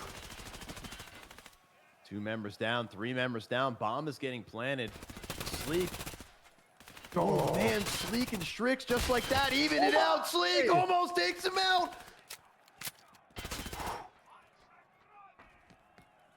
1v2 situation for Sleek here. Sleek knows he's there. But a good job from Apollo to not take this fight hot. Oh, man, that's so good. Alan Sloan going to make it tough. But Sleek! Spots him! Can he get the final kill in closing out time? Dwindling away, but still plenty of time to work with here. 15 on the clock. The pressure around the peak. He ducks. He dodges. He's able to get away for a moment's notice. The pre-fire is there. Oh, he wins it! Oh my, and just enough time left on the clock. Unknown will topple Aspect, the first team to dish out their loss, and what a phenomenal day so far. And what a clutch coming at us. Sleek, 4 kills on the round. Oh my goodness, him and Strix in the 2v5, even it up just like that. Wow. MVP Wow, and wow. well deserved. Holy cow. What a game. We knew it was going to be a nail biter, but man, coming down to the wire there, I actually thought AP was going to extend the longevity of that series, and Sleek just coming up with a huge clutch, especially finding a Polo in that prone position there as well. Hats off to Unknown, as they are the first team to hand Aspect a loss. Wow. It's just such a good game from both sides, but Unknown's adaptation and their resilience, after 9-3, as you pointed out, Hot, that's a tough loss first half, first match, but they just came out swinging. And I believe Aspect was up first half this game too, weren't they? Or am I getting confused? Unknown was... Yeah, it was Unknown kind of up, but the Aspect was able to tie it up almost every round. It was kind of back and forth up until around 3-4 apiece. Right. And then all of a sudden, Unknown just took total control, and just what a way to close it out from Sleek. I mean, 4 kills. Strix gets 1 kill and then gets traded out, and Sleek kills 4 members and wins the 1v2 to close it out. I mean, what a way to close out that game, Hot Sauce. That is such a banger. And this is why these two teams right now, it's only right now, but they are number 1 and number 2 for a reason. Yeah, and we talked about the physicality of the game, but it just goes back to that mental fortitude, for Unknown to lose 9-3 in map number 1, but not let it affect him, to be able to reset and come out and put such a dominating performance on Bull. And so for me, if I'm other teams, I'm taking note of that. I don't want to play Aspect on Bay 5. And I certainly don't want to play Unknown on Bull. So when it comes time to ban a maps, whatever, these are all mental notes, or even notes that people should be, writing down if you're on some of these other teams, because it's something to take note of. Aspects certainly very dangerous on Bay 5, but then you take a look at Unknown, they're just as dangerous on Bull. Whew. I mean, and it shows like how these maps, that's why these tournaments, they have multiple map picks. If we played one map, it wouldn't really tell the story. We're just such a good answer from both teams. I mean, Aspect's violence on Bay 5, and then Unknown's prowess and clutchness. I mean, I think they won multiple rounds that they were down. So Unknown individually, I mean, cruising, popping off, Barb, Sleek, Strix, Undead with the insane nades. I mean, we saw he almost naded over towards Ambulance onto that bomb like a half a second too early. I mean, just everyone on the team, Hot, really knew their role. And it's like a mirror of our first game. Everyone knew their role, except it was Unknown this time. It wasn't Aspect. And that kind of goes to show like how important some of these map picks can be. As you'd kind of touch base on earlier, you'd think you take a look at 9-3. Oh my God, Aspect is going to blow everybody out of the water. But then Unknown just showing, maps, strategies, everything, all an equally important aspect here. And so again, what a great showing from Unknown to bounce back and have such a dominating performance in map number 2. Yep. Just a great job. Both teams should be super proud. Great job Unknown on the second match. Great job Aspect on the first match. Aspect in the standings, Hot, they did a good job today, because they, even though it's only 2 rounds to at least draw against this team, neither team took a loss, but they did edge out 2 rounds, and they're already moving up on the leaderboard. But on the flip side, Unknown also did a good job of mitigating how much they lost. So the draw isn't going to be nearly as detrimental if it was a 9-3, 9-3, and that second place would go really, really low. So that being said, folks, we're going to get some yappage in a little bit, but I think it's time for a break, folks. We're going to take about a 10-minute break, go get some snacky poos, come on back, get ready for more action, because we got a third banger series on the way, folks. From me, from Hot Sauce, from all the people at Hunt Premier, thank you, BSG. Thank you, everyone in chat. We'll see you soon.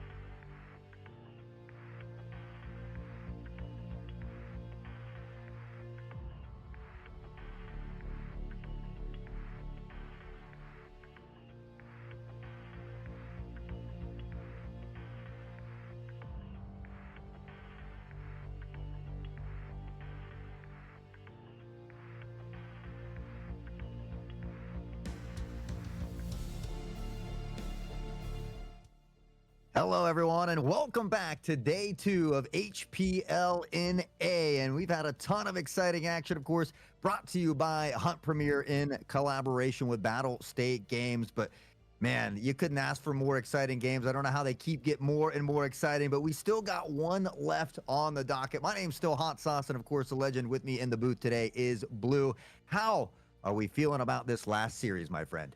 Oh man, what a banger! I mean, both these series. I mean, what we got super close games in our first one with New Dawn and Zenith.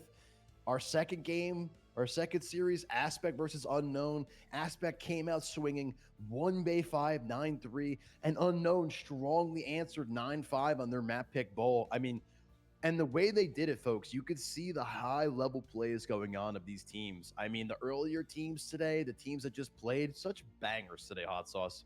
What more could you ask for from us at the caster booth? Y'all in chat. I mean, really fun games to watch.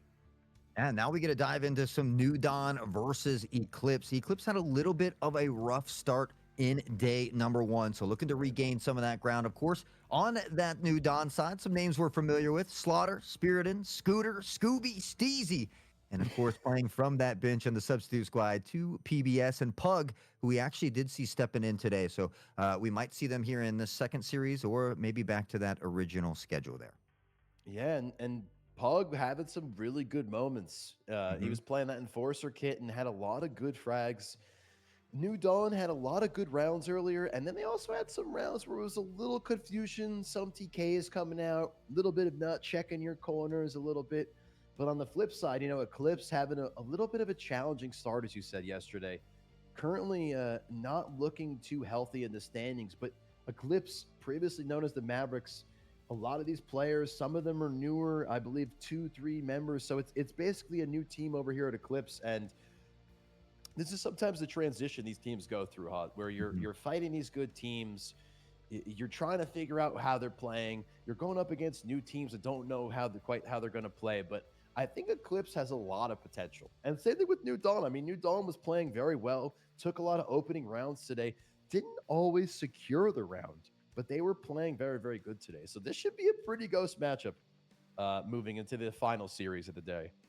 Yeah, and if you take a look back at Eclipse's day 1, I mean, they had to play Unknown and Aspect. So, Right. it was a tough start to their HPL league here, but now a little bit smoother sailing. So an opportunity again, for them to gain some ground here against New Dawn. But again, New Dawn, another one of those teams that we saw maybe struggle a little bit in those first 5 or 6 rounds. But once they were able to lock it in, it was really a team that played very, very well together. So hopefully they didn't cool down too much in between this series, and they'll come out swinging. But again, I think Eclipse is going to be very hungry for a dub here today.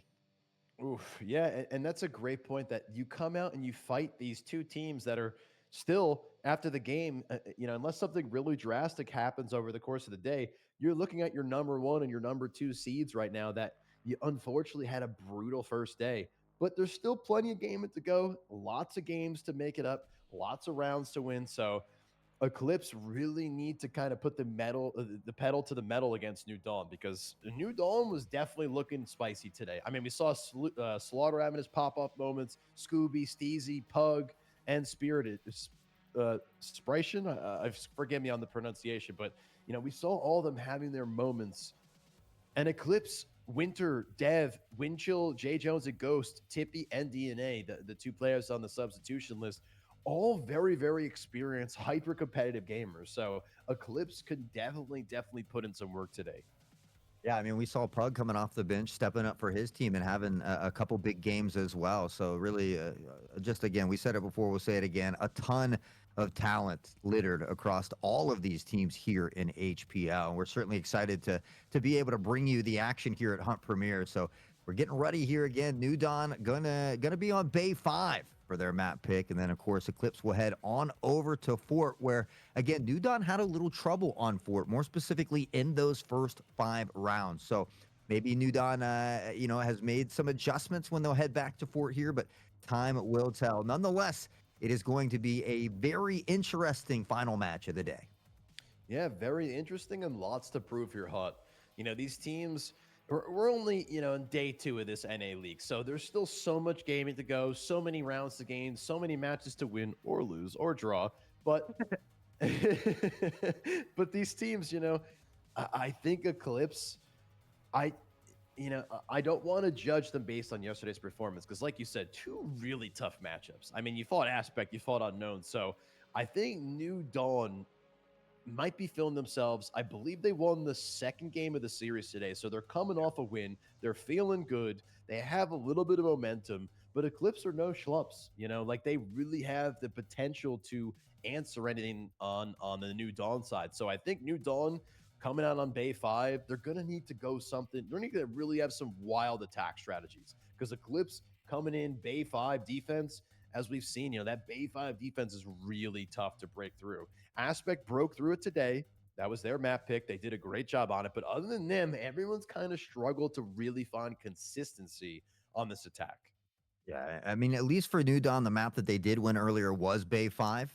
However, the map they lost was Fort, so that will be Eclipse's pick in the secondary end of things. So we very well could be looking at another 1-1 split between these two teams. But, I think at least for Eclipse, they do get a start out on that defensive side for Bay 5, so maybe they can have a little bit of an advantage heading in toward halftime. But again, New Dawn was playing so well on Bay 5. So again, I think we're in for another close nail biter that's going to come down to the end, to the wire. Yeah. Yeah. I don't really have a favorite going into this match. I want to see how it plays out. I think both teams have the potential. And New Dawn, they had so many rounds on Fort that they were up and then unfortunately didn't secure it. So if they can tighten up those little bit of loose ends, maybe they did some VOD reviewing, maybe they, talk with their coach. I'm not sure what goes on in the background for them, but there's a lot that they can fix that, they were a few rounds from being way ahead. So it's going to be very, very important against Eclipse to secure every round that you can. Mhm. Eclipse is not a team that's gonna do well if you just give them away rounds. Because when the tides turn, Eclipse is gonna run away with it. They have the Yeah. potential to, I should say. Yeah, New Dawn certainly can't afford to go down 0-5 again in this series. I mean, they battled back nicely from that 0-5, but they still didn't clutch that win. So I think when it does get to Fort, if they can have a little bit earlier success, which we almost saw in that first series, then they very well could take that map as well. But I'm just excited to see Eclipse in action. I haven't got to see them play yet personally myself. Again, I know they had a tough start as far as their first two teams that they played. But here's an opportunity for them to put their own little stamp on the league and to begin to find their stride and find things that work for them. And so, hopefully they can take at least one away today. But it's going to be no easy ask. There's a lot of talent here across all of these teams. So. I think for New Dawn, I think Bay 5 is probably slightly favored for them, and then vice versa for Eclipse on Fort. Right, right. And I think it's a good pick by Eclipse. I don't think they picked it they picked it earlier than today. The map picks were already decided, but it is a good pick because New Dawn, as you pointed out, they their footing on Fort was sometimes really good and then sometimes a little shaky. So it's gonna be a nice give and take. Now on Bay 5, I'm not sure how well Eclipse is going to answer New Dawn, but then on the flip side, I don't know how well New Dawn is going to answer Eclipse. I think these two teams kind of have a similar play style where there's some aggressive members, some a little bit slower paced, and there's a lot of fraggers on both teams. So I Mhm. think there's going to be kind of this. I want to see the focus on utility hut. I don't want to see them go into the 50-50 battles because I think then all chaos and all heck is going to break loose. And it's really just going to be so hard for either team to kind of pull extra rounds. And both teams need every round they can moving forward, bro. They need every round they can. Yeah, as much as we love that beautiful chaos and the knock them down, drag them out fights, it's always a smarter decision to use that utility to a key, smoke off those lanes, look to give yourself a little bit of an easier time when pressing onto those sites. So we'll see if they can do just that as we get ready for this one. But again, it's going to be no easy ask. And for me, I want to see hopefully Eclipse come out swinging early. Like I said, they did go 0-2 in both of their games yesterday. And for New Dawn, I mean, we saw them get a dub here already. So it's just, how hot is New Dawn still? Because they had some time between this series here from the first one to the third one. Were they Right. still playing in the background? So all these things. And then for Eclipse, were they watching that first series? If I'm Eclipse and I know I have to play New Dawn later, I'm going to hang out. I'm going to watch the game. I'm going to see what they're doing on Bay 5, what they're doing on Fort, and if there's any exploits that I might be able to take advantage of. Yeah, yeah, that's actually a fantastic point that they have the footage of the first game that they're going to play. So they probably did do some digging. They can see what their strengths are, their weaknesses.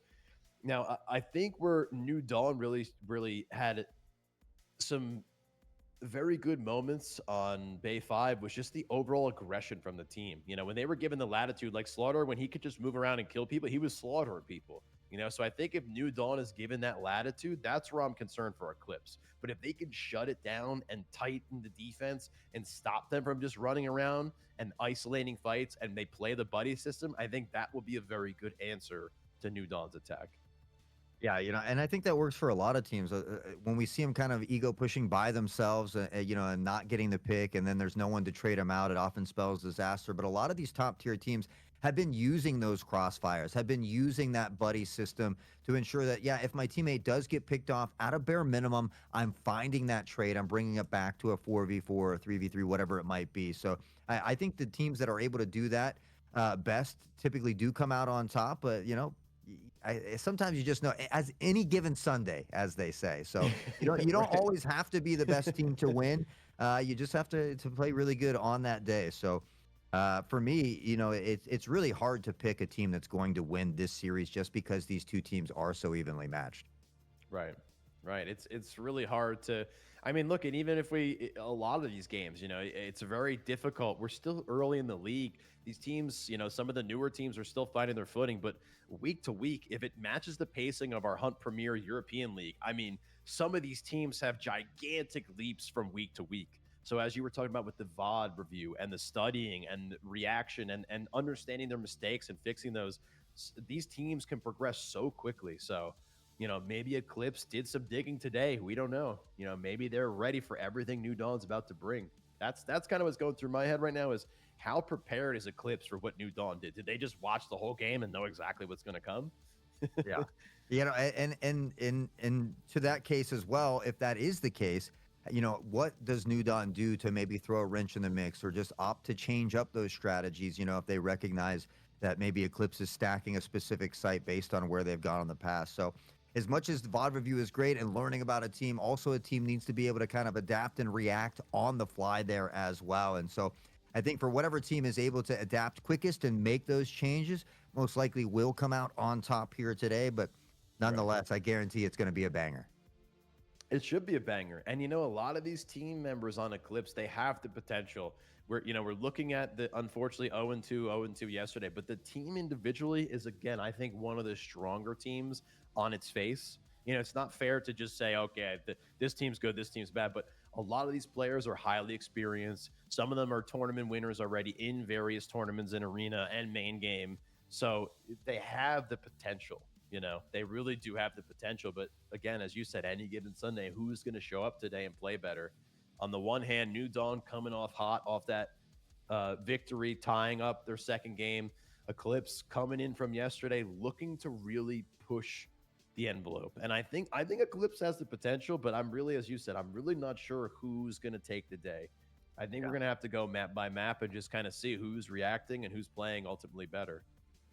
And for me, the sleeper teams are ones that we really haven't got to see today. But Master X has been playing and performing very, very well. Vanguard as well, who I haven't got to see, but just looking at the stats and the team differentials just through the first game of day one, as another team, I think it's kind of a sleeper team amongst the league. So I look Right. forward to, as these days go on. We got a couple weekends left here as well, but I look forward to seeing where everybody eventually falls into place as we start to kind of get toward the end of this HPL series number one for NA. Yeah, and we're only on day two. Like Yeah. I'm trying to wrap my head around it, hot sauce, but we're on day two. It's Yeah. been so close and so many bangers that none of these teams are out of the woodwork yet. Even Aspect and Unknown at that top of the leaderboard. I mean, they should not be super comfortable yet because there's still plenty of games, plenty of rounds, and there may be random games where. Let's just put on our hypothetical hats. What if Eclipse wins 9-0, 9-0, and all of a sudden they're back to almost, neutral standing, and then they do it again in their next series? All of a sudden they're in the top three. So we have so much gaming to go and so much lead to go. And folks, make sure you're checking out all the socials, by the way, for Hunt. Stay up to date with all the socials. Check out the schedule. Join the Discord. Tons of info. Lots of great, scenery you'll find. Lots of great peoplery. And we are so glad y'all are here. Thank you for being here once again from me and Hot Sauce and the whole Hunt Premier team. We appreciate all your time and effort. And we should be getting into this game any second now, folks. Just a little challenges going on in the background, but we should be in any sec. So thank you for your patience.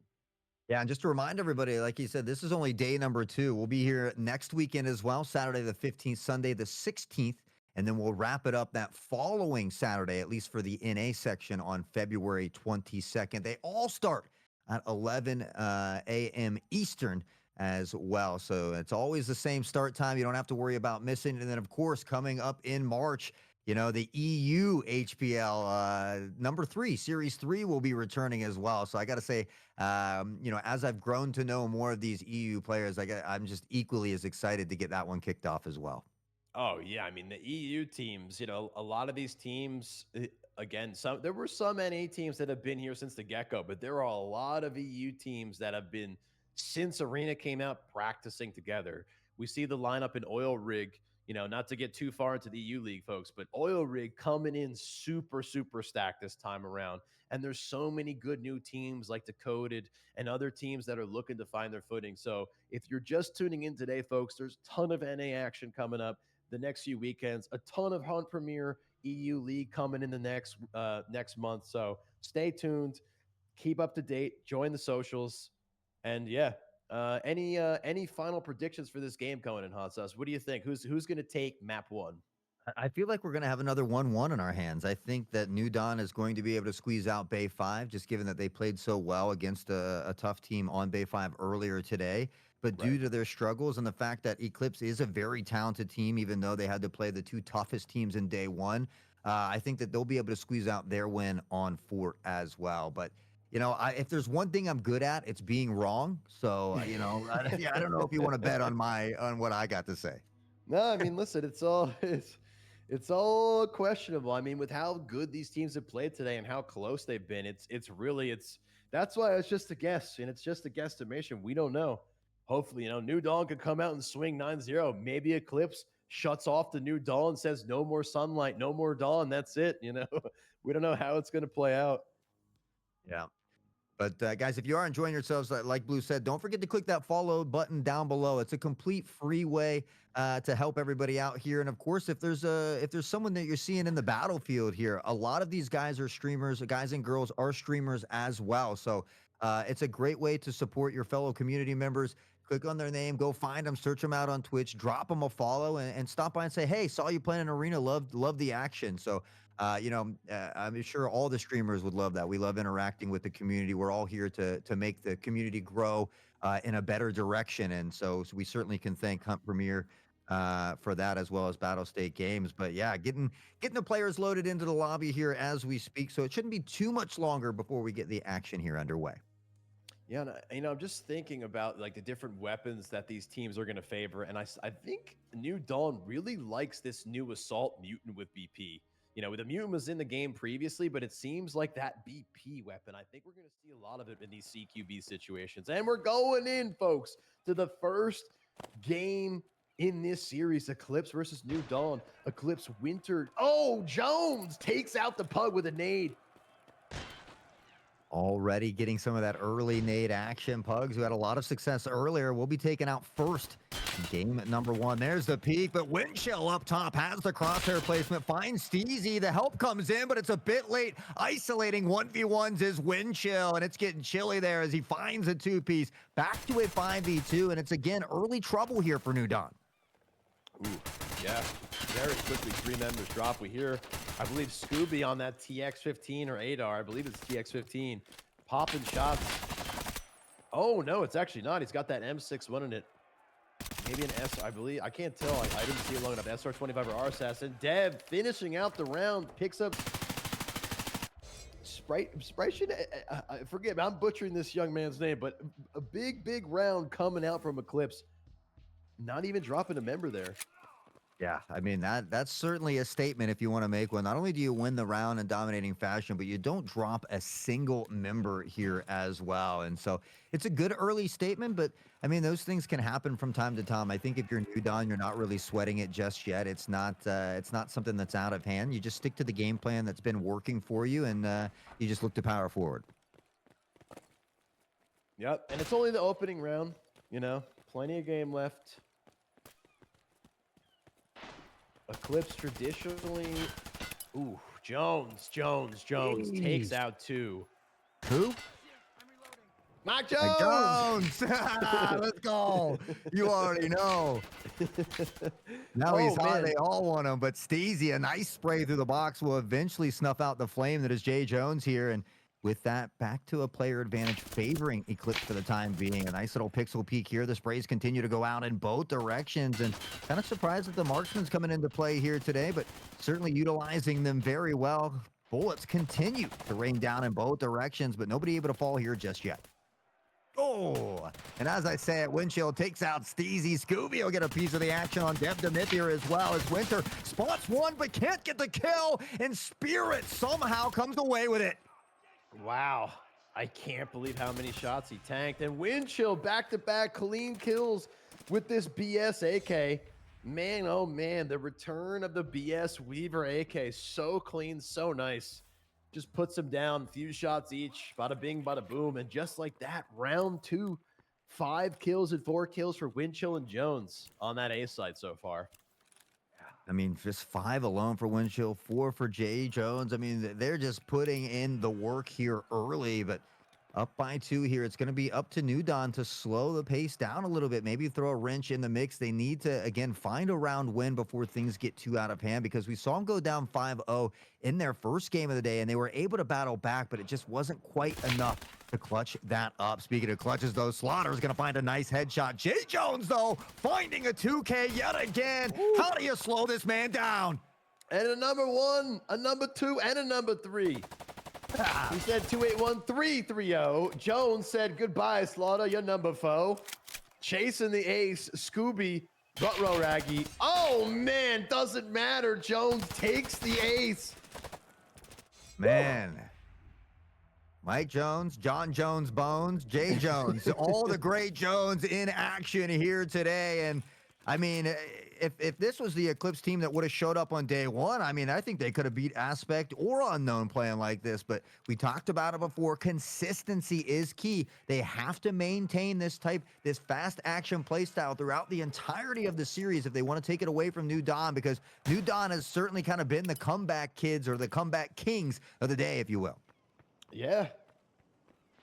Pressure is mounting, though. I mean, only 4 members dropping in 3 rounds.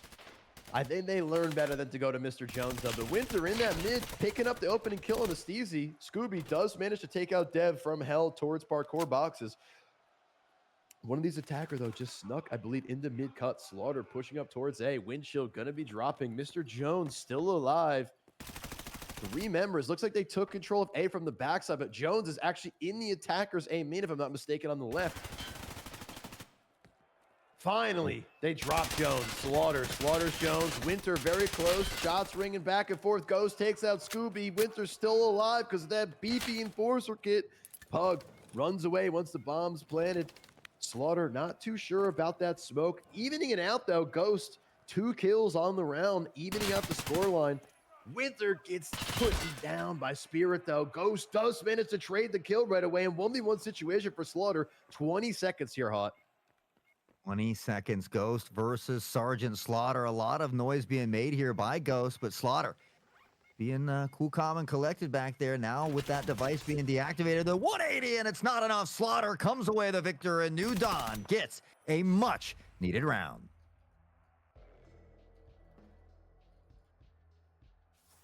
Oof, 1-3. Slaughter coming up big here for New Dawn. Whew. Yeah, that was a sigh of relief. Because it was looking brutal. I mean, four kills in 3 rounds, that's a lot of pressure from Eclipse. But a good answer. Slaughtered some folks, clutched it out, won the 1v1 ultimately, caught the round. So, whew. Oh, that's too good. Yeah. Nades coming out here in both directions, but unfortunately, nobody will fall. Or maybe fortunately, either way you look at it, but nobody falls to the nade here as well. And things slow down just a bit. We've had some very, very fast rounds. We talk about the ebb and flow of Tarkov Arena and wanting to switch up that momentum just a bit. And we're getting a little taste of that here from New Dawn. But can Dev Demith spot him through the window here? Will we see a cheeky spray that ends up and a kill for Eclipse as we jump on over to Windshield? Dev Demith did find Steezy through that window and now looking for more, but ECL Eclipse continues to give themselves that early player advantage.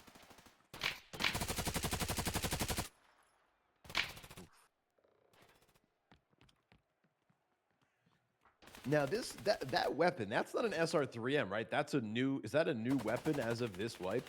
I actually don't recognize the marksman, that 30-round marksman rifle that everyone's been using. It doesn't sound like an SR3M to me.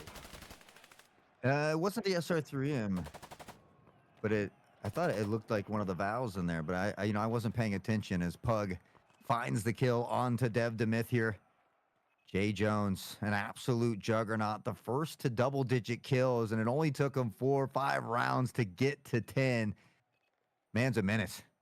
He is a menace. And I just got confirmation from the man in the mirror that it is, in fact, a lot of SR3Ms, but they're actually unsilenced. Very interesting. Now, this is going to be your classic VSS on that marksman.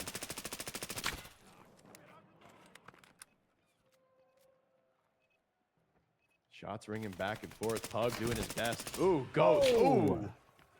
Ghost Pug. Yeah, what a great readjustment. Round. Yeah, I mean, the read, he tried to predict him going to the hallway, reacted, flicked. He went back towards hallway and then flicked back. I mean, really great micro aiming coming out.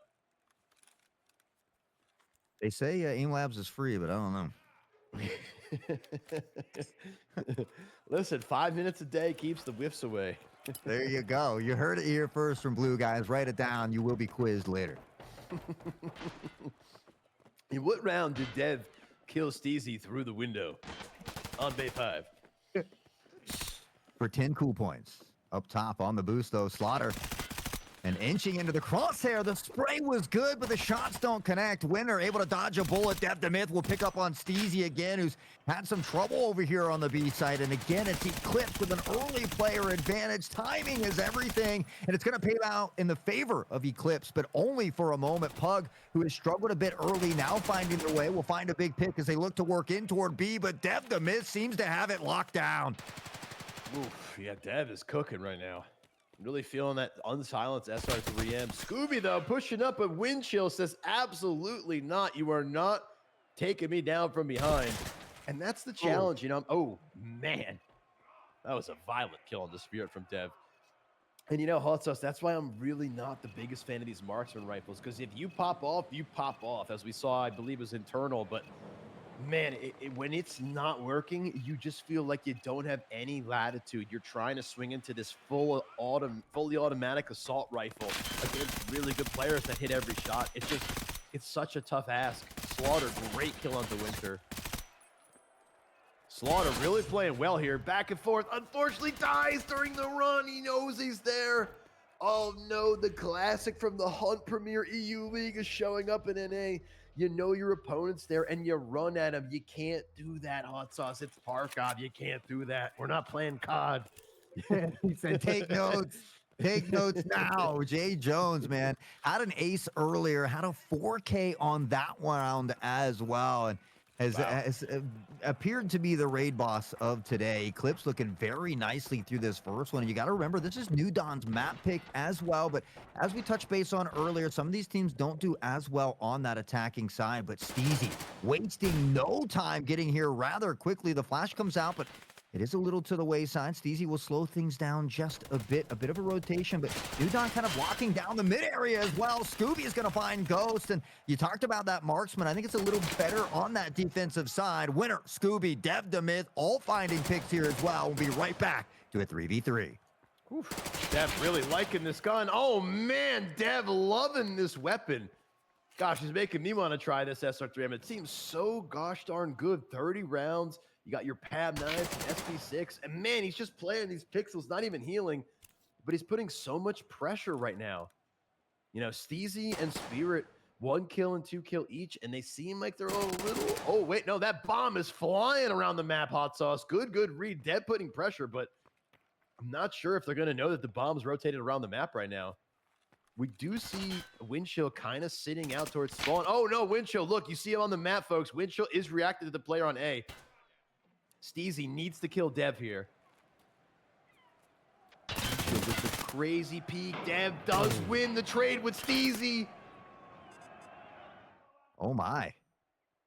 What a round. Bearden, the big kahuna, says, I'm going to plant anyway. And now Windchill looking to ease their way in. Luckily for them, they have a little bit of help coming in. That's going to be Dev Demith on the other side, but Windchill can't be stopped. Spirit will fall here as well. The device will be diffused, and Eclipse continues to pad on the rounds. Man, the Eclipse is certainly blocking out the light from the new dawn right now. I mean, 5-1, 6-1, and very decisively.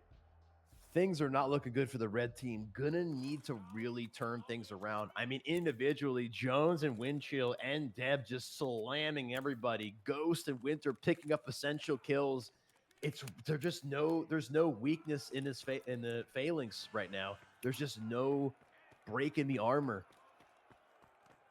Yeah, you know, you got to wonder, where was this Eclipse team on day one? But nonetheless, they have arrived and look to continue this momentum forward. Windchill crew pressing rather quickly through the site as Steezy does find the pick onto Dev Demith. Dev has kind of been Steezy's kryptonite over there, but they still got to get through Jay Jones and Ghost, and they have other plans.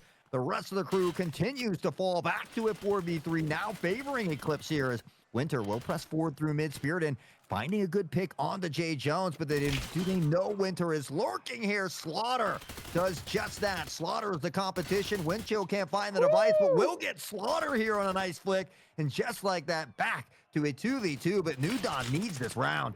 Oh, man, the individual kills, though. I mean, look at how disgusting these players are playing. And then the trade from Windchill into Connector, 7-1 going into the half. Oh, so before the game, you know, I was rooting for New Dawn. I wanted to see them come out, but man, the Eclipse, the sunlight is definitely being blocked right now. We're going to need an absolute miracle going into the second half. I know they're going onto defense, but man, 7-1 is just such a tough ask with Jones, Windchill, Winter, Dev, and Ghost playing as good as they are. I mean, right there, we just saw everybody on their team slamming their fights. And what a good use of the Weaver kit. I love the return of the Weaver, folks. And if you don't know what Weaver is, just scout with that BS AK, folks. It's so darn good. I love it. I love it. I love it. Yeah, I mean, I'm loving this for Eclipse. After a tough day, 0-2 to start things off twice. They come out swinging here, so you love to see the fact that it doesn't or hasn't affected them, and they continue to power forward. It's going to be Jay Jones yet again, finding the pick on Steezy. 12 for Jones, 10 for Windchill, and he's not done just yet. Whoo, man. That's Mr. Jones to you, he said, Spirit. Another one bites the dust. Deb slams another one, and Pug, the cute little fluffy guy, gonna have to do everything in his power with his flat face to push forward because things are not looking good. He said, call up Billy Paul because it's just me and Mr. Jones. Damn, Dev slams. Okay, finally take it out. Even by his own team, but hey, it counts. It still counts. It still counts. Pug not in the best of positions, and Winter will put the storm on him here again. Eclipse in the scene with this one. I can't see anybody behind him. 8-1, a dominating performance, and now just one away from closing this out. Remind you, this is New Dawn's map pick. We're going to head to Fort after this, where Eclipse has chosen to go. You know, I think of a lot of the NA players and the people I've played against, competed against. You know, Mr. Jones, when he's locked in, he really is just so darn disgusting. He will kill 3 people back to back without blinking, and man, he's just so locked in right now. Shots ringing, but Jones says no to Stevie. How did he live? A bullet sponge. I mean, they continue to come away with some crazy engagements, and Slaughter on the Spiriton. That will kind Oh, of take some wind out of the sails, but Slaughter's not done. Pug will find a two-piece as well, and they begin to regain here. wow. That looked really bad. And all of a sudden, 3 people drop. Eclipse, though, what a great read. Look, they're already going to plant the bomb. Only one member is rotating. Bomb's going to be planted before they even have 2 members leave the A site. Such a good rotation coming out of this team. Now, Mr. Jones is in this rat position. Very common position on this B site. But he's feeling so confident, I don't think he really cares. Crosshair placement perfectly where the head's going to appear. Ghost holding that connector. Jones manages to pick up one, but does get traded by Slaughter. Massive round. Get lights out. Ghost in the 1v2. Baiting out the audio cue, but Ghost says it doesn't matter. Snaps to the dome. Finds some good shots to the body here as well. And we'll wrap it up. Ghost with a clutch onto Scooby, and ECL takes game number 1. Wow, and not just takes it, but slams it home, shuts out all the sunlight, and the Eclipse is here, folks. 9-1. There will be no dawn on this map. 16 kills from Mr. Jones. Absolutely Insane. slamming home. I mean, and they were so violent. I mean, the kills were back to back to back. Rapid kills here. I mean, Mr. Jones popping the heck off, but the rest of the team as well. I mean, Dev, Winter, Ghost, all popping off. Oh man, oh man, oh man. I mean, and Windchill, and Windchill, just everybody just. It's hard to pick one when there's that much talent. I mean, Dev was really locking down that B site, and you know, heading into day number 2 at the start of things, they had a negative 19 round differential. That is going to do absolute wonders for their round differential, and now they have an opportunity to go into their map pick feeling all of this confidence, all of this momentum, because we've certainly seen all of that confidence exuberated there on the battlefield in map number 1, but can they continue to do it in their map pick on Fort? You know, or has New Dawn realized some of those early mistakes, because we saw them almost bring their Fort back after being down 5-0. I think if New Dawn can get a good start to things, they very well could take the map pick away from Eclipse, but after the way Eclipse played at map number 1, I don't know, man, they were looking scary. They are looking scary. And Mr. Jones, I think the problem that New Dawn is facing is Mr. Jones is an aggressive player who could play defensive. So they tried swinging into him with multiple people. He isolates his 50-50s and won every one. I mean, it's very, very difficult to deal with a player like that who's as aggressive as you, but also knows what you're trying to do and can win the fight consistently. I mean, how many kills did he get? 2, 3, 4 kills within a few seconds of each other. I mean, that's so difficult to deal with.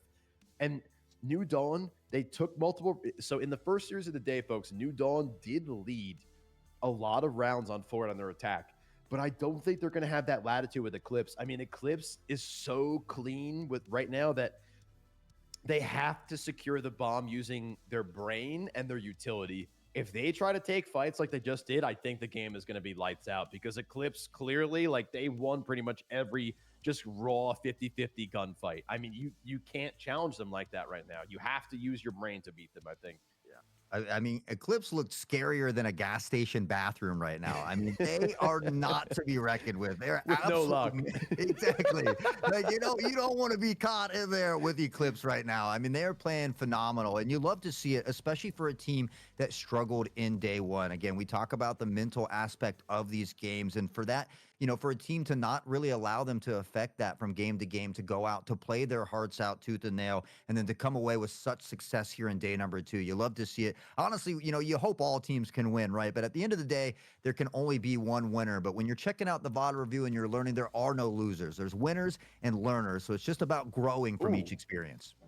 I love that. There's winners and learners. That's fantastic. I mean, and there's so much to learn.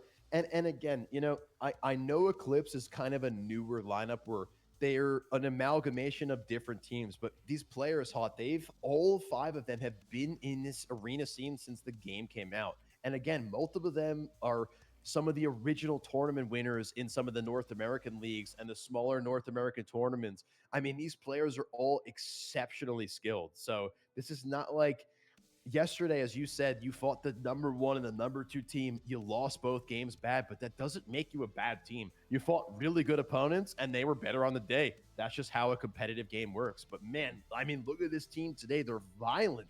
I mean, the whole team is violent right now, Hot Sauce. I'm very concerned for New Dawn. I really want them to turn around.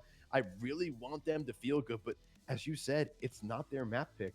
And they just struggled to find their footing earlier today on Fort. So I'm really, really concerned for New Dawn right now. Yeah, and I think if Eclipse was playing like this on day one, they very well Right. could have taken a game away from Unknown or Aspect, because today they're showing me that they have the talent, the skills to compete with any team here across the league. So, but yeah, Right. you're right. You're heading over to Fort. It is Eclipse's map pick. You gotta have an idea that they probably run a lot of strategies on this map as well if they're gonna want to lean into this map. Also, I mean, I know it's been out for a while now, but it is the newer of the maps as well. So if you're a team that practices Fort all the time, it's certainly maybe something that could give you a little bit of an edge or an advantage against your opponents. Yeah, and Fort is one of these brutal maps.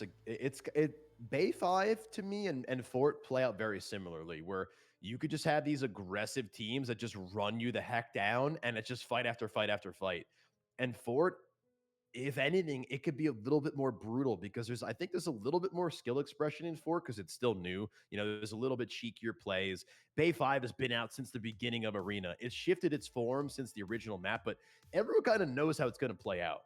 On Fort, this is one of the newest maps. I think it is the newest map, actually. Excuse me. So it's very scary. If Eclipse comes out swinging like they did in that game, I'm very, very concerned for New Dawn because it's the kind of map that a good player who knows how to isolate their fights can kill so many people by themselves.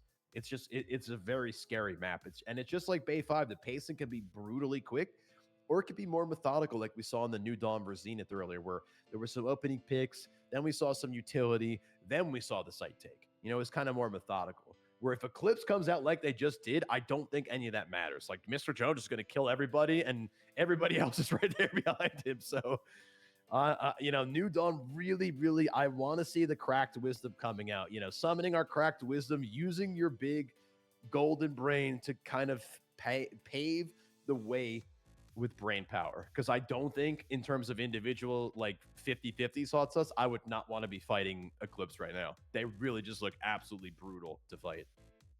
Just got to take off that cracked hat and flashbang the other squad there and see if that works. I don't know.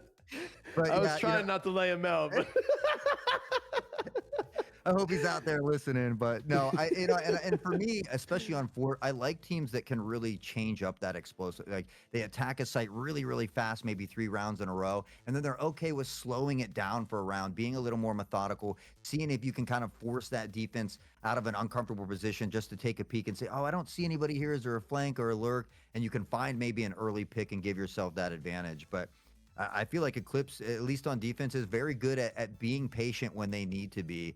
And so, again, I'm just a little bit worried after that game number 1. But again, New Dawn, they've been the comeback kings before. Right. So you certainly can't put it past them. But just seeing how things unfolded on their map pick does a little bit of worry. Yeah, I mean, and that's the thing is, you have the first series where New Dawn fought for their lives. They took a lot of rounds. They ultimately lost Fort, but then they came swinging on Bay 5. So like you said, we still have a lot of gaming to go. The map isn't over yet. We don't quite know how it's going to play out, but man, Eclipse are looking scary. New Dawn, I think if they could take what they did in their first series of the day and push a little bit more aggressively and capitalize on the opening kills they get, because they did get a lot of opening kills, hot sauce. They did open these rounds very strong. And just like this, look, they're violently pushing actually on the defense right now. I love this. Slaughter taking that bedroom pug, sitting in the bottom under in that hell position holding. Dev, I believe, knows someone's very close to him right now. Now, folks, if you're just tuning in, currently 9-1 Eclipse won our first match. We're going into the second match of this series, and this should be an absolute banger.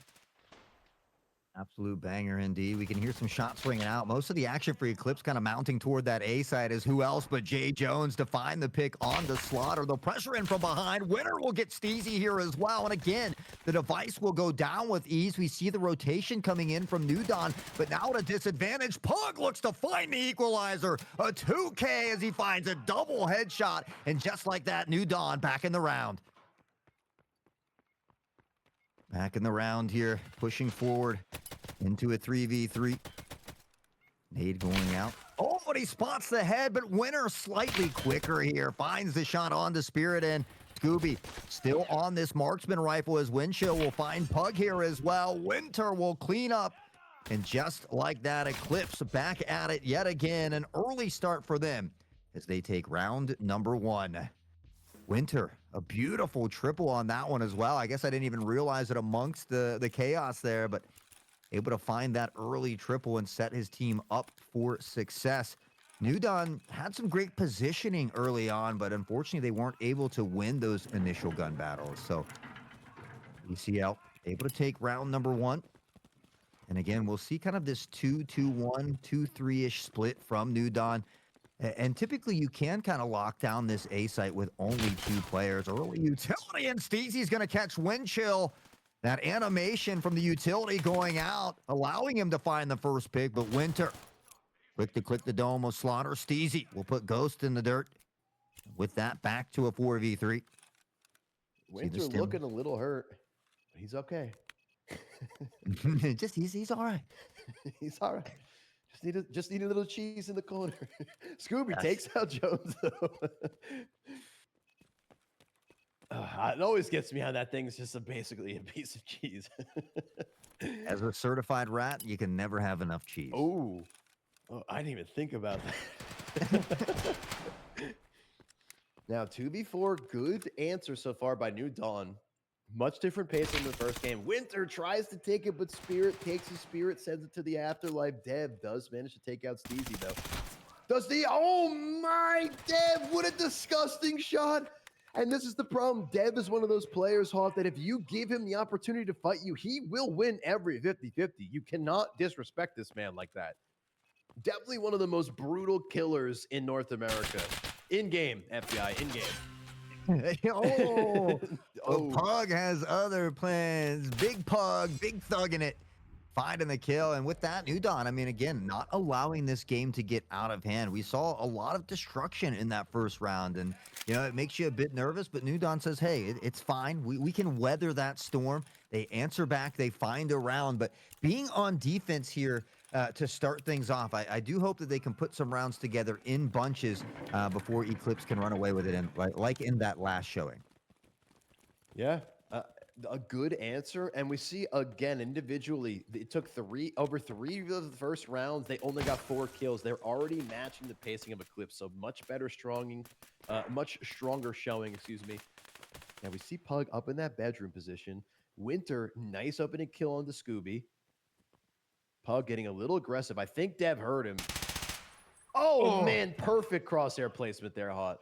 Perfect. Love to see it. And now Jay Jones says, I can do it as well. Finding the dome of Slaughter. And just like that, back to a 4v3. Eclipse continuously have the player advantage, but Pug looks to chop him down. He finds 2. Steezy, though, taking out a teammate. And that has been a consistent, unfortunate thing here for New Dawn today. Oh, Jay Jones, how do you slow this man down? You can't, Mike Jones. My goodness, Jones just looking so clean today. Actually, just it's so impressive to watch when one player is just so dialed in. He wins all of his fights and he clutches the round out. I mean, what more could you ask from a player on your team? You know, and he's really good because, you know, we keep talking about Jay Jones, but I mean, Windchill, Winter in the last game were equally as good. Winter even already has more kills than Jay Jones in this game, but it's just these big moments where he's stringing together 2, 3, and 4 kills at a time. Already an ace on the day here as well. And Dev the Myth up in the kill feed. Windchill will find one as well. They continue to collect the heads here as Spirit and will eventually find Jay Jones. Steezy on this flank from behind, but Ghost and crew are up top. They'll find Spirit, and it's just Eclipse continuously having the numbers here. They're just like you said, it's not one player, it's the whole team just picking up frags. Steezy tries to pre-fire through that hell, or from hell to heaven. Very interesting pre-fire. Bombs going down. Winter in a really great position over here by cannons, holding that spawn. Dev takes out Steezy. Now, Slaughter, they're going to know is rotating through mid. They hear a lot of movement more than likely, but it doesn't really matter. Dev's just there, and with that unsilenced SR3M is just smoking people.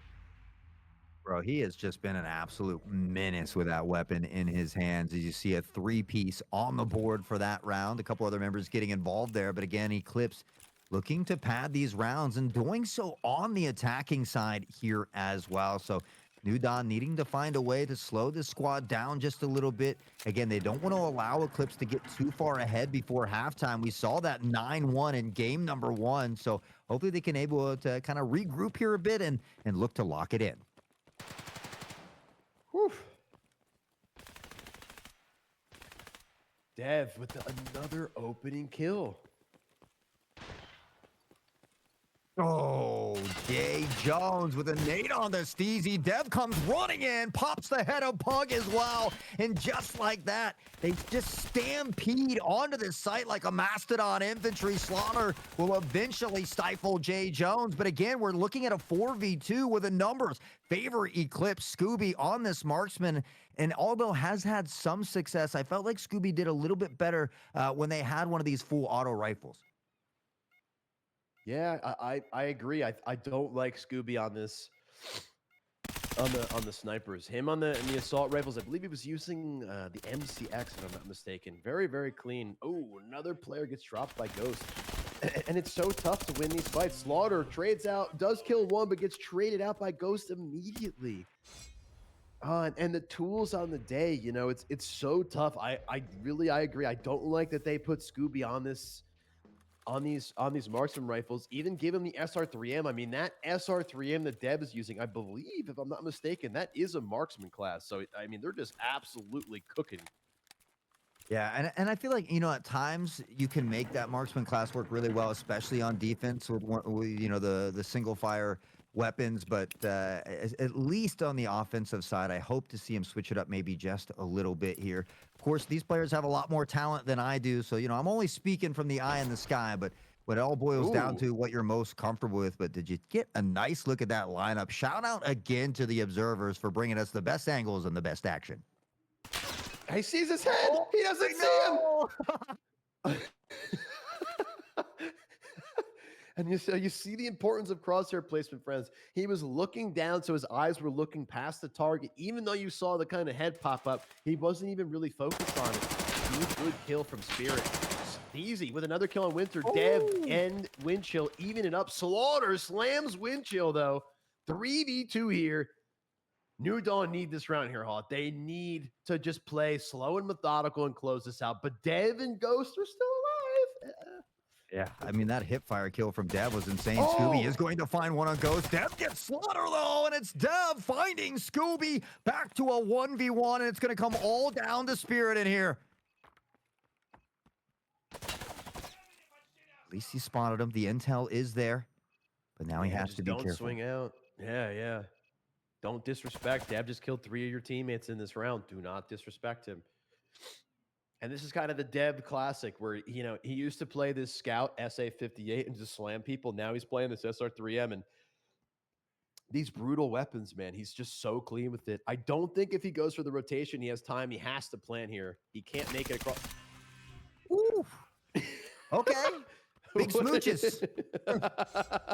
Face to face. Way. Yeah, I mean, what a way to end the round there on.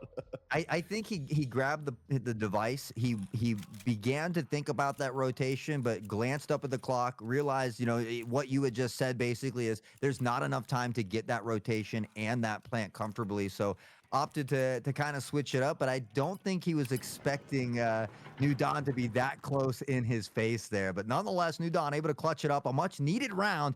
We'll see if they can pad a couple more on here.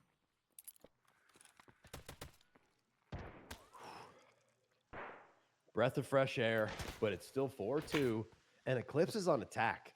You know, that's the big challenge here is this is on attack that they're taking 4 rounds already. Yeah. Great read from Windchill to read Steezy from behind, and Dev takes out the Pug. Smoke is there. Slaughter not going to be able to stop it. Plant and Jones with the cheeky peeky takes out Scooby. And just like that 4v2 situation, again, Eclipse up on the numbers. Yeah, I mean, we saw Winter, Windchill, Jay Jones all popping off in game number one, including Dev. But Dev the Myth has been the shining star so far here on Fort. Already 11 kills on the board, but just on the other side, you got to believe that Spirit and heard him get into that location. A quick peek, but he steps into a firing squad, and that is not an ideal situation. Sergeant Slaughter left alone, and Dev the Myth will wreak havoc. Wow. Dev just going absolutely ballistic right now. I mean, I'm a little dumbfounded because you think about yesterday, and everyone that looked, they're like, wow, Eclipse just had a tough day. If you had no scoreboard, folks, you would not know that Eclipse is on the low end of the scoreboard. But things are definitely going to change after today. If they close this out, they need to close this game out with some good passing. And if they do, they could just be pretty close to neutral in terms of round differential. But New Dawn still has the potential. New Dawn did win this map earlier today on the series. Slaughter, nice kill on the windshield, catches him off, doesn't manage to actually refrag. Slaughter, nice job on Ghost. Winter does manage to take out one player on Steezy. Still 4-3 advantage for the defenders. Bomb gets picked up. And I like that play from Jay Jones as well. He eventually spotted the defender over there, but said, hey, I know it's not a good idea to re-peek. So again, we see Eclipse making a lot of smart situational decisions here that pay off. And speaking of pay off, Dev Demiz says it's time to pay the piper, and he's come to collect heads, continuously finding these picks. Winner will get a piece of the action as well, and we're right back to that player advantage here for Eclipse, and it's just something that they continue to work in their favor.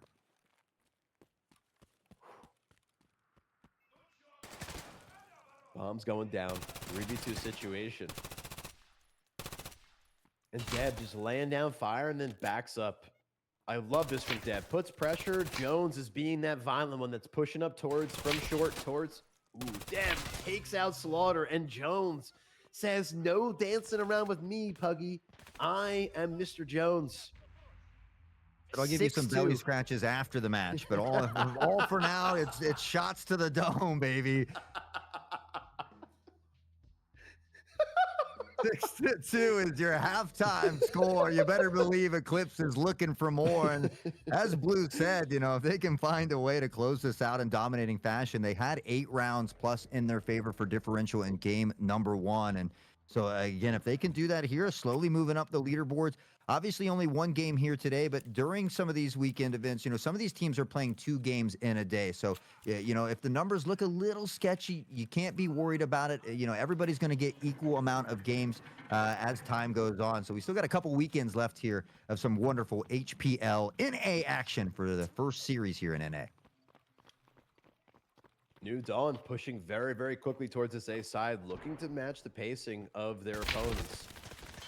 Unfortunately, Winter takes out Scooby. Jones takes out the big fragger, and Jones. Slaughter takes out Windchill. Steezy's location now going to be known. Ghost. Great crosshair placement and good flick. Dev, of course, takes out Slaughter. Still alive. The top fragger with 15 kills right now, Hot Sauce, and he's still alive, baby. Insane.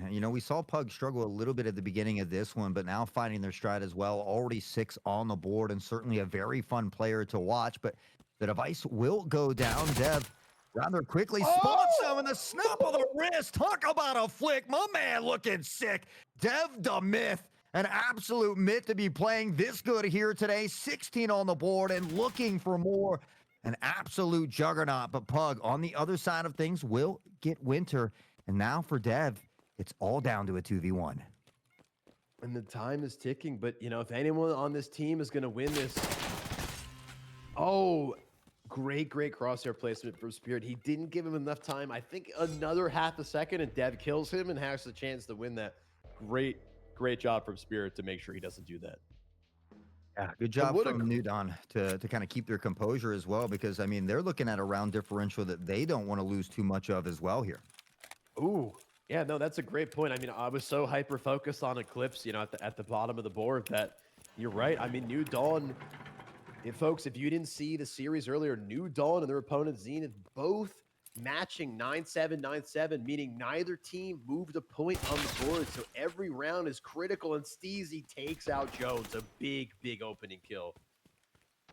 Yeah, anytime you get rid of Jones, it's certainly going to be very helpful. Dev to miss. Shots look good, but they don't connect here as well. They have great control on the A side. And caught with utility in hand. Slaughter, our man, will go down. Scooby, though, with the M995 now, finding Dev Demith. And with that, right back to a 3v3 here. The peak, though. And again, the crosshair placement from Eclipse has been absolutely near flawless.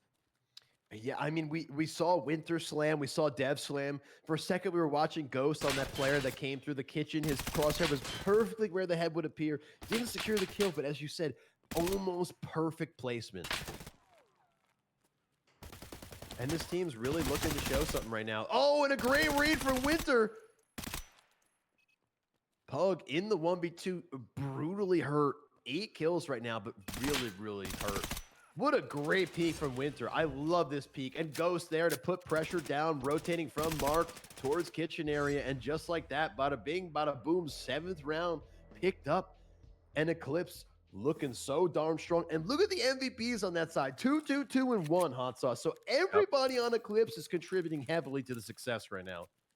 Yeah, I mean, if I didn't see day one and I watched this today and someone told me Eclipse was 0-2 heading into day 2, I'd call them a liar. Because I don't know how. I mean, they are playing just almost perfect arena action here for us today. And so it just goes to show, you know, even some of the best have moments of weakness. But again, we talk about how you bounce back after those losses. Eclipse certainly doing a great job of it here today. But speaking of bouncing back, Steezy making it look easy, finds the 2K and looks to give New Dawn the advantage they need. Dev. He's everywhere. That's it, Dev. Show most files. I'm only kidding, but Dev looking so darn clean. 18 kills, and they're brutal kills. Shots going actually past Windchill's face. I'm not quite sure what that is. Oh my, there's a player behind him whiffing. There is someone behind him. Spirit with the whiffs. Windchill playing for his life. Man, it just barely. Oh, he doesn't escape, actually. He knows he's there, though. I think Dev swings this and just slams him. If he stays right there, he just slams him. And Dev, the myth, says, I am no longer Dev the whiff. Puts down 3 more people and clutches it out for his team. Picks up the 8th round, Hot Sauce. This man is filled with the hot sauce right now, bro. He is cooking. Bro. He's the Oprah Winfrey of Tarkov Arena. Like, you get a death. You get a death. Look under your chair. You get a death. I'm killing everybody. 21 kills. 7 deaths. Dev the myth. He is him today, ladies and gentlemen. Whew, whew. Oh, man. This game had its... people play this game at its peak. This is where Tarkov's skill expression is just so gosh darn beautiful. I mean, it's so, so awesome to watch these players pop off. New Dawn at the edge of defeat. They need 5 rounds in a row here, Hot Sauce. And Dev says, oh my God, today, my friend. I mean, what do? You can't slow him down. You talked about Jay Jones, Windchill winner, as we see them fall here to Spirit and Sleazy, but it's like, how do you stop Dev even if you get through him? He's been an absolute masterclass, but Steezy coming out, Slaughter finding a beautiful nade kill here as well. And this is what I love about New Dawn. It will fight to the very end, but Dev the Myth looks to make it happen sooner than later. Dev is just absolutely playing out of his mind. 23 kills, 2 kills already in this round. Took out Pug and that player, I believe maybe Scooby or Spirit. I'm not sure. I believe Spirit. And just so much pressure. He could stop this rotation. If that player goes too aggressive, Dev might be able to shoot him in the back. Does manage to get away from Dev. Whew. Okay. Unfortunately, Ghost easy. Now Slaughter has to slaughter 2 opponents in the 1v2 situation. Looks like Ghost's going to be getting closer, Hot Sauce. Maybe playing for info so they could collapse on him. He's just a sheet in the wind at the moment, but Slaughter finding Dev the Myth, and now a little life breathed back into New Dawn here. We saw a couple ninja diffuses earlier. Pros don't fake. Oh, and he would have had time. Ghost being jebaited out here by Slaughter. Does he go for it a second time? The jump across, and Slaughter doing a phenomenal job of eating up a ton of time. Slaughter with a huge clutch. We bow down. New Dawn looking to put on the rally caps and bring it back. Whew. Wow. Dev pushing to 23 kills, but that's not enough. New Dawn pick up a crucial round. 4 rounds left, folks. If you don't know how this works, best of 9 wins it here. So 4 more rounds for New Dawn. Slaughter had to play his absolute best. Great read onto the rotation on Devin, isolating that fight, and then a great pre-fire onto the last player there, onto Ghost. Really, really great job from Slaughter.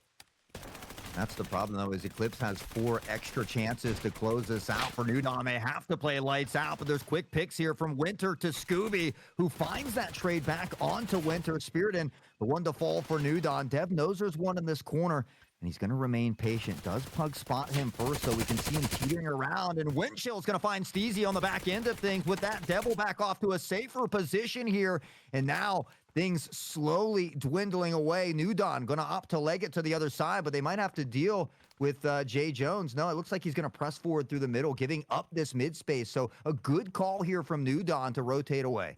Yeah, and if they can catch Jones before he gets on the site, they actually can get this bomb down. But Jones is already here. I think they heard him. They have the info. Great job from Jones. Doesn't even take the fight, just puts the pressure from his pacing, lets them know he's there, but doesn't take the fight. Great job from Jones. Gives his team enough time to rotate, and now it's a 3v3 situation. Everyone's on site here, Hawk. Yeah. Oh, but it's Pug who finds Jones. Pug! Pug gets another, but Dev But the Dev! myth. The lurking legend finds 2 more, and it's all down to Scooby on this marksman rifle. He's only got 5 kills on the board. Wow. The Dev the myth to wrap it up. 26-8, your MVP and maybe the star player of the day. I'm pretty sure that Scratch Killer set the kill record yesterday for NA, and I'm pretty sure Dev the Myth just broke it. I'm sure Kirk will let us know down in the chat, but holy cow, 26 kills. What else can you say, Hot Sauce? This man was filled with the juju today. 26 kills. I mean, I don't know what else to say. Dev just blasting his opponents off the planet. And unfortunately... I was going to say, I think Scratcher got 30, so I don't want to step on his toes here. Okay, Scratcher might still be on top, but okay. I mean, it's hard to top a performance like that. I mean, not only was that insanely fun to watch, but to be able to cast Dev and all of that action there, I mean, that we kept saying, wow, I don't know how many times. Just a great display here. Unfortunately for New Dawn, didn't quite go the way that they wanted to, but for Eclipse, after a tough start in day 1, they're able to bounce back here in day 2. And what a bounce back. I mean, such a decisive victory from everybody on the team. You know, that first map, you saw everyone on the team really popping off for Eclipse. But, man, this map was Dev Demit's map. I mean, everywhere he went, he was killing 2, 3 people every engagement and getting out and making space for a team. I mean, Hot Sauce, to me, Dev Demit, definitely the MVP on the day. I mean, unbelievable performance coming out of him. Yeah. And when it was needed most, you know? Sorry, go ahead. I'm so excited. I feel you. I'm right there with you, so that you don't have to apologize. But yeah, I mean, and it's hard to almost pick one, right? Because we go back one game, we saw Jay Jones, who had not only an ace, but then followed it up with a 4K round. We take a look at Unknown. They were able to take a game away from the undefeated aspect as well. So it's like, you think about an MVP of the day, we go with Dev because it's fresh in our minds. But man, there were so many exciting matches littered throughout the day here today. We've had some very close ones, some overtime action, some that come down to the wire, some big comebacks, really just a taste of everything here today. What a banger day. I mean, this was like the least close map, and it was still pretty darn close. I mean, New Dawn, similarly to our first series today, had a bunch of opportunities to take the rounds, but I mean, the individual plays, as you said, Jones, Winter, Dev, Ghost, everybody just popping off, Windchill popping off. It's like, it's hard to pick a victor, but you know, sometimes it's how it rolls, Hot Sauce. Like, there's one player, few players, and unfortunately Eclipse just really showed up today. Everybody popped off, everybody played well, clutches, rotations, reads on the defensive plays, the reactions during the initial combats. I mean, the rotational kills from Jones and Dev multiple times on players prone in a random position that just snap, flip, send them to the grave and keep moving. I mean, just so violent today. So awesome, though. So awesome. Yeah, and honestly, I love to see it from Eclipse because, after day one, they were sitting at the bottom of the list. But again, it just kind of gets to reiterate to all of those watching how much talent is here from the top to the bottom because they bounced back today. They solidified two big dubs there and really changed things around. So again, it's a kind of a friendly reminder of how much talent is littered across this NA league here as we get into this first one for HPL. And again, a huge shout out to Hunt Premier for allowing me to come on and yell at the microphone with you, Blue. Of course, a special thanks to Battle State Games, but it wouldn't be complete without everybody behind the scenes as well. Blue and I, we get to have the fun game where we come and yell at the mic. So, I do want to take a moment to thank Connor behind the scenes for making everything run so smoothly. Damien, Preppy, Raging Snake, phenomenal job on the camera action here today as Right. well. And so, really, just everybody bringing it together for phenomenal production. Yes, not much else to say. I mean, everyone popped off today. Hats off to the players. Great job to the teams today. I mean, so many close battles, so much to review, so much to learn from the players themselves. Um, on the flip side, though, hopefully the chat, hopefully everyone out there got to really see the skill expression at NA. Really, really enjoyment. And overall, just a bunch of fun games. I mean, so close. This last series, so violent. And yeah, I mean, I don't know what else to say, Hot Sauce. Hats off to all the players. Everyone popped off today. Lots of fun, lots of good times. But, Yeah. unfortunately, this series, there's a zero-sum game sometimes. We got some winners today. We got some losers. Folks, the scoreboard isn't quite updated yet, so we can't show you that. But just know things have changed today. Yeah, we had a little delay on the games that were off stream as well. So the off stream games quite haven't finished just yet. But man, I mean, what a great day all the way around. We've had a lot of these wonderful HPL EU. Now we get to dip our toes into the NA scene as well, and just seeing the community to come together as a whole, whether it's in chat or just supporting each other. Again, which is all the reason why we encourage you to follow those socials. But to see the community come together as a whole and continue to grow in the right direction always makes me just incredibly happy to be a part of it. Yeah, no, thank you so much to everyone out there. Thank you to Battle State Games. Hot Sauce, so glad we got to actually cast together today. What A a lot of pleasure. fun. Thank you, my friend. Yes, a Awesome lot of fun. job. Everyone out in chat, thank you so much. Make sure you check out the socials, friends. You'll see me pop it in here in a second for y'all.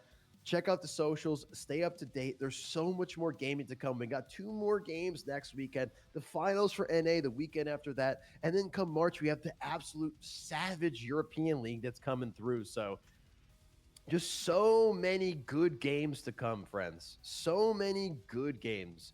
So that being said, Hot Sauce, thank you so much for being here. From me, from Hot Sauce, from Connor and the boys in the background, Philbo, Preppy, Julie, Boosh, all the other people in the background. Thank you so much. Appreciate y'all. Hope y'all have a blessed rest of your weekend, and we will see you next weekend. Hasta la Peace. vista, baby.